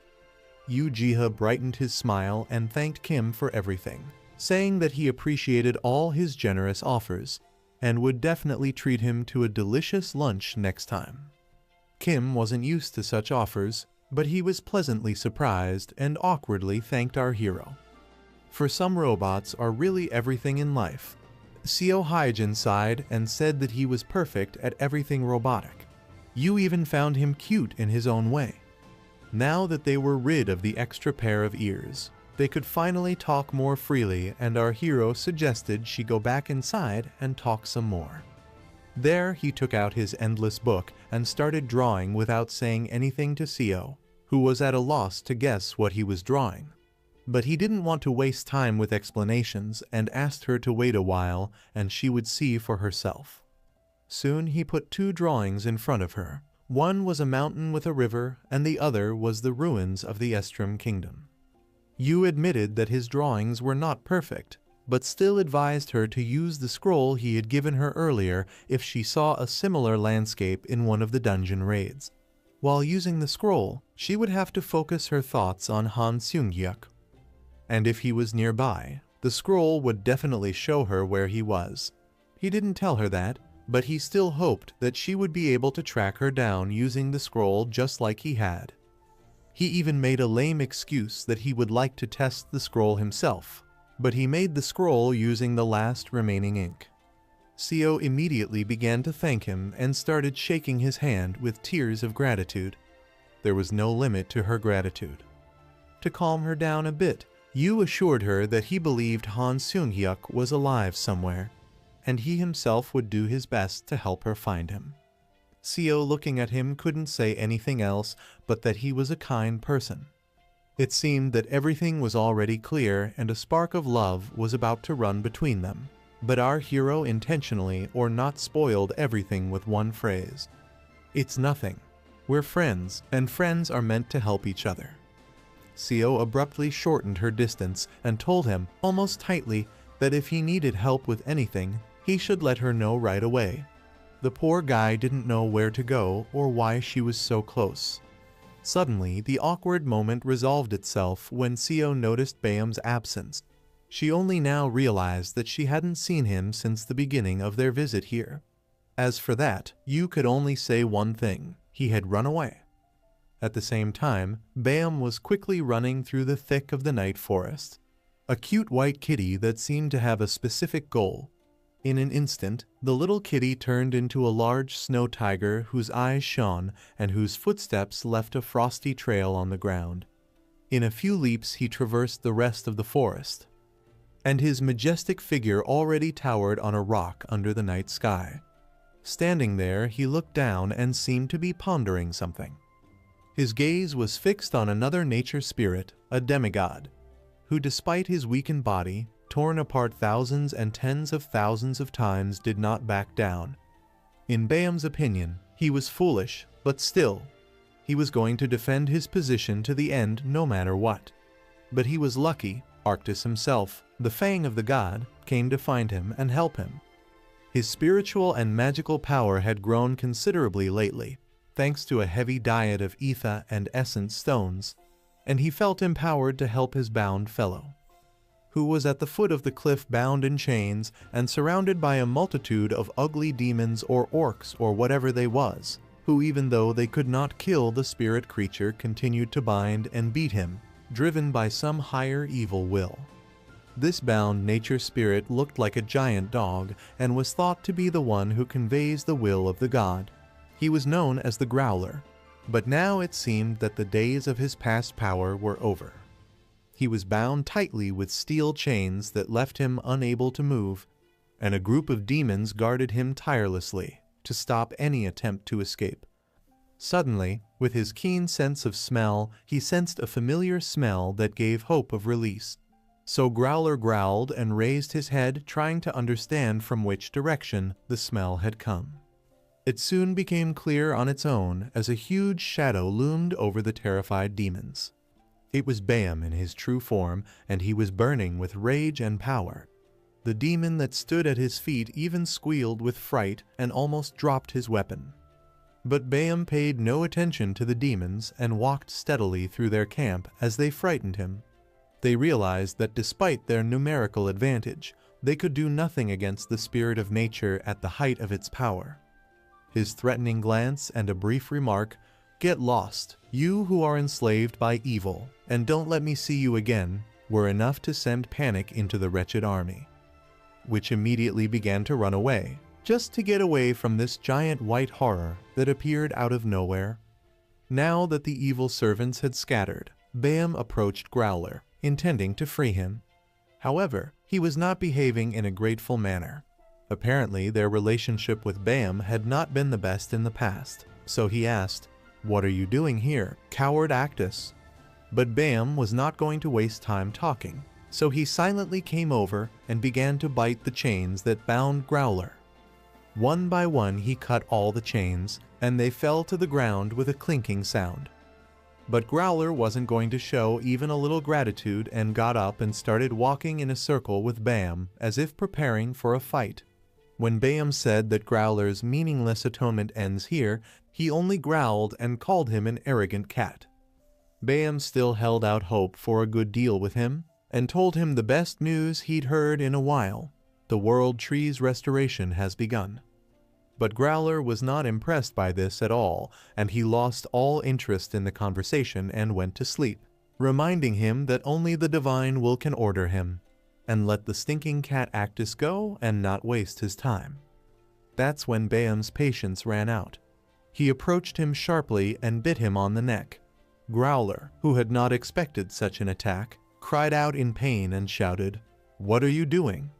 As it turned out, the purpose of this bite was not to harm the wolf, but to activate a hidden property and turn him from a giant wolf into a cute little wolf cub, which Bam immediately grabbed with his jaws after the transformation and declared that he wasn't here to ask his opinion.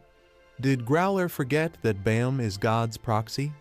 So holding him in his teeth, Bam quickly headed back. Growler, however, was still not resigned to his fate and kept trying to get out, screaming to be put down. Bam just coldly advised him to stop yapping and give up. Meanwhile, Uchiha went to clean up one of the dungeons with his friends to avoid being bored in his store.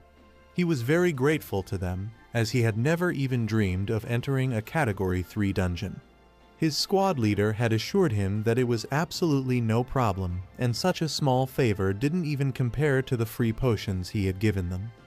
His girlfriend, Awakens, was also here, and she was wondering why our hero wanted to go with them to this dungeon. There wasn't supposed to be anything special here other than an item box and ruin-type dungeon. Uchiha happily explained that apparently, the Black Lion Knight commander helped survivors from Astram to escape during the war, and he thought that in that case, their hideout was somehow connected to a secret tunnel from that kingdom, and in that dungeon he could look for new clues. Looking at the castle ruins, Awakens realized that she really wasn't paying attention, and if you look closer at the architecture of the castle, it looks similar to the one described in the ancient logbook. The other members of their team didn't share their enthusiasm, and they didn't care at all about the ruined kingdom and its ruins. The only thing they were interested in was the valuable artifacts that might be inside those ruins. The swordsman guy was even hoping that maybe they would come across some insanely valuable artifact today. While this guy was going on and on about his expectations for today's raid, Uchiha turned his attention to his sword knight's long sword. Despite its mediocre other characteristics, it had one interesting property: Knight's Pledge, which allowed it to increase the attack performance of his squad by 7% for 5 minutes. Seeing this, the hero couldn't help but tell the guy that his sword looked pretty good. He immediately pulled the sword out of its sheath and asked if he was talking about it. Uchiha said yes, and what surprised him about this sword was that while it was an ordinary artifact, it was a rare artifact because of the skill that increased the attack power of the entire squad by 7%. When our hero said all this, the swordsman and the entire group of hunters stared at him in surprise. They began to ask him how he knew everything so specifically and in such detail. Uchiha realized that he had gotten carried away and said too much. He had simply forgotten that he was the only one who could see all of the item's indicators thanks to his system. Now he would have to tell them everything. After all, they were very persistent and they didn't like simple excuses. Finally, scratching his head awkwardly, he told his squad of hunters that he had recently received the appraisal skill. When they heard that, their jaws dropped in surprise. Awakens immediately realized that it was because of this skill that Uchiha was able to describe the effects of his potions so accurately. But the paladin decided to check things out and asked our hero to tell him all about his own equipment that he was wearing, saying that he had found it along with that long sword that the swordsman had. One look was enough for Uchiha to see all the stats of that armor. But there was nothing special about them. It turned out that they were just ordinary light chest armor that only increased defense by 10% and protection from critical hits by 5%. The mage from their group could have asked something about their equipment as well, but instead she congratulated Uchiha with a sincere smile for finally getting his first skill. Of course, Uchiha was grateful for her praise and blushed with embarrassment, but he wasn't going to correct her and tell her about his other skills. The congratulations didn't end there, and it was the guys' turn to congratulate their friend on how lucky he was. Teasingly, they asked if this meant that now with his skill their entire squad would become fabulously rich. But all their mercantile and greedy thoughts were quickly knocked out of their heads by Awakens, who skillfully used her weighty green book as a weapon. They dared to molest our hero. She was furious at the two of them and asked how they dared to even think of using the good-natured and untainted by greed Uchiha right after learning about his new skill. With huge bumps on their heads, they began to complain about the friendly fire that had occurred. But their complaints were useless as the Hunters Association was far away and the evil Awakens was here. Although overall it was nothing more than a friendly squabble. Finally, Awakens stopped fooling around and the tone of her voice suddenly changed, and she seriously warned our hero, telling him that it was certainly good that he had gotten the skill, but now he should be careful because there were greedy hyenas like those two hunters prowling around the world. Uchiha nodded nervously and said that he understood. However, while they were walking through the dungeon itself, our hero continued to ponder on what Awakens had said. He really needed to be careful, just like she said. The real world is dangerous and humans can sometimes be more dangerous and cunning than monsters. It was worth keeping his skills hidden to avoid getting into trouble. But he wasn't just going to bury his abilities because of fear, because he wanted to do good for the people around him. It remained to figure out how to do it. Jihai suddenly had a good idea, and he decided that he should ask the head of the association, Kim Hyung-suk, for advice on how he could use his skills to benefit all hunters. Suddenly, the paladin smiled and pointed directly to the exit of the ruins of the castle they had been wandering in for hours and told everyone to gather around him. When they entered the gate, they saw a huge hole in the wall. It looked like it had been punched through by monsters, and most likely it had been. As soon as they got out of the castle, the entire squad froze with surprise and delight as they saw something in front of them. It turned out that in front of them flowed peacefully, shimmering in the sunlight, the beautiful river Tales, which was bigger than they could have imagined in their dreams. The water was so clear that the hunters asked each other if they wanted to swim in it. Our hero immediately sat down on the shore and pulled out his endless spellbook along with a blue petrol quill to record all his observations. Looking carefully at the river, he wondered how the Black Lion Knights had managed to make a secret tunnel somewhere here if the river was so deep. He began to write down everything he saw. Now that he had been near the river, all he had to do was look behind Mount Apido and find out more information there. A squad of hunters gathered around him as he drew a rough sketch of the map. The entire hunter squad was near him except for Awakens. The swordsman even remarked that his drawing skills were so good that it looked like he had photographed the place.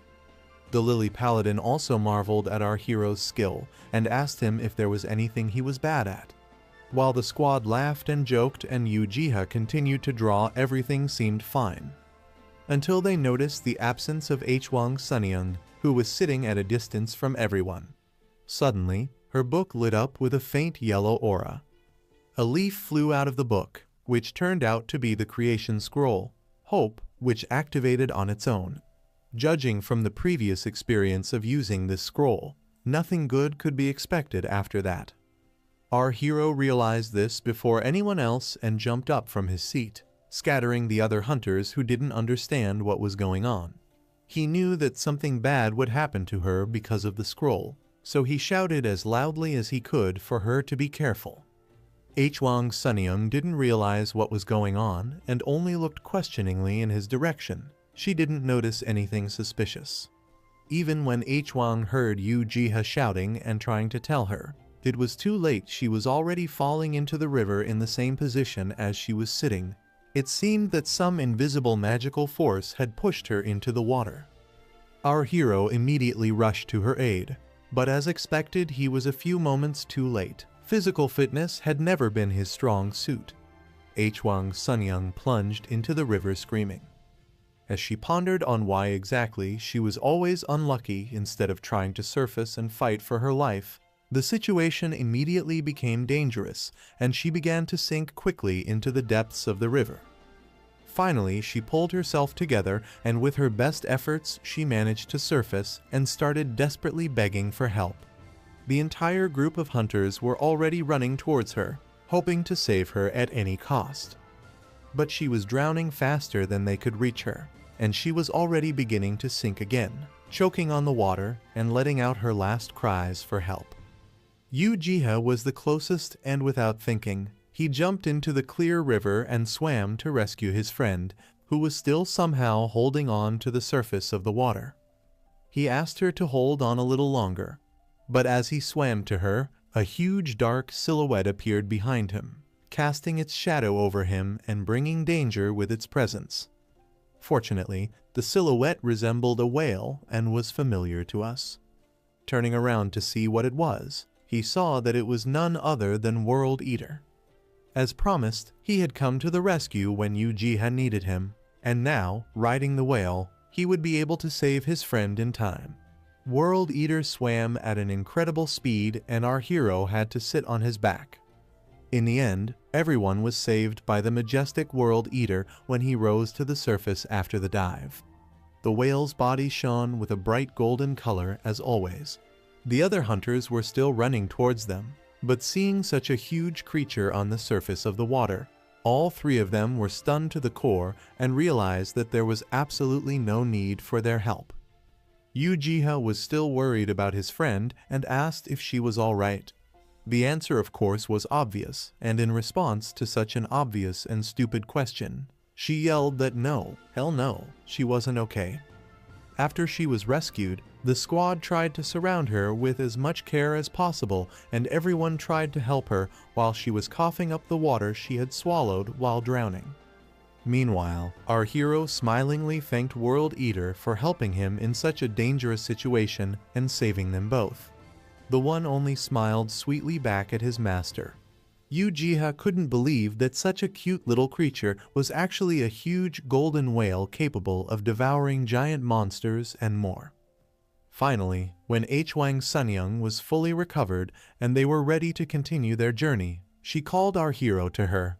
So they set off on their journey, where something interesting was waiting for them thanks to the action of the scroll.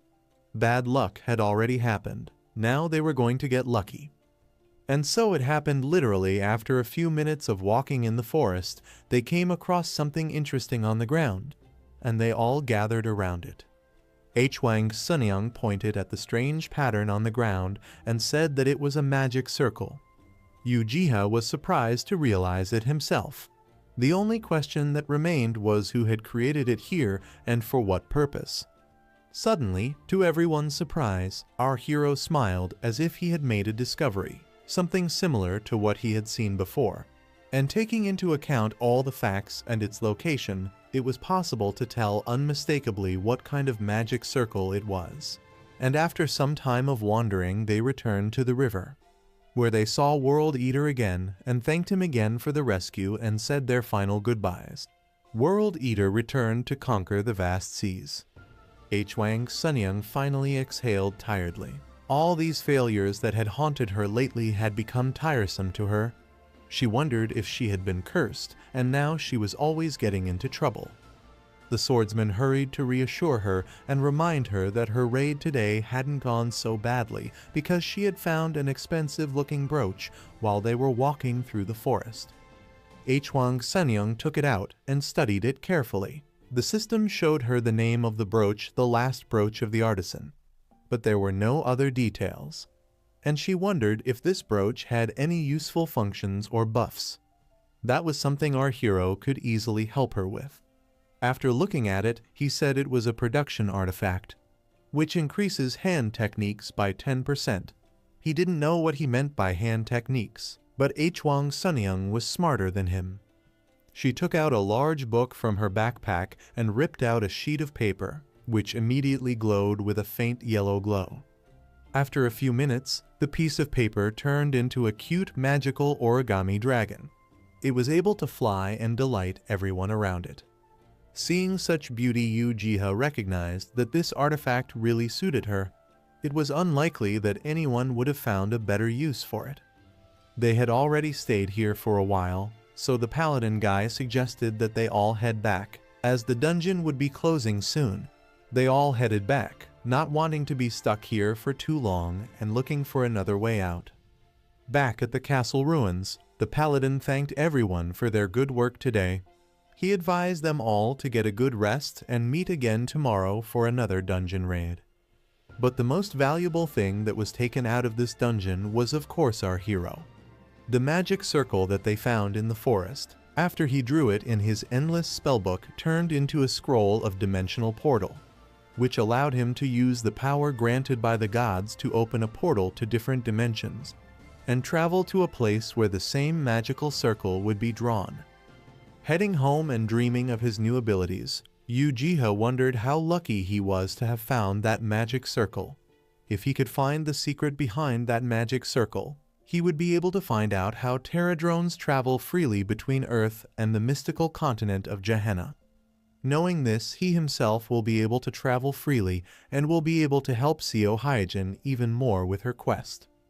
When he returned to his store, he habitually told Bayam that he had returned home, but he interrupted himself halfway through the conversation when he remembered that he had run away. Even though it had been a couple days since he had run away, it still felt strange without him. Ujiha had gotten so used to his soft fur that he still missed it. In the end, our hero decided that it wasn't a good idea to be sad and that Bayam would definitely come back soon, and he should get to work in the store and his garden. As usual, he fell asleep in his dream garden, where he immediately began to greet the Terradrone, and joyfully announcing that he was here. But something was wrong. No one greeted him back as they usually did. The place was quiet and empty, and he didn't understand where everyone had disappeared to. Ujiha started looking around, asking if there was anyone here. Suddenly, a noise in the bushes caught his attention. From there, Bayam appeared with a wolf growler in his teeth, sleeping peacefully. This was the first time Ujiha had seen him in his real form, so he was scared at first. But after taking a closer look, he recognized him and exclaimed, "Bayam?" Stroking his pet that had grown so quickly, our hero had only one question since when Bayam grew so much. He carefully took the puppy out of Bayam's mouth so as not to wake him, and holding it in his arms he wondered what kind of puppy it was, which according to the system window is called Growler. Why had Bayam brought him here? Suddenly, several system windows appeared in front of him, asking him if he was willing to help Growler, the messenger of the god who now needed his help. Would Ujiha be willing to heal him? Of course, the good-natured Ujiha wasn't going to abandon the injured puppy and agreed to help him.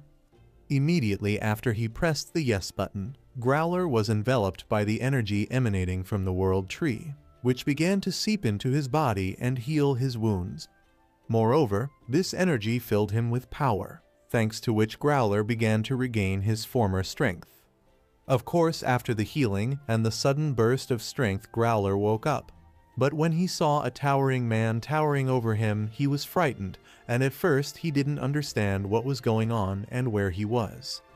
When he came to his senses, he immediately began to growl and show with all his appearance that the giant man did not even think of approaching him, because he is a dangerous and terrible growler, instilling fear in his enemies. But all his attempts had the opposite effect. Ujiha found him so cute that he couldn't resist hugging him, thinking Growler was very cute. Ujiha couldn't be happy that such a cute puppy was now healthy and wouldn't let him out of his embrace even though he tried to resist. Finally, lifting Growler in front of him, our hero gave him a new name, Doggo.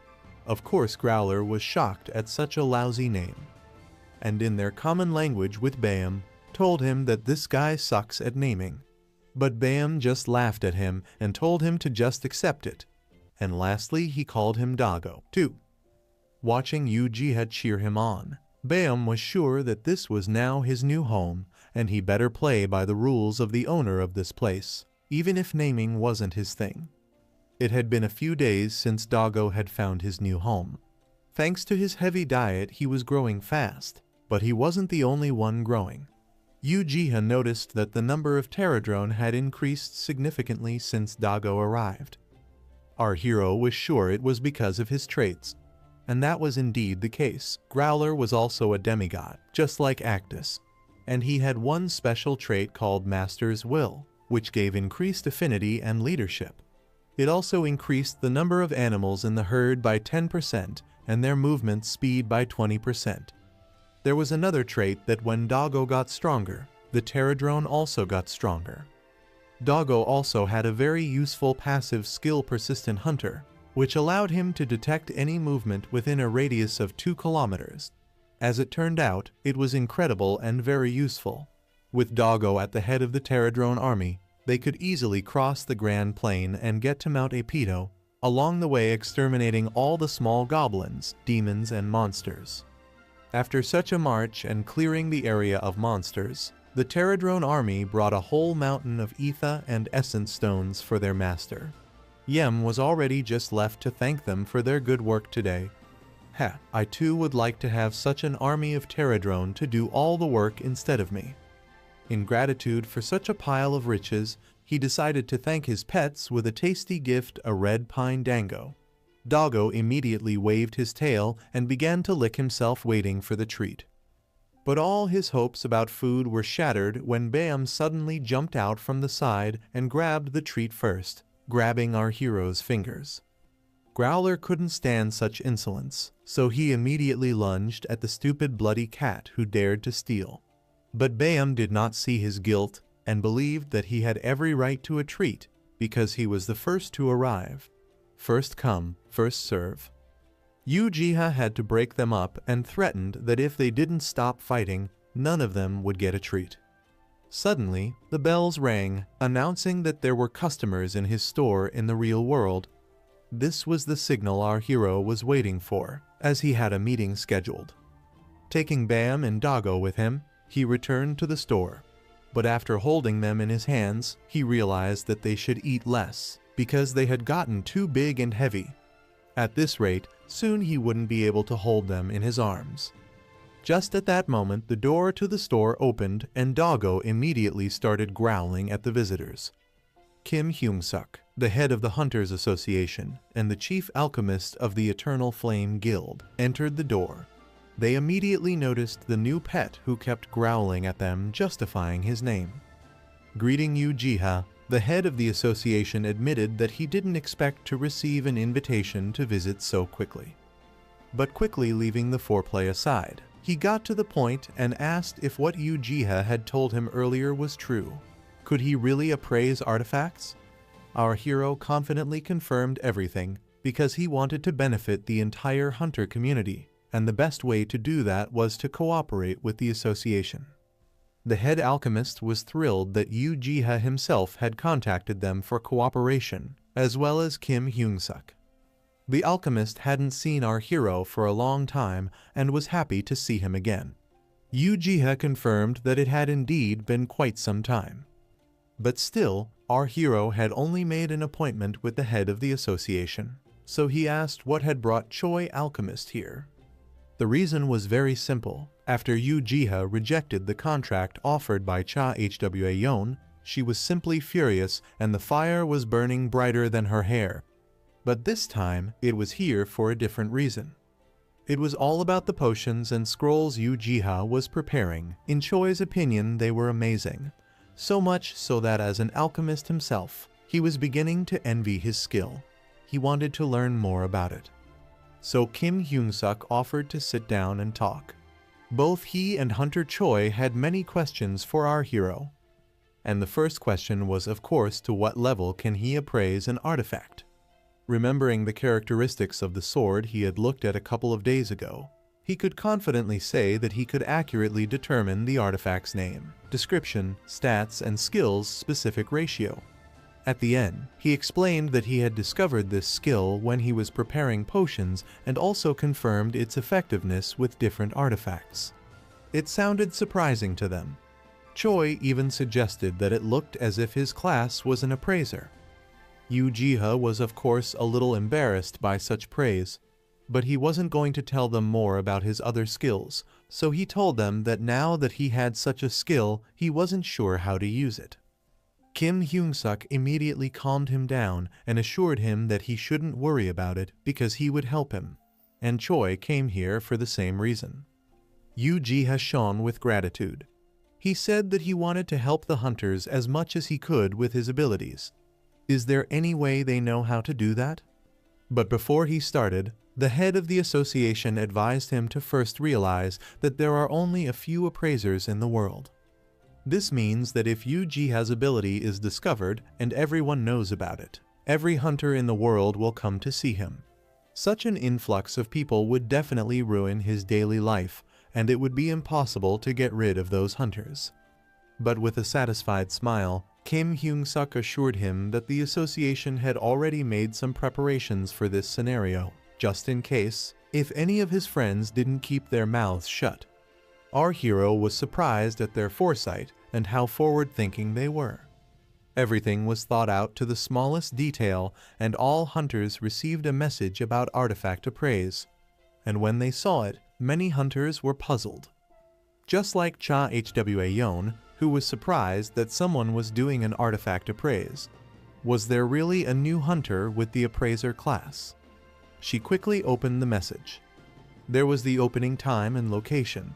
It turned out that it was supposed to be in the basement of the Eternal Flame Guild, her guild's basement, and there was a limit of 60 reservations per day for a smooth process. Cha Hwa-yeon was shocked that this would all be happening in her guild building, but no one had told her anything about it.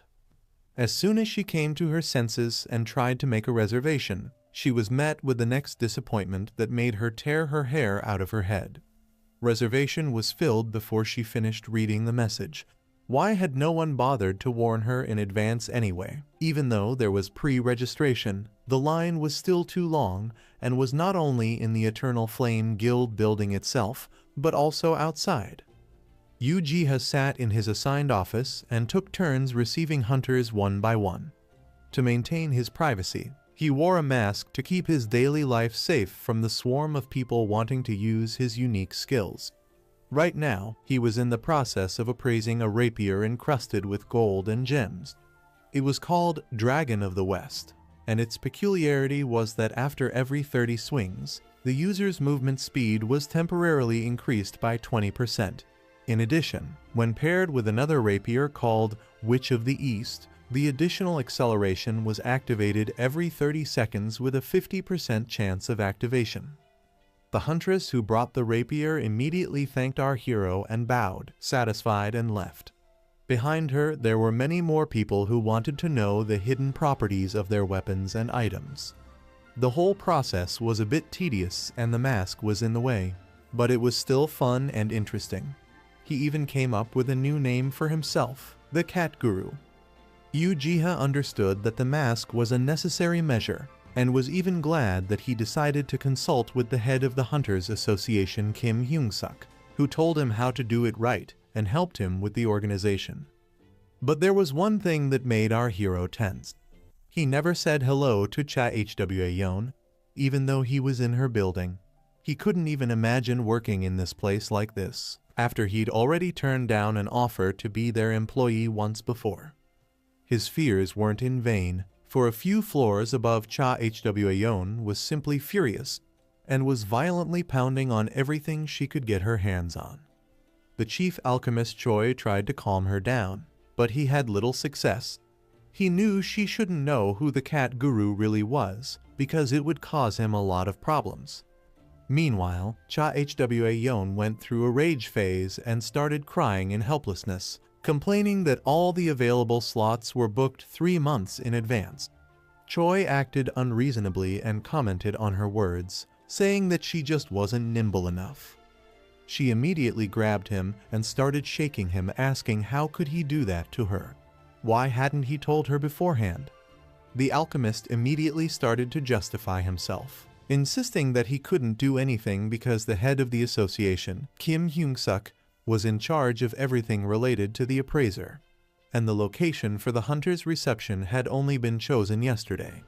He even reminded her that she had let him use the basement as he saw fit, so it wasn't his fault in any way, and the registration conditions for everyone were equal. Cha Hwa-yeon then, imagining how long it would take her to evaluate all her staffs, complained that at this rate it would take more than 2 years to evaluate them. She couldn't let her little ones dust for that long, so she asked Choi to do something and give her preferential treatment as the owner of the building where the appraisal was taking place. But the alchemist wasn't going to make any exceptions for her, so he waved goodbye and said that he had a lot of work to do and didn't have time to do all this. She'd better patiently wait her turn like everyone else, and don't even think about breaking the rules and getting into trouble. Cha Hwa-yeon slumped back in her chair with anger. She wondered where this so-called cat guru, or whatever his name was, had come from. Be that as it may, she clenched her fists and, blazing with the fire of determination, she was willing to do whatever it took to find out his identity and make him her personal slave.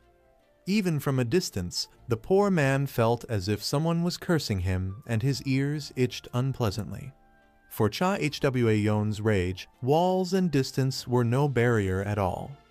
After finishing receiving all the registered hunters for the day, Yu Jiha went to the alchemist's lab to show him his process for making potions. He ended his explanation with the last step of the recipe: shake the flask well to get all the ingredients mixed together. There was already one potion prepared by Choi standing next to it, and he himself believed that half of the secret of the preparation consisted of the ingredients and the other half of the preparation process.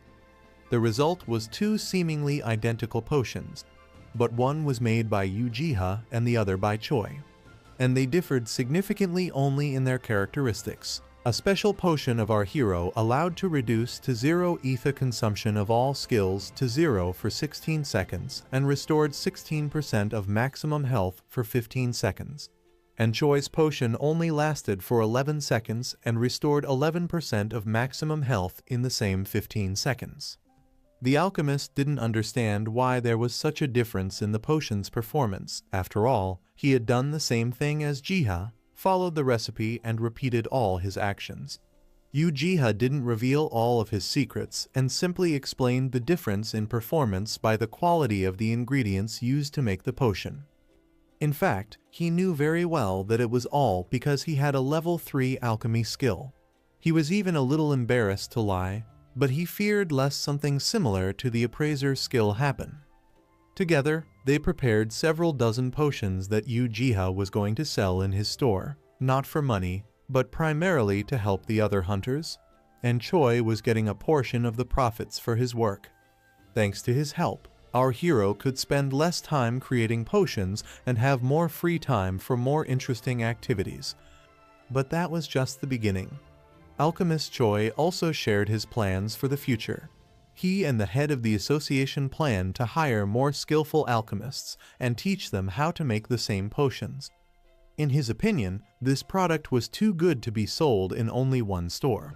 So together with Kim Hyung-suk, they planned to open a whole retail network under the Yu Jiha brand. Choi finally thanked our hero for his help and said that he can't wait to learn even more from him in the future. Yu Jiha was a bit surprised by so many business offers, but as long as it gave him more time to explore his garden and allowed him to help more hunters, he was all for it, and completely trusted everything to Choi, asking him to take care of it properly. After that, Yu Jiha returned home, where he could finally relax. Today our hero had a hard day, just needed a good nap and went to the garden, enjoy the views of nature and more. He quickly started to fall asleep even in his chair, and so sitting up and fell asleep. The pterodrone and growler were already waiting for him in the garden, and they were not empty-handed. They had brought with them mountains of treasures of ether and ether stones. By the looks of it, their next campaign to exterminate the evil creatures on the continent of Gehenna had been very successful. Uchiha was immediately thrown into Uchiha's embrace by Bam and Dago, who had missed his affection a lot during the day. But hugs alone were clearly not enough for them, and they were crowded together. Their apparent enmity and competition for our hero's attention led to conflicts. So while our hero was apologizing for being delayed because he was teaching Hunter Choi how to brew potions, they were constantly trying to bite or scratch one another. Suddenly, a Pterodrone knight appeared in front of them who was clearly trying to show something. Uchiha then asked what was wrong. Growler, as the leader of the Pterodrone army, understood them better, so he immediately stopped dabbling with Bam and jumped to the ground. And with all his appearance, he tried to explain to Uchiha that he should follow him. Finally, our hero understood what was wanted from him, and he, along with his pets and an army of Pterodrone, set off. A few minutes into the journey, a system window appeared in front of him. It said that monsters had appeared on the Great Plain. Growler immediately showed his leadership skills and was the first to rush to the attack. In a leap, he transformed into his true form of a giant wolf, which with a single swing of his paw could now defeat a whole group of small monsters. The entire Pterodrone army followed his example and also rushed to the attack. Under their onslaught, the army of monsters could not resist and began to flee in panic. After that, the system immediately announced that thanks to Growler's leadership skills, the Pterodrone army had managed to drive the monsters out of the Great Plain. With this, the Pterodrone army received a bonus in the form of demigod defense and increased its level. With the new level, a new entity appeared in the Pterodrone battle ranks. One Pterodrone engulfed in streams of golden energy began to change. Uchiha and Bam watched this transformation with rapt attention. In a few moments, our hero already had a new kind of Pterodrone sitting on his arm, a Pterodrone Scout. Uchiha gave him his trademark simple name and called him simply Scout. A few more notifications from the system came, and now thanks to the contribution our hero had made, the clearing of the Great Plains had begun, and a new area was opened, Mount Epido, which was blocked before, and our hero couldn't get there even though he wanted to. This was great news, and Uchiha praised everyone for their excellent work and effort. He was especially grateful to Growler, who had proven himself to be an obedient and loyal dog, who had never been shy to rub his merits in Bam's face, claiming that it was his contribution to success that was great and the bloody cat was useless. But Bam had his own way of looking at things and felt more than confident in his master's embrace. He declared that he, as a manager, did not work himself, but trusted all the employees, which was the dog. At last he said to him contemptuously, "Work harder, asshole."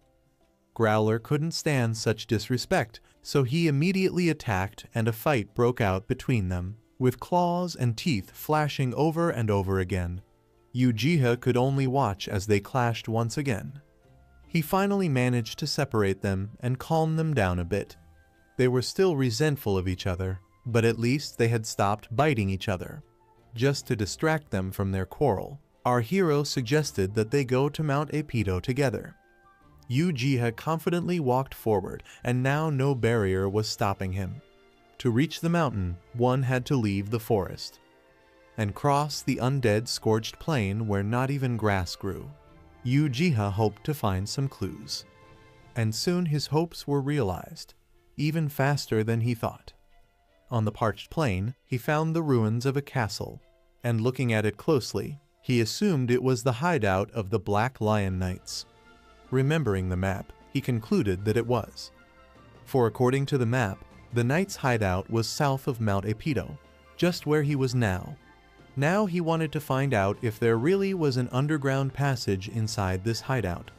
But as soon as he wanted to get closer to the ruins, the barrier stopped him again, and an information window appeared in front of him. notifying him that the interference effect that allowed a hunter with a worker class to restore the world tree and interfere with the continent of Gehenna had ended.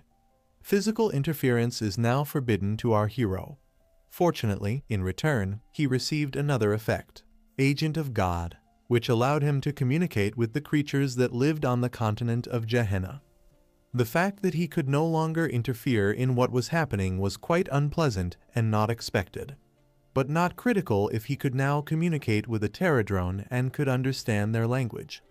Or perhaps there was some other way besides them. It was worth finding out.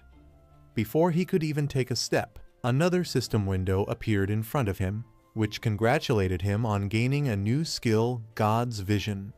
It allowed the entire surrounding area to be viewed from God's perspective. Uchiha was eager to try out the new skill and was happy to confirm its use. Suddenly, after he pressed yes, his body became very light and he started to rise into the air. This wasn't at all how he had imagined the action of the skill, and he was in a panic at what was happening. With every second he was rising higher and higher, until he finally hovered in the air, even higher than Mount Apido. A beautiful view spread out in front of him below that was breathtaking, and the altitude was actually breathtaking too. Looking at the scenery below, Uchiha almost immediately noticed some movement down below and wondered what was going on down there. It turned out that there was a small group of warriors surrounded by a significant number of monsters. The leader of that group was a blonde-haired knight, and he somehow didn't look like an ordinary hunter. Therefore, Uchiha speculated that maybe they were the survivors of the Estrum Kingdom. It didn't take long for the battle to break out, and the monsters clashed with the humans in a desperate battle. Screams and the clang of blades were heard everywhere. Despite the advantage in numbers, the monsters could not break the human defense and gradually fell one by one. After a little while, all the monsters were defeated, and the group scattered around the clearing wondering if it was all monsters or will there be more.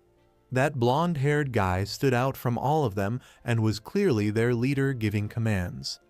Suddenly one of his warriors called out to him by name Eddie, and when he turned around to answer, our hero was surprised to realize who was talking to him.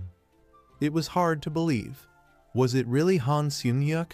The one who had probably been dead for years and whom Seo Haijin had been searching for so long without success.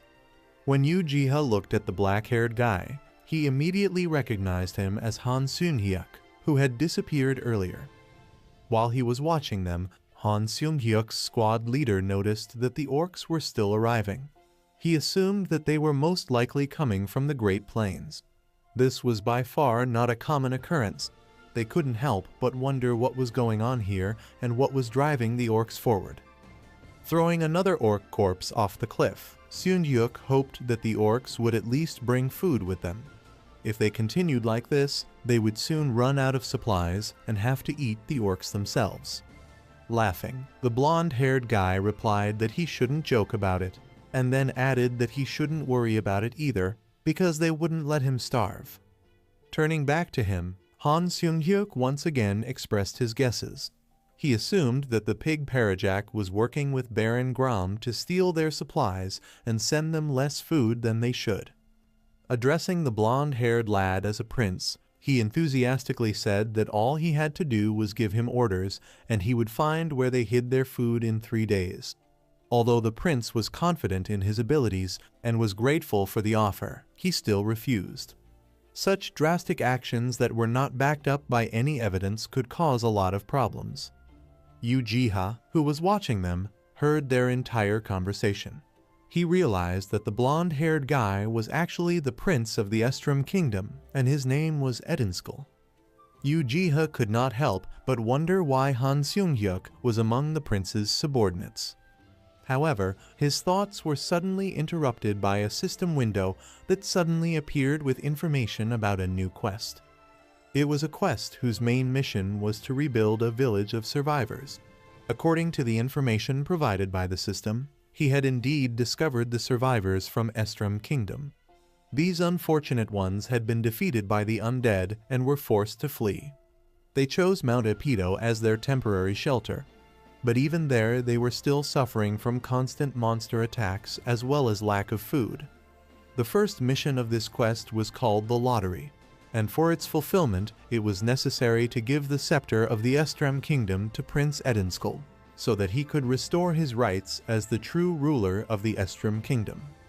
The second mission, however, was to find the villains and get rid of the villains who were exploiting the villagers in the survivor village. The system even gave hints by giving their names.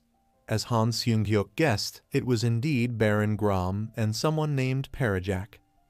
Although Yu Jiha had done system quests before, but they had never been this detailed with multiple sub-points before.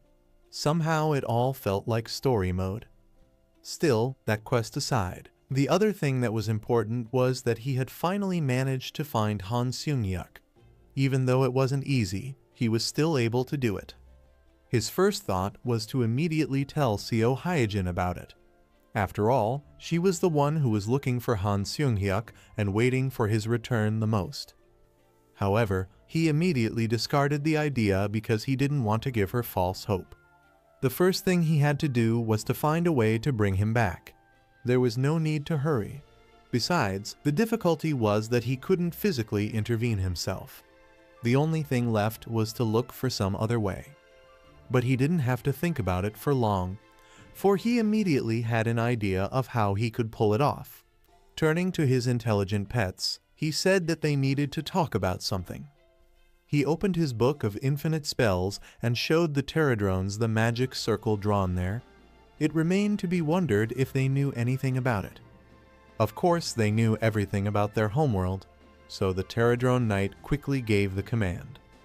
And the pterodrones lined up in a circle creating the same magic circle. Pterodrone Knight held the Essence Stone, which he used to start the magic circle. Yu Jiha watched with excitement and waited to see what would happen next. The Pterodrone Knight had successfully completed his task. And it worked. The magic circle glowed with a bright green light. Not far from the green magic circle, another yellow one appeared, and our hero assumed that the green one was the entrance and the yellow one was the exit. His guess was completely correct, and pterodrones clearly demonstrated it by jumping straight into the glowing green magic circle, and jumping out of the yellow magic circle a moment later. Yu Jiha finally realized exactly what a teleportation magic circle was. And now he had a new theory on how the survivors could escape from the fallen kingdom. Perhaps they used the teleportation magic circle instead of a secret tunnel. Then the exit of the teleportation magic circle must have been somewhere near Mount Epido. If Yu Jiha could find exactly where the survivors had set up camp, he could go and bring Han Seung-hyuk back. Another interesting detail was how the pterodrones move around this world and between Gehenna and Earth. Our hero assumed that they also use a magic circle to move around. Even the sigil drawn in the magic circle looks like a pterodrone. But that guess was wrong, and the Pterodrone Knight made it clear to him. Then Yu Jiha had a logical question. How then do they move freely within the Gehenna continent, and between the continent and Earth? Unfortunately, the Pterodrone Knight couldn't speak, but he could easily show what he did. He pointed directly at the World Tree. It was the source of the Pterodrone's power, and it was what allowed them to travel between worlds. And considering this, Yu Jiha concluded that the World Tree, among other things, acted as a bridge between Earth and Gehenna. But these were just additional details that deepened his understanding of this world. The main thing was that thanks to the help of pterodrones, he now knew where to look. For such a significant help, our hero was very grateful. Now he knew with what task and where to send pterodrones. And without delay, he asked the Pterodrone Knight to go with his subordinates to Mount Epido and scout around. There they should find traces of the magic circle and report the location of the find to our hero. Meanwhile, in the village of survivors, where refugees from the kingdom of Estram lived, Edenskull and Seung-hyuk have returned after another battle with orcs to replenish their supplies and go to fight monsters again. But what they saw was not at all what they expected. What Parajak had brought was not enough. The villagers who came to inspect the shipment asked disappointedly, "Is this everything?" It's barely enough for a week, maybe a little more, but that's it. It wasn't enough to feed the people, for Parajak had to buy food for a whole month. Prince Edenskull immediately asked the fat merchant why the amount of food he had brought didn't match the amount of valuable minerals he had taken. He was obviously a bit worried, and coughing began to justify himself, saying that those from whom he usually bought everything were also suffering. Monsters had invaded their farms and ravaged many of them, so the prices of supplies had risen significantly. Han Seung-hyuk clearly didn't believe his lies, and when he finished, he only snorted contemptuously and added, "Sure thing, it was just like that." Such obvious disrespect made Parajak angry, and he angrily demanded him to repeat what he had said. When he was about to answer him properly, the prince stopped him, telling Han that that was enough and there was no need to conflict further. Prince Edenskull was determined to resolve things peacefully and pretended to believe what Parajak had said, and then asked what they could do to get more supplies. Parajak immediately smiled at another juicy bargain he was going to get a piece of and replied that he wasn't sure, because he didn't know how the wild elves were doing and what they had to offer that was so valuable that they would agree to sell more food. But a stately man, who came to the noise, confidently stated that the elves would surely want the mithril. This man was Baron Grom, and he greeted the prince with all his refined manners. Edenskull questioned if he had really just said mithril, and the prince had not misheard. He had. Mithril was a valuable and rare mineral, and the prince indignantly said that it was getting harder and harder to get out of the village because of the monsters. So how could they get mithril in such a difficult situation? But the cunning Baron had an answer to such a question. He somehow managed to find out from one wild elf valuable information. According to the words of that elf, not very far from here there is a hidden valley where they can easily find mithril. This valley is located somewhere deep in Mount Epido. Baron Grom suggested that perhaps if they could get enough mithril from that valley, they could make a favorable and big enough deal with the wild elves. Parajak rubbed his hands together with joy and agreed with the Baron, assuring everyone that with mithril they would be able to get enough food. Another warrior from the prince's squad, Jian, was about to lash out at the greedy bastard, but the prince stopped him. Instead of finding out how honest their merchant was, he was determined to find that valley and get the mithril. So he asked the Baron, "What's the way to the valley?" Everything was going as the Baron had planned, so he was happy to tell him that he had heard that the valley was south of Mount Epido, but he was not sure of the rumors. The only way to find out is to go there. When the villagers heard this, they were immediately frightened, because they had heard that ogres lived in that area, and those ogres would probably devour the prince's night squad before they reached that valley. The prince knew it well, but clutching the hilt of his sword, he had already made his final decision. He announced to everyone that they would do it, and find out if there really is mithril in that valley. The Baron asked with feigned surprise if they were really going to do it. The prince explained his risky decision by saying that even though the kingdom of Estrom has now fallen, everyone around him is still his people, and he can't let the people who followed him starve. In that case, Baron Grom said that he and Parajak would prepare everything for their return, so that once they returned with a load of mithril, they could travel with it to the wild elves to trade. His accomplice Parajak, of course, supported him in everything and said it was a good idea. When they were about to leave and further plan their dark deeds, the prince suddenly stopped them and said that when he returned there would be one condition. He himself would join them when they went to trade with the elves. The Baron immediately said that the wild elves would not like such a thing and would not let strangers into their villages. But the prince pointed out to the Baron that he himself was a stranger in some way to the elves, and this did not prevent him from trading with them. He did not dare to cross the prince directly. That is why he agreed to everything without showing his face and said that they would try to make an exception for the prince and organize everything. The Baron himself thought how funny the prince was, trying to seem a wise ruler even though his kingdom had fallen.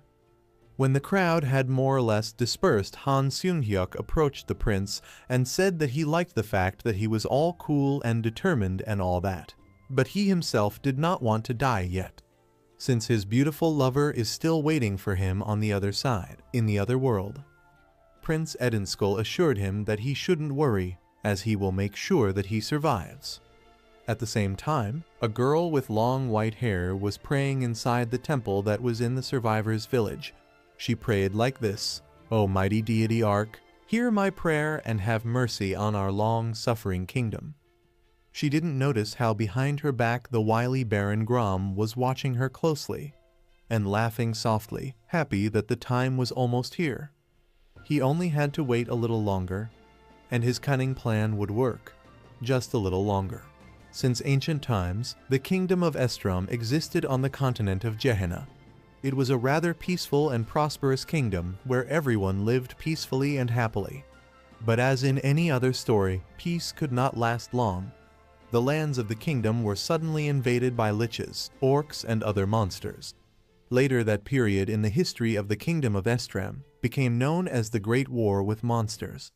People who were accustomed to a carefree life did not manage to win. The survivors escaped and followed Prince Edenskull. Fortunately, they managed to escape and settled near Mount Epido. However, even their things were not so rosy. The survivors' village was constantly suffering from numerous attacks from titans, orcs. But not only monsters were a disaster for the survivors. Baron Grom and Parajak, who had good trade relations with other races, successfully used their position and the fact that the village was suffering for personal gain, while the bastards were profiting from the unfortunate people. Prince Edenskull continued to fight hard against the monsters and defend the village. This was roughly the story of the kingdom of Estrom. To our hero, everything seemed pretty simple and straightforward. However, there was still one thing that puzzled Ujiha. He couldn't understand why Prince Edenskull was always risking his life and constantly fighting monsters. This was also the case this time. Their group was moving straight towards the terror-level ogres. These monsters were not to be trifled with. They had very thick skin and fast regeneration. Even though they had below-average intelligence, it didn't stop them from smashing enemies thanks to their tremendous strength.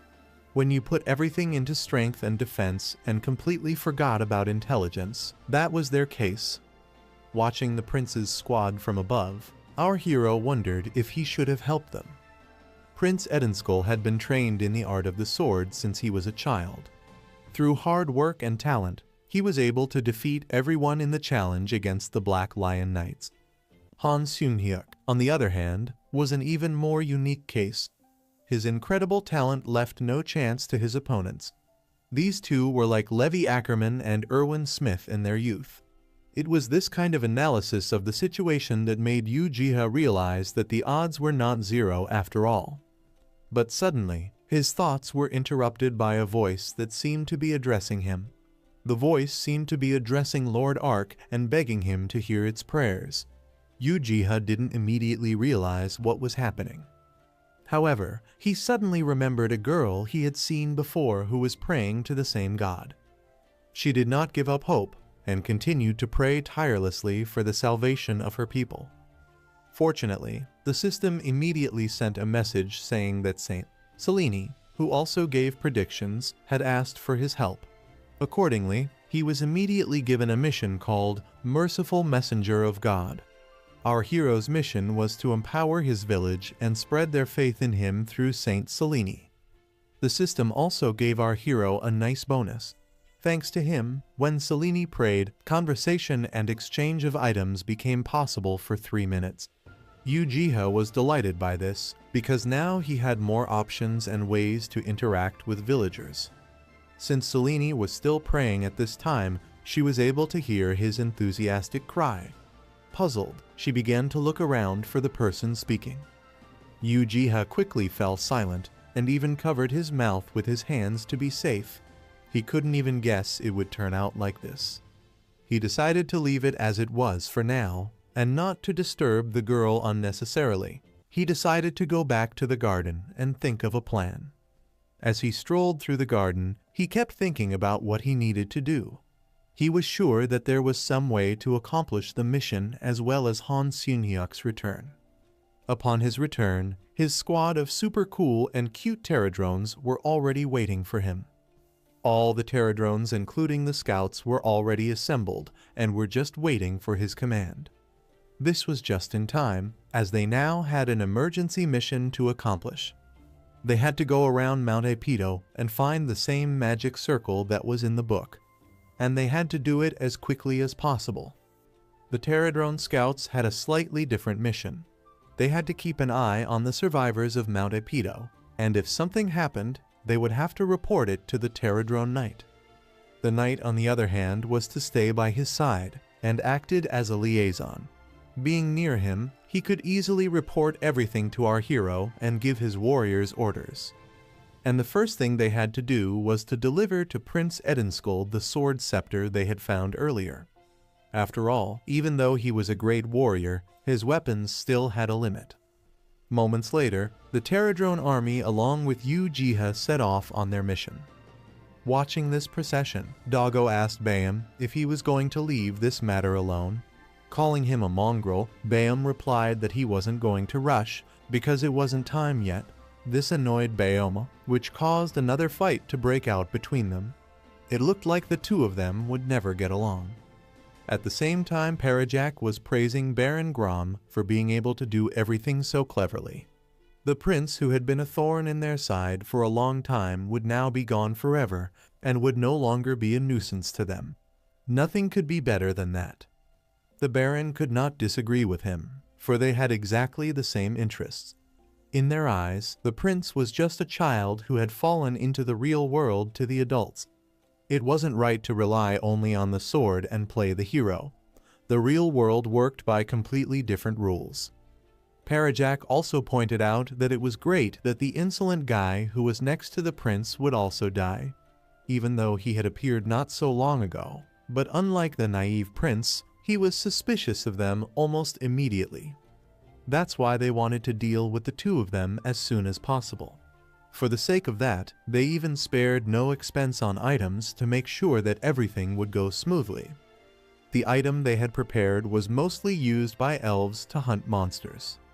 He had even managed to test the effect on one of the captured orcs, and to tell the truth, the effect was really impressive. All one had to do was just let the orcs smell the scent. After that, they would instantly have to go insane and scatter all over the mountain, wreaking chaos. In a battle with such crazy creatures, it didn't matter how good you were at swordsmanship. The result would be the same. You would simply be torn to pieces. Having cooled his temper a bit, Baron Grom told him not to relax. He was confident in their plan, but caution would never hurt. Since they had already decided all the most important matters, he sent him off to work. As soon as Parajak left Baron Grom's house, he slammed the door in annoyance. The Baron turned out to be not such a good friend and clearly didn't trust him. Baron Grom stood at his window, thinking about what would happen when the prince would be gone. He was not just an insignificant figure from the borderlands, and as such he had every chance of becoming the new ruler of the kingdom of Estrum. Now his evil intentions were revealed, for he wanted to take Saint Selene just for himself. Be that as it may, our hero and the Terradrone Knight could hear everything from the heights of the Baron's house. They couldn't help but feel angry at the mean and greedy Baron. Uchiha still couldn't intervene in the mission directly since Selene wasn't praying right now. He hoped that everything would be alright, for they had very little time left. All that was left was to believe and hope that everything would go according to their plan. Around the same time, Han Seung-hyuk and Prince Edenskull, followed by a few other soldiers, were preparing for the battle with the orcs. When the monsters attacked the group with two-handed axes and hammers, Han easily chopped them in half. He was confident in his skills and sword, and had no problem continuing to defeat the monsters. The prince wasn't bad either. He chopped all the orcs in half with one swing. So far, things were going well, and the squad was able to maintain an advantage. After some of the monsters were finished off, the rest started running away. but the prince proved to be agile and fast. He instantly caught up with the monster and plunged his sword right into its chest. On the other hand, Han was also continuing his assault on the monsters that had come here just a moment ago to kill the group. Now things were different. Hunters and victims had switched places. But there was still one problem. Han Seung-hyuk's sword could no longer hold on. It was literally threatening to break at any moment. When the prince saw this, he immediately offered him his sword, but he refused, saying that everything was fine and assuring him that he could handle it. But as it turned out, being a hero wasn't the best solution, for suddenly an ogre appeared behind him. It was clear from his red and bloodthirsty eyes that he didn't have the best intentions. In an instant, he grabbed Han's head and squeezed it tightly. It was simply impossible to break free from such a tight grip. Already in the next instant, the monster mercilessly launched the guy into flight. The prince immediately noticed that these ogres were not like usual. There was clearly something wrong with them. They had red, bloodshot eyes and a red evil aura around them. Realizing that things could end badly at this rate, Edenskell told the soldiers not to engage these monsters and try to hide. The situation seemed hopeless. In addition, there were already 2 maddened orcs running at him himself. Even though he was confident in his stance and held his sword tightly, it might not be enough this time. Han Seung-hyuk also realized that the prince could not win, so he immediately shouted at the prince to run away. However, what he saw in the next instant made him open his eyes wide in surprise. What he saw was a huge claw that suddenly appeared from the ground. It was this claw that delivered a crushing blow to the monster. They were saved. Prince Edenskell, like the others, also froze in place in astonishment. Being completely bewildered by what was happening, he tried to come to his senses and understand what had happened. Then we see a saintess who is saying that please protect the prince and his people. Then the nun says that the first prayer, Selena, a disciple of Ark, has successfully offered. Send God's apostille to help the disciple of Ark. Then Jiha says that, what is this? Should I press yes? Then System pops up with a notification, would you like to send God's apostle? Yes, no. Then Jiha says that what is this? Should I press yes? Then System pops up with a notification, God's apostle, Terradrone Knight. Then Jiha press yes, then Betel arrives there. After that we see very big fight between the Betel and all the goblins.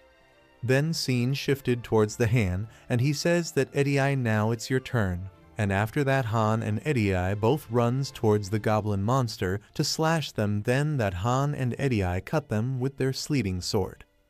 Then they get so difficulty to beat all the goblins, then after that the Betel Knight came there to help them.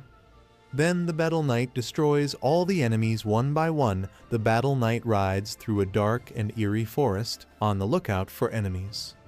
The knight is focused and determined, scanning the surroundings for any signs of danger. Tracking shot following the knight as he navigates the dense forest. Suddenly, a group of goblins appear from the shadows surrounding the knight. The goblins are vicious and ready to attack, sneering at the knight. Close-up shots of each goblin as they prepare to strike. The Battle Knight unsheathes his sword and prepares to defend himself against the goblins. The knight is skilled and agile, ready to take on multiple foes at once. Wide shots showing the intense battle between the knight and the goblins. The Battle Knight's sword clashes with the goblins' weapons, sparks flying in all directions. The knight fights valiantly, using every move in his arsenal to defeat the goblins. Slow-motion shots capturing the intense combat. The Battle Knight manages to defeat the goblins one by one, his victory clear. The knight stands tall and victorious, the goblins lying defeated at his feet. High-angle shots showing the aftermath of the battle. The Battle Knight wipes the sweat from his brow, catching his breath after the intense fight. The knight looks around cautiously, knowing that more enemies could be lurking nearby. Close-up shots of the knight's exhausted but determined face. Then Eddie says that why this monster is helping us. Then Jiha says that Terradrone Knight got much stronger as a god's apostle. And then System asks to Jiha about to extend the time for night, and it requires 5 essence to increase the time by 10 minutes. Then Han stands again and Eddie says, "Are you okay?" Then they both began to fight against the goblins. The goblins suddenly attack, wielding crude weapons and snarling menacingly. Han and Eddie quickly draw their swords and prepare to defend themselves. Close-up shots of the intense battle between the goblins and the two heroes.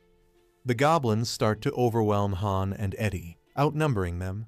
Just as it seems like all hope is lost, a mysterious figure in shining armor appears. Dramatic reveal of the Beetle Knight coming to the rescue. The Beetle Knight effortlessly dispatches the goblins with expert swordsmanship. His armor gleams in the sunlight, his movements fluid and precise dynamic shots of the Beetle Knight's heroic actions. Han and Eddie thank the Beetle Knight for his help, grateful for his intervention. The Beetle Knight nods in acknowledgement before disappearing into the shadows. Slow pan out as the Beetle Knight disappears, leaving Han and Eddie to continue on their quest. Han and Eddie continue their journey, now more determined than ever to face any challenges that come their way. The forest seems a little less ominous now, as they walk side by side. Tracking shot of Han and Eddie walking into the distance, ready for whatever comes next. Then Eddie and Han looks towards the Beetle Knight, and that knight begins to leave. Then Eddie and Han thank the Beetle Knight, and makes the farewell. After that scene shifted towards Saintness, the maid requesting Selena to have the food, but she was procrastinating and praying about. Then maid asks her to take the meal, but she refuses and says give this to other children's. Then she starts to praying again, then a voice came strangely and says, "Selena, can you hear me?" And then Selena becomes shocked. After that Selena says, "Thank you, Lord Ark. Your humble servant can hear your voice." In the tunnel we see Han and Eddie. Han says, "You used this tunnel when you escaped?" Then Eddie replies, "Yep, there are multiple tunnels like this beneath Mount Upido. Some claim it's a remnant of an ancient tribe, but no one knows for certain." Then Han tells, "How about the place where you found me? Was that place one of these tunnels?" Then Eddie replies, "Yes, and when WLL you repay the favor?" And after that Han replies, "I think the monsters I have slain already did that. You are greedy if you want more than that. Also, why don't you ask me to defeat the Gemarch Empire in the north?" Then Eddie replies, "I was just joking." And Han replies, "Ha. You always call me a friend around other people and act like THS when we are alone."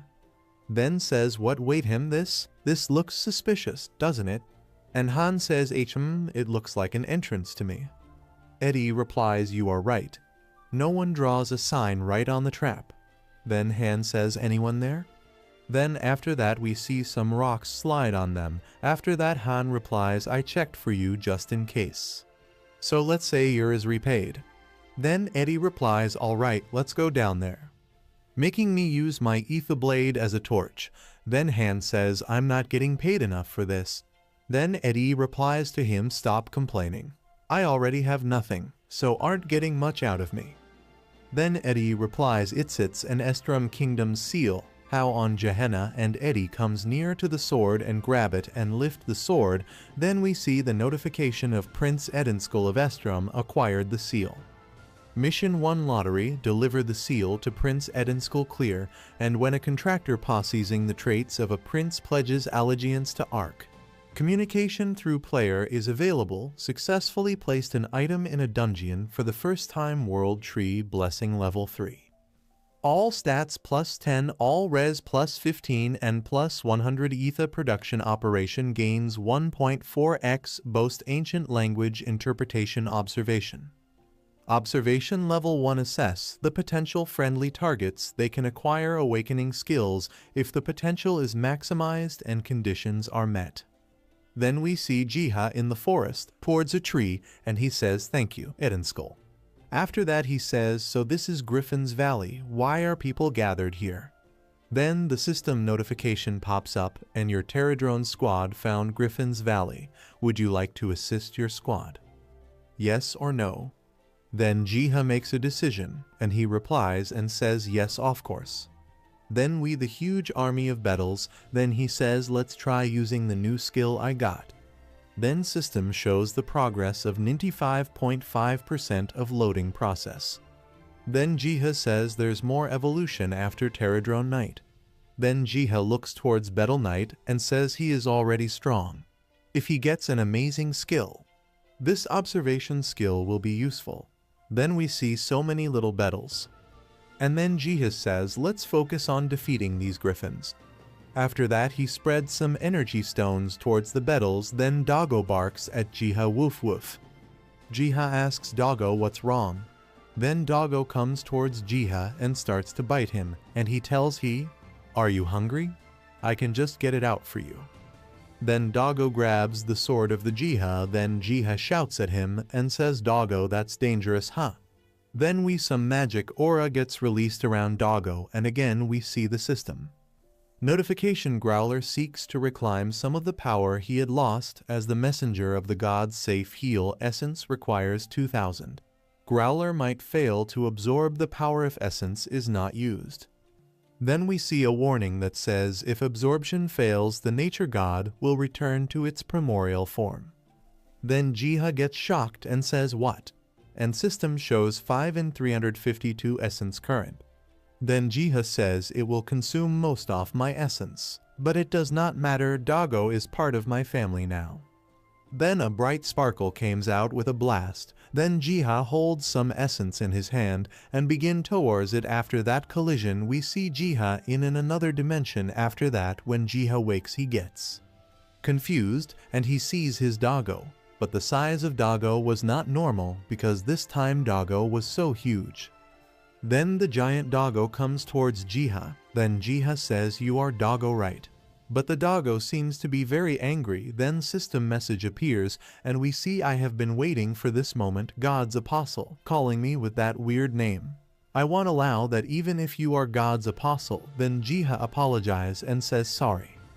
Then Doggo speaks, it's not terrible, but I will only say it once, since we won't get much chance to talk like this. Then Jiha said okay.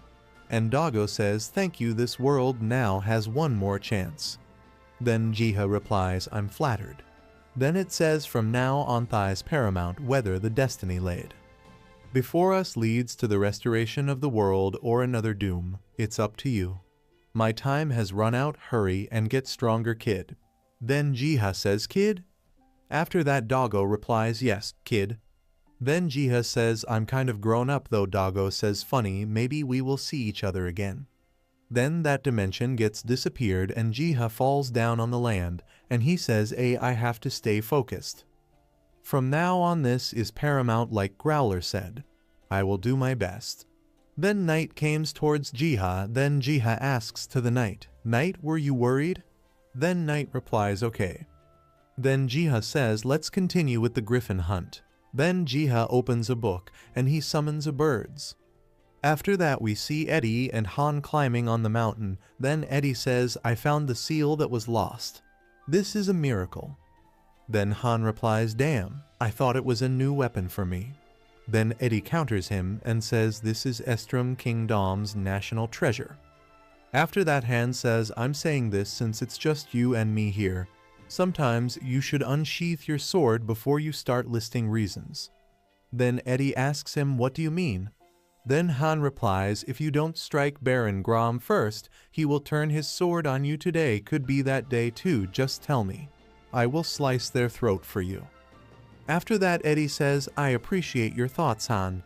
They are still my people, even though they have done terrible things. Han replies I expected you to say that. Then keep getting ripped off from them. After that Eddie saw something strange and gets shocked and says Han. Then replies what? HM? Then we a blast of that incident on that mountain and they see so much spark there and they both get shocked and confused. And then Han says what is happening this time? Eddie replies let's go. After that we see Jiha. He was summoning so many eagle birds with help of spellbook and we see so many griffin eagle birds and pterodrones battles on that field. After that, Jiha says there's a difference in their flying skills. Pterodrone's Betel struggles with changing directions. Then we see a panel in which we see the difference between Pterodrone's Betels and Griffin's Eagle Birds. In that panel, we see Pterodrone's Betels can only fly in one direction and cannot fly in another directions, but Griffin Eagle Birds can fly every directions and everywhere, and Griffin can mainliver. And then Jiha speaks about Night. Only Night can have a fair fight against them. Then after that we see little Pterodrone's Betel's army made some small nets to catch Griffin, and after seeing it, Jiha says, "Oh, you guys make a net?" Then their friendly battles begins to test their abilities. In the midst of a desolate battlefield, the clash between the Pterodrone's Betels and the Griffin Eagle Birds rages on with unrelenting ferocity. The ground trembles as the metallic bodies of the Pterodrones charge forward, their sharp blades gleaming in the sunlight. The Griffin Eagle Birds swoop down from the sky, their majestic wingspan casting shadows over the battlefield. With razor-sharp talons and beaks poised for battle, they dive towards their robotic adversaries with unmatched speed and precision. As the two forces collide, a symphony of metal clashing and feathers ruffling fills the air. The Pterodrones unleash a barrage of missiles and laser beams, their mechanical bodies moving with calculated precision. The Griffin Eagle Birds counter with swift aerial maneuvers, dodging attacks and striking back with swift and deadly strikes. The battle reaches a fever pitch as the Pterodrones and Griffin Eagle Birds engage in a fierce dance of death. The sky above is filled with explosions, and the ground below is littered with the fallen. Both sides fight with unwavering determination, each determined to emerge victorious and claim dominance over the battlefield. In the end, after a grueling struggle, the Pterodrones emerge triumphant, their superior firepower and tactical prowess proving too much for the Griffin Eagle Birds to overcome. As the last of the Griffin Eagle Birds fall to the ground, the Pterodrones stand victorious, their mechanical bodies standing tall amidst the carnage of battle. And so, the battlefield falls silent, a testament to the unstoppable force of the Pterodrones' Betels. After that, Jiha tells if this persists, the Pterodrones will start taking significant damage. Then a bright light comes from the Pterodrone Knight and it sparkles Jiha's eye. Then we see system notification Pterodrone Knight's potential has reached 100%, and Pterodrone Knight acquired a skill Shockwave. Then Jiha comes towards Pterodrone Knight and appreciates him and says that's amazing. Then we see the effect of that sparkle has impacted towards Han and Eddie. Then Han replies, "Kyuk, what is that?" And Eddie also gets shocked and says that's. Then Han completes the sentence, "That's the Betel. Did it come here first to help us?" Then Eddie says, "Maybe." Then Han replies, "Let's go help him." But when they comes towards the Betel was drawing a house, and after seeing that Han says a house, then Betel points his hands towards the Jiha's field and the village. Then after that Eddie replies, "Are you telling us to go back to the village?" Then Han says, "Did something happen back at the village?" Then Eddie says, "Maybe it's trying to tell us that." And then Eddie thanks the Betel and says, "Thanks for letting us know. I will leave this place to you guys." Then we see Jiha, who is saying this is the only way I can help them for now in his mind. And after that he says I have to trust them with the saviors, and I hope everything's okay in the village. Then Han says I will meet with Jian in his mind. After that both of them, Han and Eddie, run towards forward to find out what's happening wrong. After that, when they comes at a certain distance, they both get shocked by seeing so many dead bodies, and Han says HM. He finally did it. Then Eddie comes to in Soldier and checks him and says Baron Grom's soldier. And then Han replies, "My friend Jian, I hope you are in a better place. I will avenge you." Then Eddie says, "Han, stop messing around. Let's hurry. It's likely that Baron Grom has taken the Saintess hostage." Then Han replies, "Grom, you bastard. How dare you take Eddie's fiancé?" Eddie replies, "Blasphemy, Han." Then Han says, "Where do you think Jian and his men went?" After that Jiha replies, "They are probably hiding near the village, waiting for us. Jian is cautious, unlike you." Then we see all the soldiers taking the hostages to the gate, and they were shouting, "Open the gate." Then we see a soldier harassing a guard for moving forward fast, and they were taking Saintess also. Then that old man says, "Unfortunately, Prince Edenskull was not with them." "Hehe, that's fine. He will come here on his own." Other old man said that. Then they captured guard Jian, and that old man says, "Where's the almighty prince?" after abandoning his dogs. Then Jian says, "Now you are showing your true self. I should have sliced your neck when the prince hesitated." Then that guy says, "Yes, you are right, and you are kneeling right before me because you couldn't do it. Hang him at the plaza and put the rest of them in prison." Then the guard who is standing beside him says, "Yes, sir." Then Saintess shouts and says, "Baron Grow, do you think you can get out of this? Ark will punish you." Then that guy comes towards Saintess and says her, "Hey, Saintess, the world gardener wouldn't be like this if Ark was real. Stop praying to the false god and start serving me him." Then after that suddenly a sword gets backed and pointed towards his neck at that old guy Grom, and says, "That's Grom." Then he gets shocked and reacts, "Huh?" But that guard has already pointed his sword towards the Grom, and that guard was none other than Eddie, and he says, "I will no longer sacrifice my people for your greed." Then Grom gets shocked and reacts, "Ugh." Then that other old guy shouts on all the guards and tell them, "What are you guys doing? He is alone, so go and save Baron Grom." Then after that, surprisingly, Han comes there, hands him towards that old guy and says, "Who said he's alone?" And that old guy also gone shocked. Then Han orders to all the guards and says, "My friends, if any of them resist, slice them." Then all the guards comes and gather together and make Grom and other old guy as a hostages.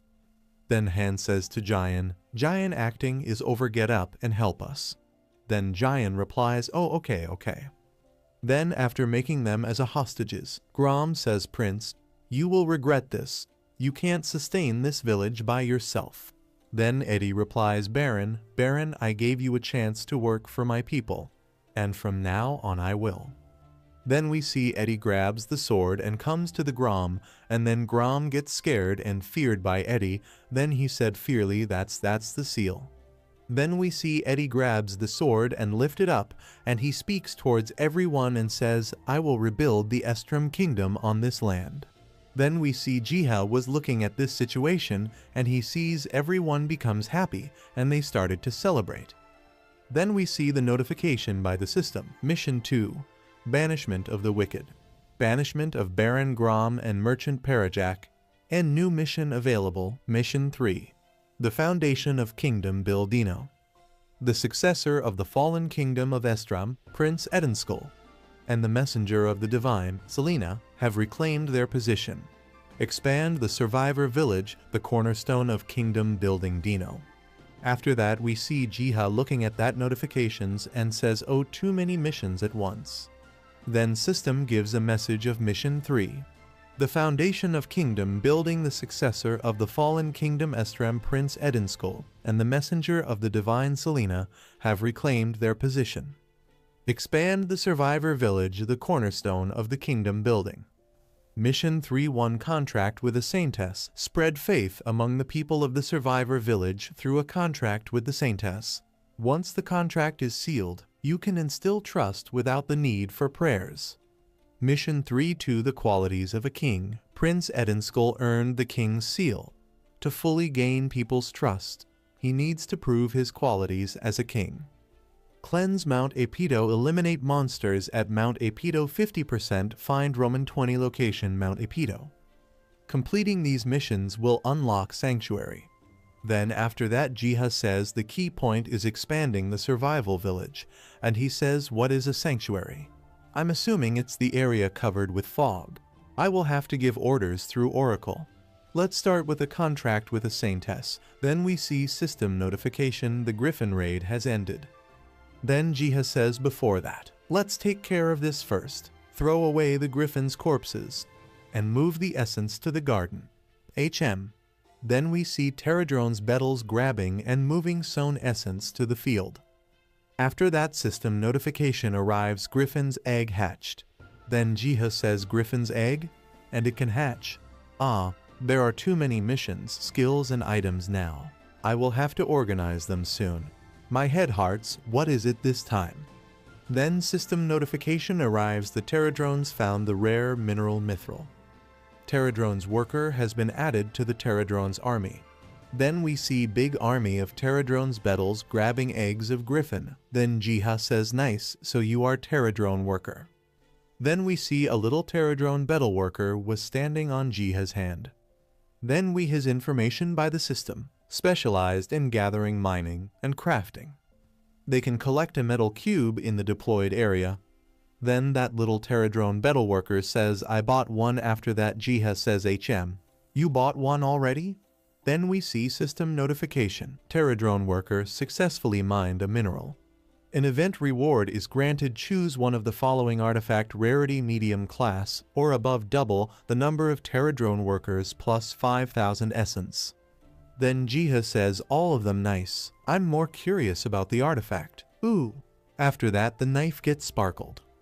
Then we another system notification: mithril knife, rarity high, stat elemental resistance 30, poison resistance 30, trait indestructible, never wears down. After that Jiha says amazing, I can tank a lot of spells with this resistance. This would be perfect for origami hunters since they are weak against elemental spells. I should give it to Sunyoung as present. After that Knight comes there. Then Jiha says Knight, where have you been? Wow, you coated your wings with mithril. That looks nice. But you can't get strong by yourself. I wonder what's going on at the survivor village. After that scene shifts towards the survivor village and we see a grand feast. The villagers laughed and cheered as they paraded their captured enemies through the streets. The sun shone bright and the mood was light as they danced and sang in victory. The children ran alongside, waving flags and throwing flower petals, while the elders watched with pride. It was a simple celebration, but one filled with joy and relief after a hard-fought battle. The villagers knew that they had protected their home and their loved ones, and for that they were grateful. After that Han and Eddie Isso joins the party ant. They say nice work today. After that Eddie replies everything went well without anyone getting hurt. Then Han says you planned this without me. I am disappointed in you, Jian.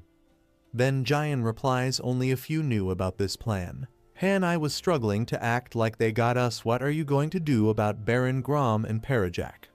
Eddie says about that, I will be exiling them from the village tomorrow. Then Han says exile? They might come back if you keep them alive. You can't be generous about this. Eddie replies Han, being generous is a part of ruling, and we can't fully ignore what they have done for this village.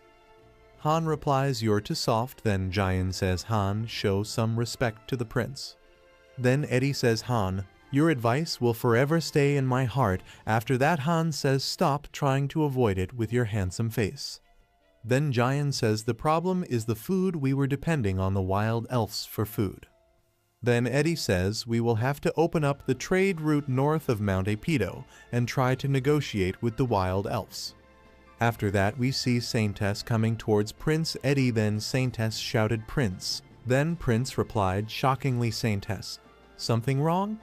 Saintess says you have to see this. Then we see Saintess performs a magic spell cast and we see magical spells around her. Then Eddie says this is... After that Han asks those are letters right. What does it say? Then Jian replies heir of the royal family. Go where the apostle of God leads. Then Sentence replies the apostle of Ark talked to me during my prayer and asked to deliver this to the prince. Then Prince look at that magical spells and says apostle of God. The contract immediately went through when she prayed given her status as a saintess. After that we see system notification of Selena mission 3-1 contract with a Saintess clear. Saintess Selena's believe reached 100% and automatically closed the contract. Now you can freely communicate with Saintess Selena through Oracle. Then Han replies, do you think this is talking about that huge beetle? That beetle was shining with a golden light. You said that Ark's color.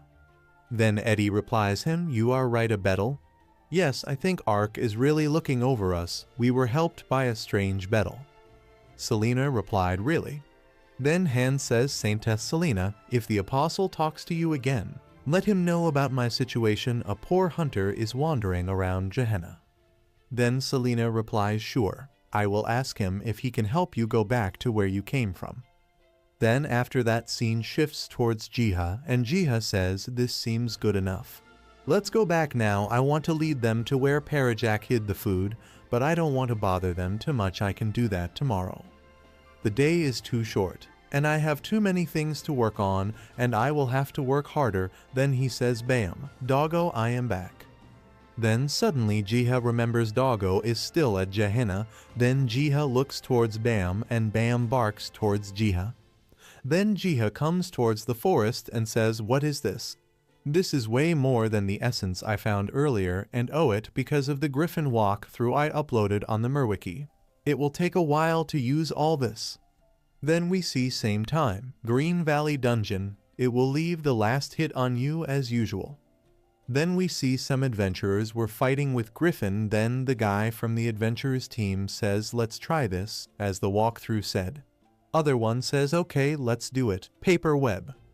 After that we see the adventurers cautiously approach the massive griffin perched atop a rocky cliff, its feathers gleaming in the sunlight. With a thunderous screech, the griffin launched itself into the air, ready to defend its territory. The adventurers quickly drew their weapons, a mix of swords, bows, and magic spells. They knew they had to work together to take down this formidable foe. As the griffin swooped down towards them, they unleashed a flurry of attacks, arrows flying, blades slashing, and spells crackling through the air.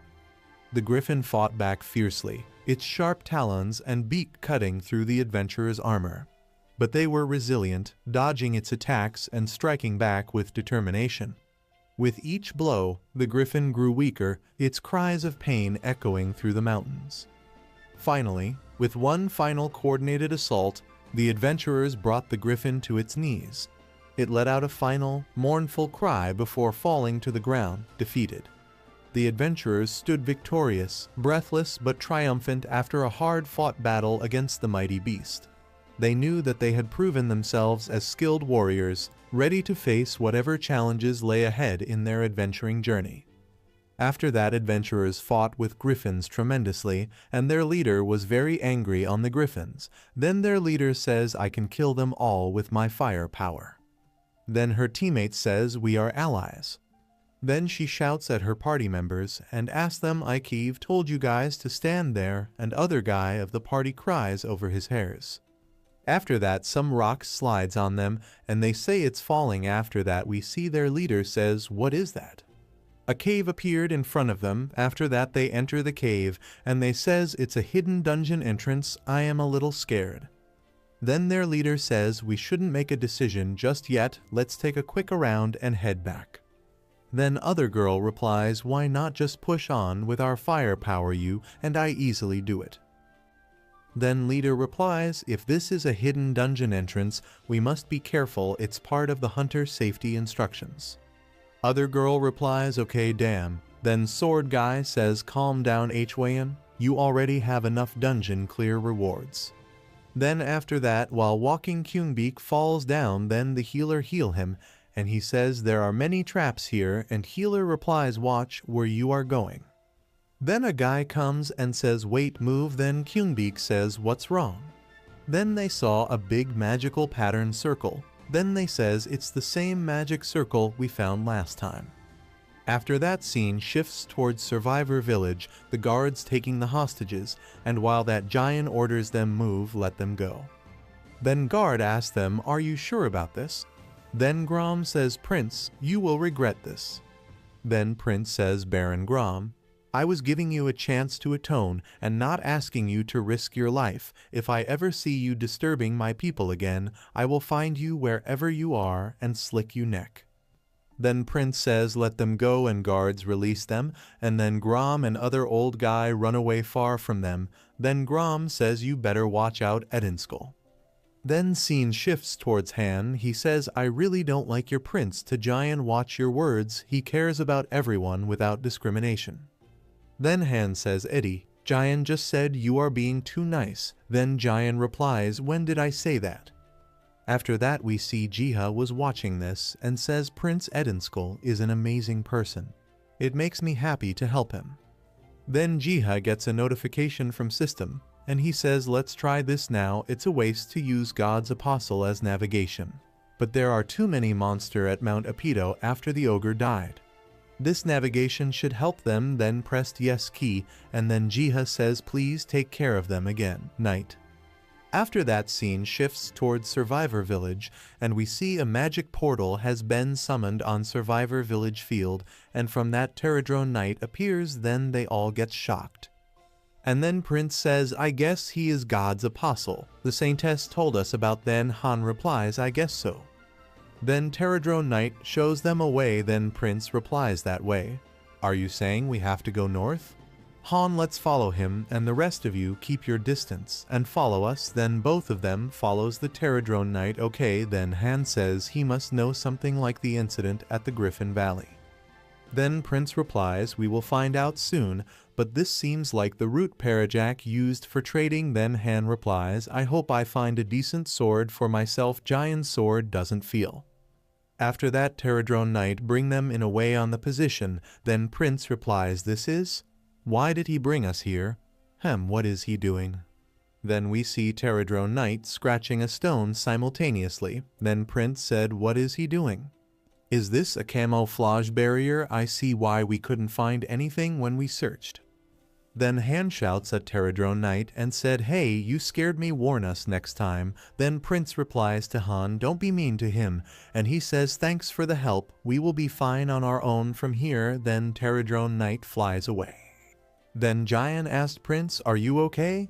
We heard a loud noise. Then Han says, Jian, perfect timing. Prince, you stay back and wait, Jian, and I will look around the place first. Then Jian scares and says, why me? And then they both enters to that tunnel. After going inside, they found storage of food was hiding there, and then they reports that to Prince. Then they gathered all the food and take with them. After that the Prince appreciates them and says, nice work, Han, let's go back now. While going they saw a big giant fog. Then Han says, shit, there are no monsters around here.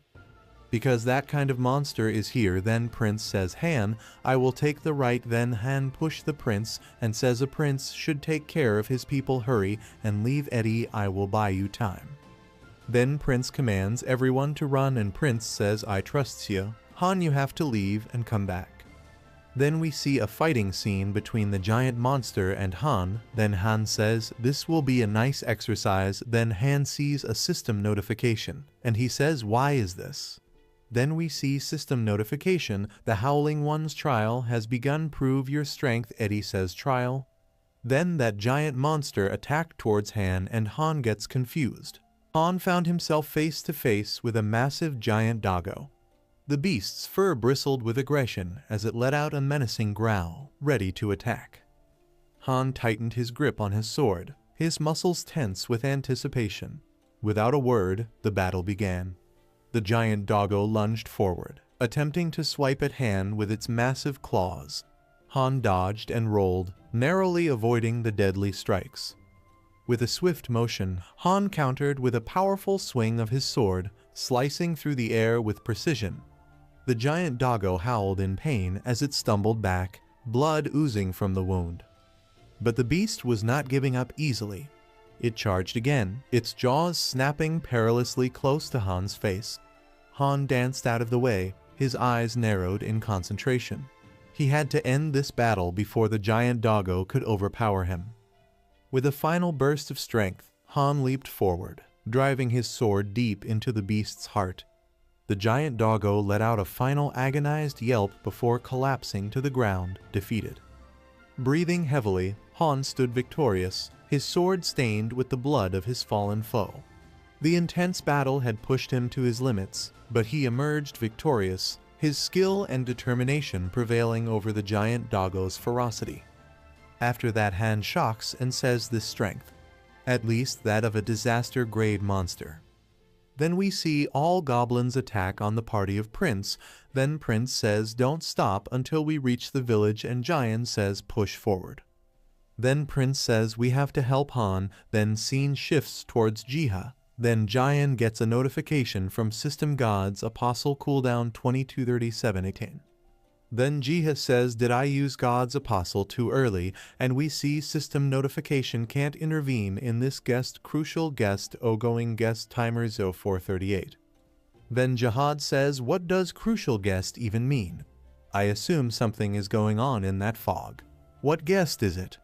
Then we see intense battle between Doggo and Han. Then we see Han gets some difficulty in beating that beast. After that he power-ups his sword and come towards Beast Doggo and says this is it, and he slash towards Doggo. But Doggo dodge that attack and push his away and dominates him and come towards him. Then Han says it's not over yet waiting there Doggo, but then Doggo attacks on him. Then Han says I can't die yet I have to go back. After that we see system notification shows up a timer Zizinzo, and you pass the Howling One's trial.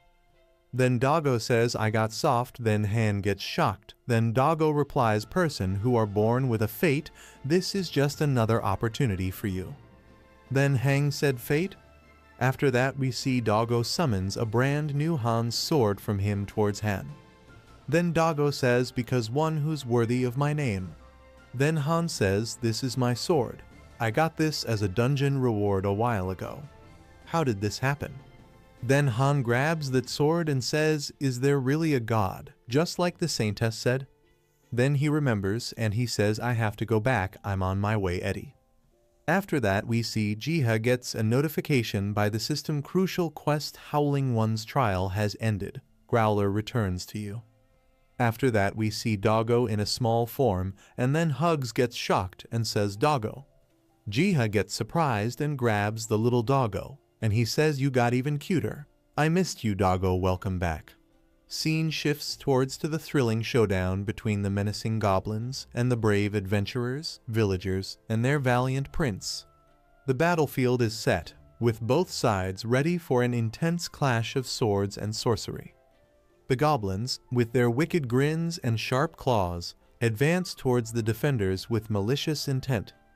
But the adventurers, armed with courage and skill, stand firm, prepared to protect their village and their beloved prince. The clash begins, swords clashing and spells flying as the two sides engage in a fierce battle for supremacy. The villagers, though inexperienced in combat, show unwavering determination as they join the fight alongside the seasoned adventurers. Amidst the chaos, the prince leads the charge, his noble presence inspiring his allies to fight with renewed vigor. The battle rages on, with both sides refusing to back down, each determined to emerge victorious in this epic confrontation. As the dust settles and the last goblin falls, the defenders stand triumphant, their unity and bravery proving to be the key to their hard-earned victory. And thus, the tale of the battle between goblins and adventurers, villagers, and prince goes down in history as a testament to the power of courage and unity in the face of adversity.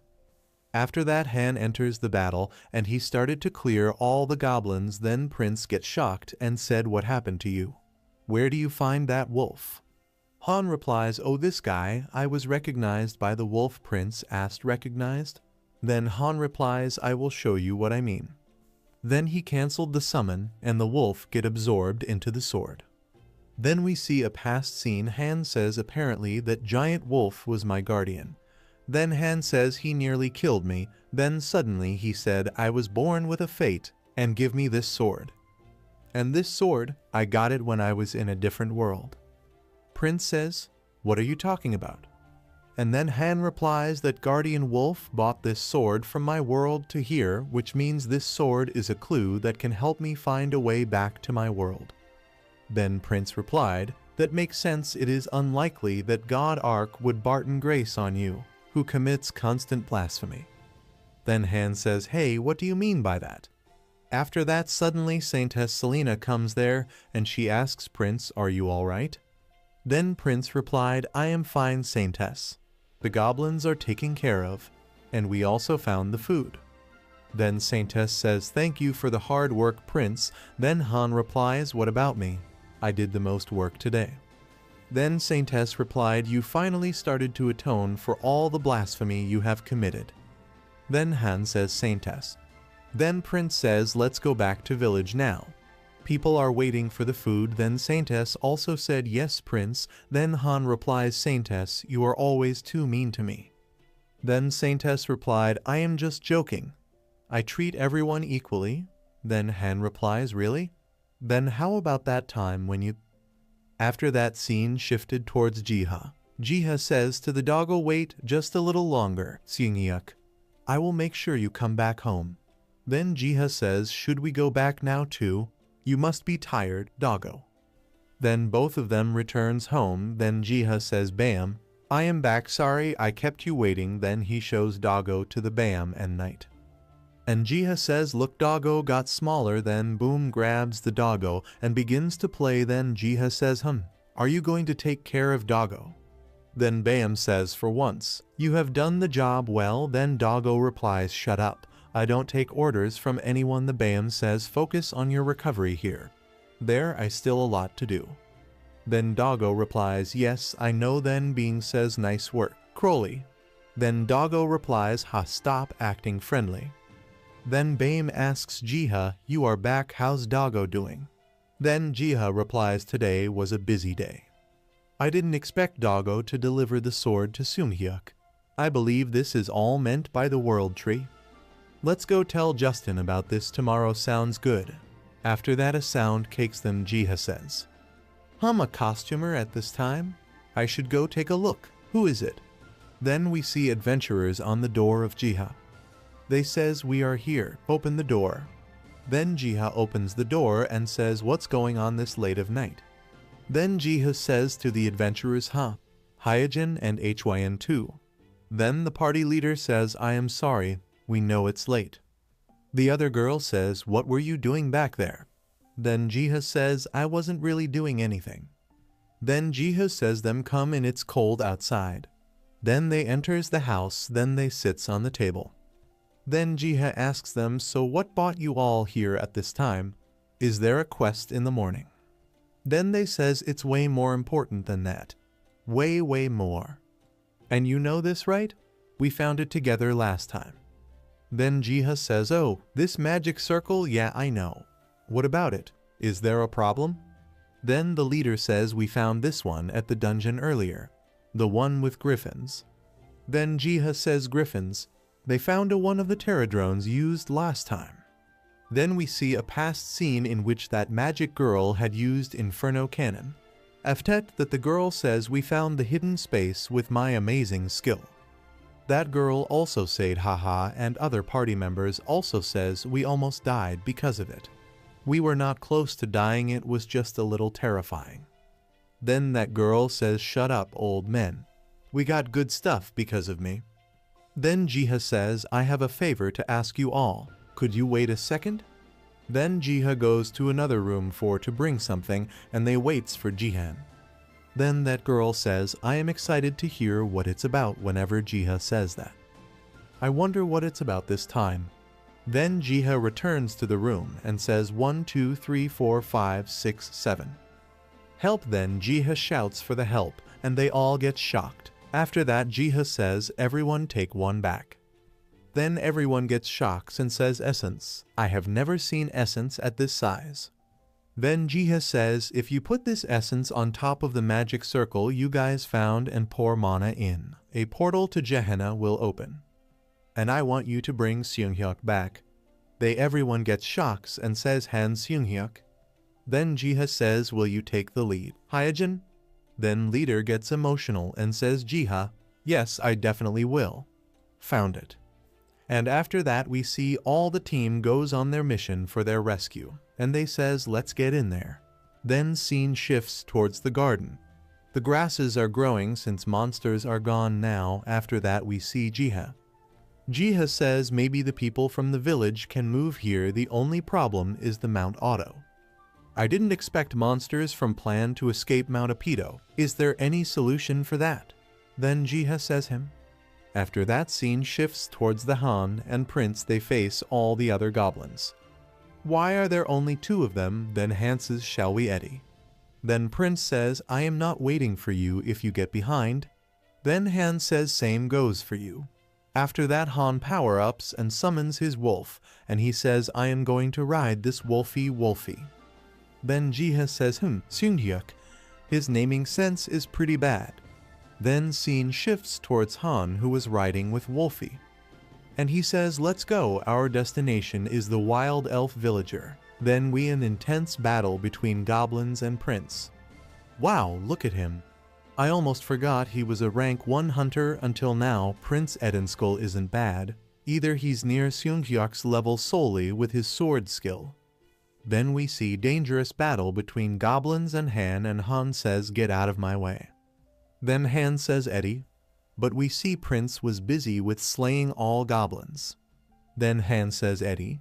Then we see battle fighting scene between Prince vs Goblins, Valiant Prince, and a horde of menacing goblins. As we delve into the heart of this conflict, prepare to witness intense fighting scenes that will leave you on the edge of your seat. The prince, armed with his sword gleaming in the sunlight, stands tall and ready to defend his kingdom against the ruthless goblins who seek to destroy everything in their path. The clash of steel against steel fills the air as the battle ensues. With swift and calculated movements, the prince showcases his skill and bravery as he takes on multiple goblins at once. Each strike is precise, each parry strategic, as he fights to protect his land and his people. But the goblins are cunning and relentless, their numbers seeming endless as they swarm around the prince. Yet he does not falter, his determination unwavering as he continues to push back against the tide of foes. As the sun sets on the battlefield, the outcome of this fierce confrontation hangs in the balance. Will the prince emerge victorious, or will the goblins prove to be too formidable?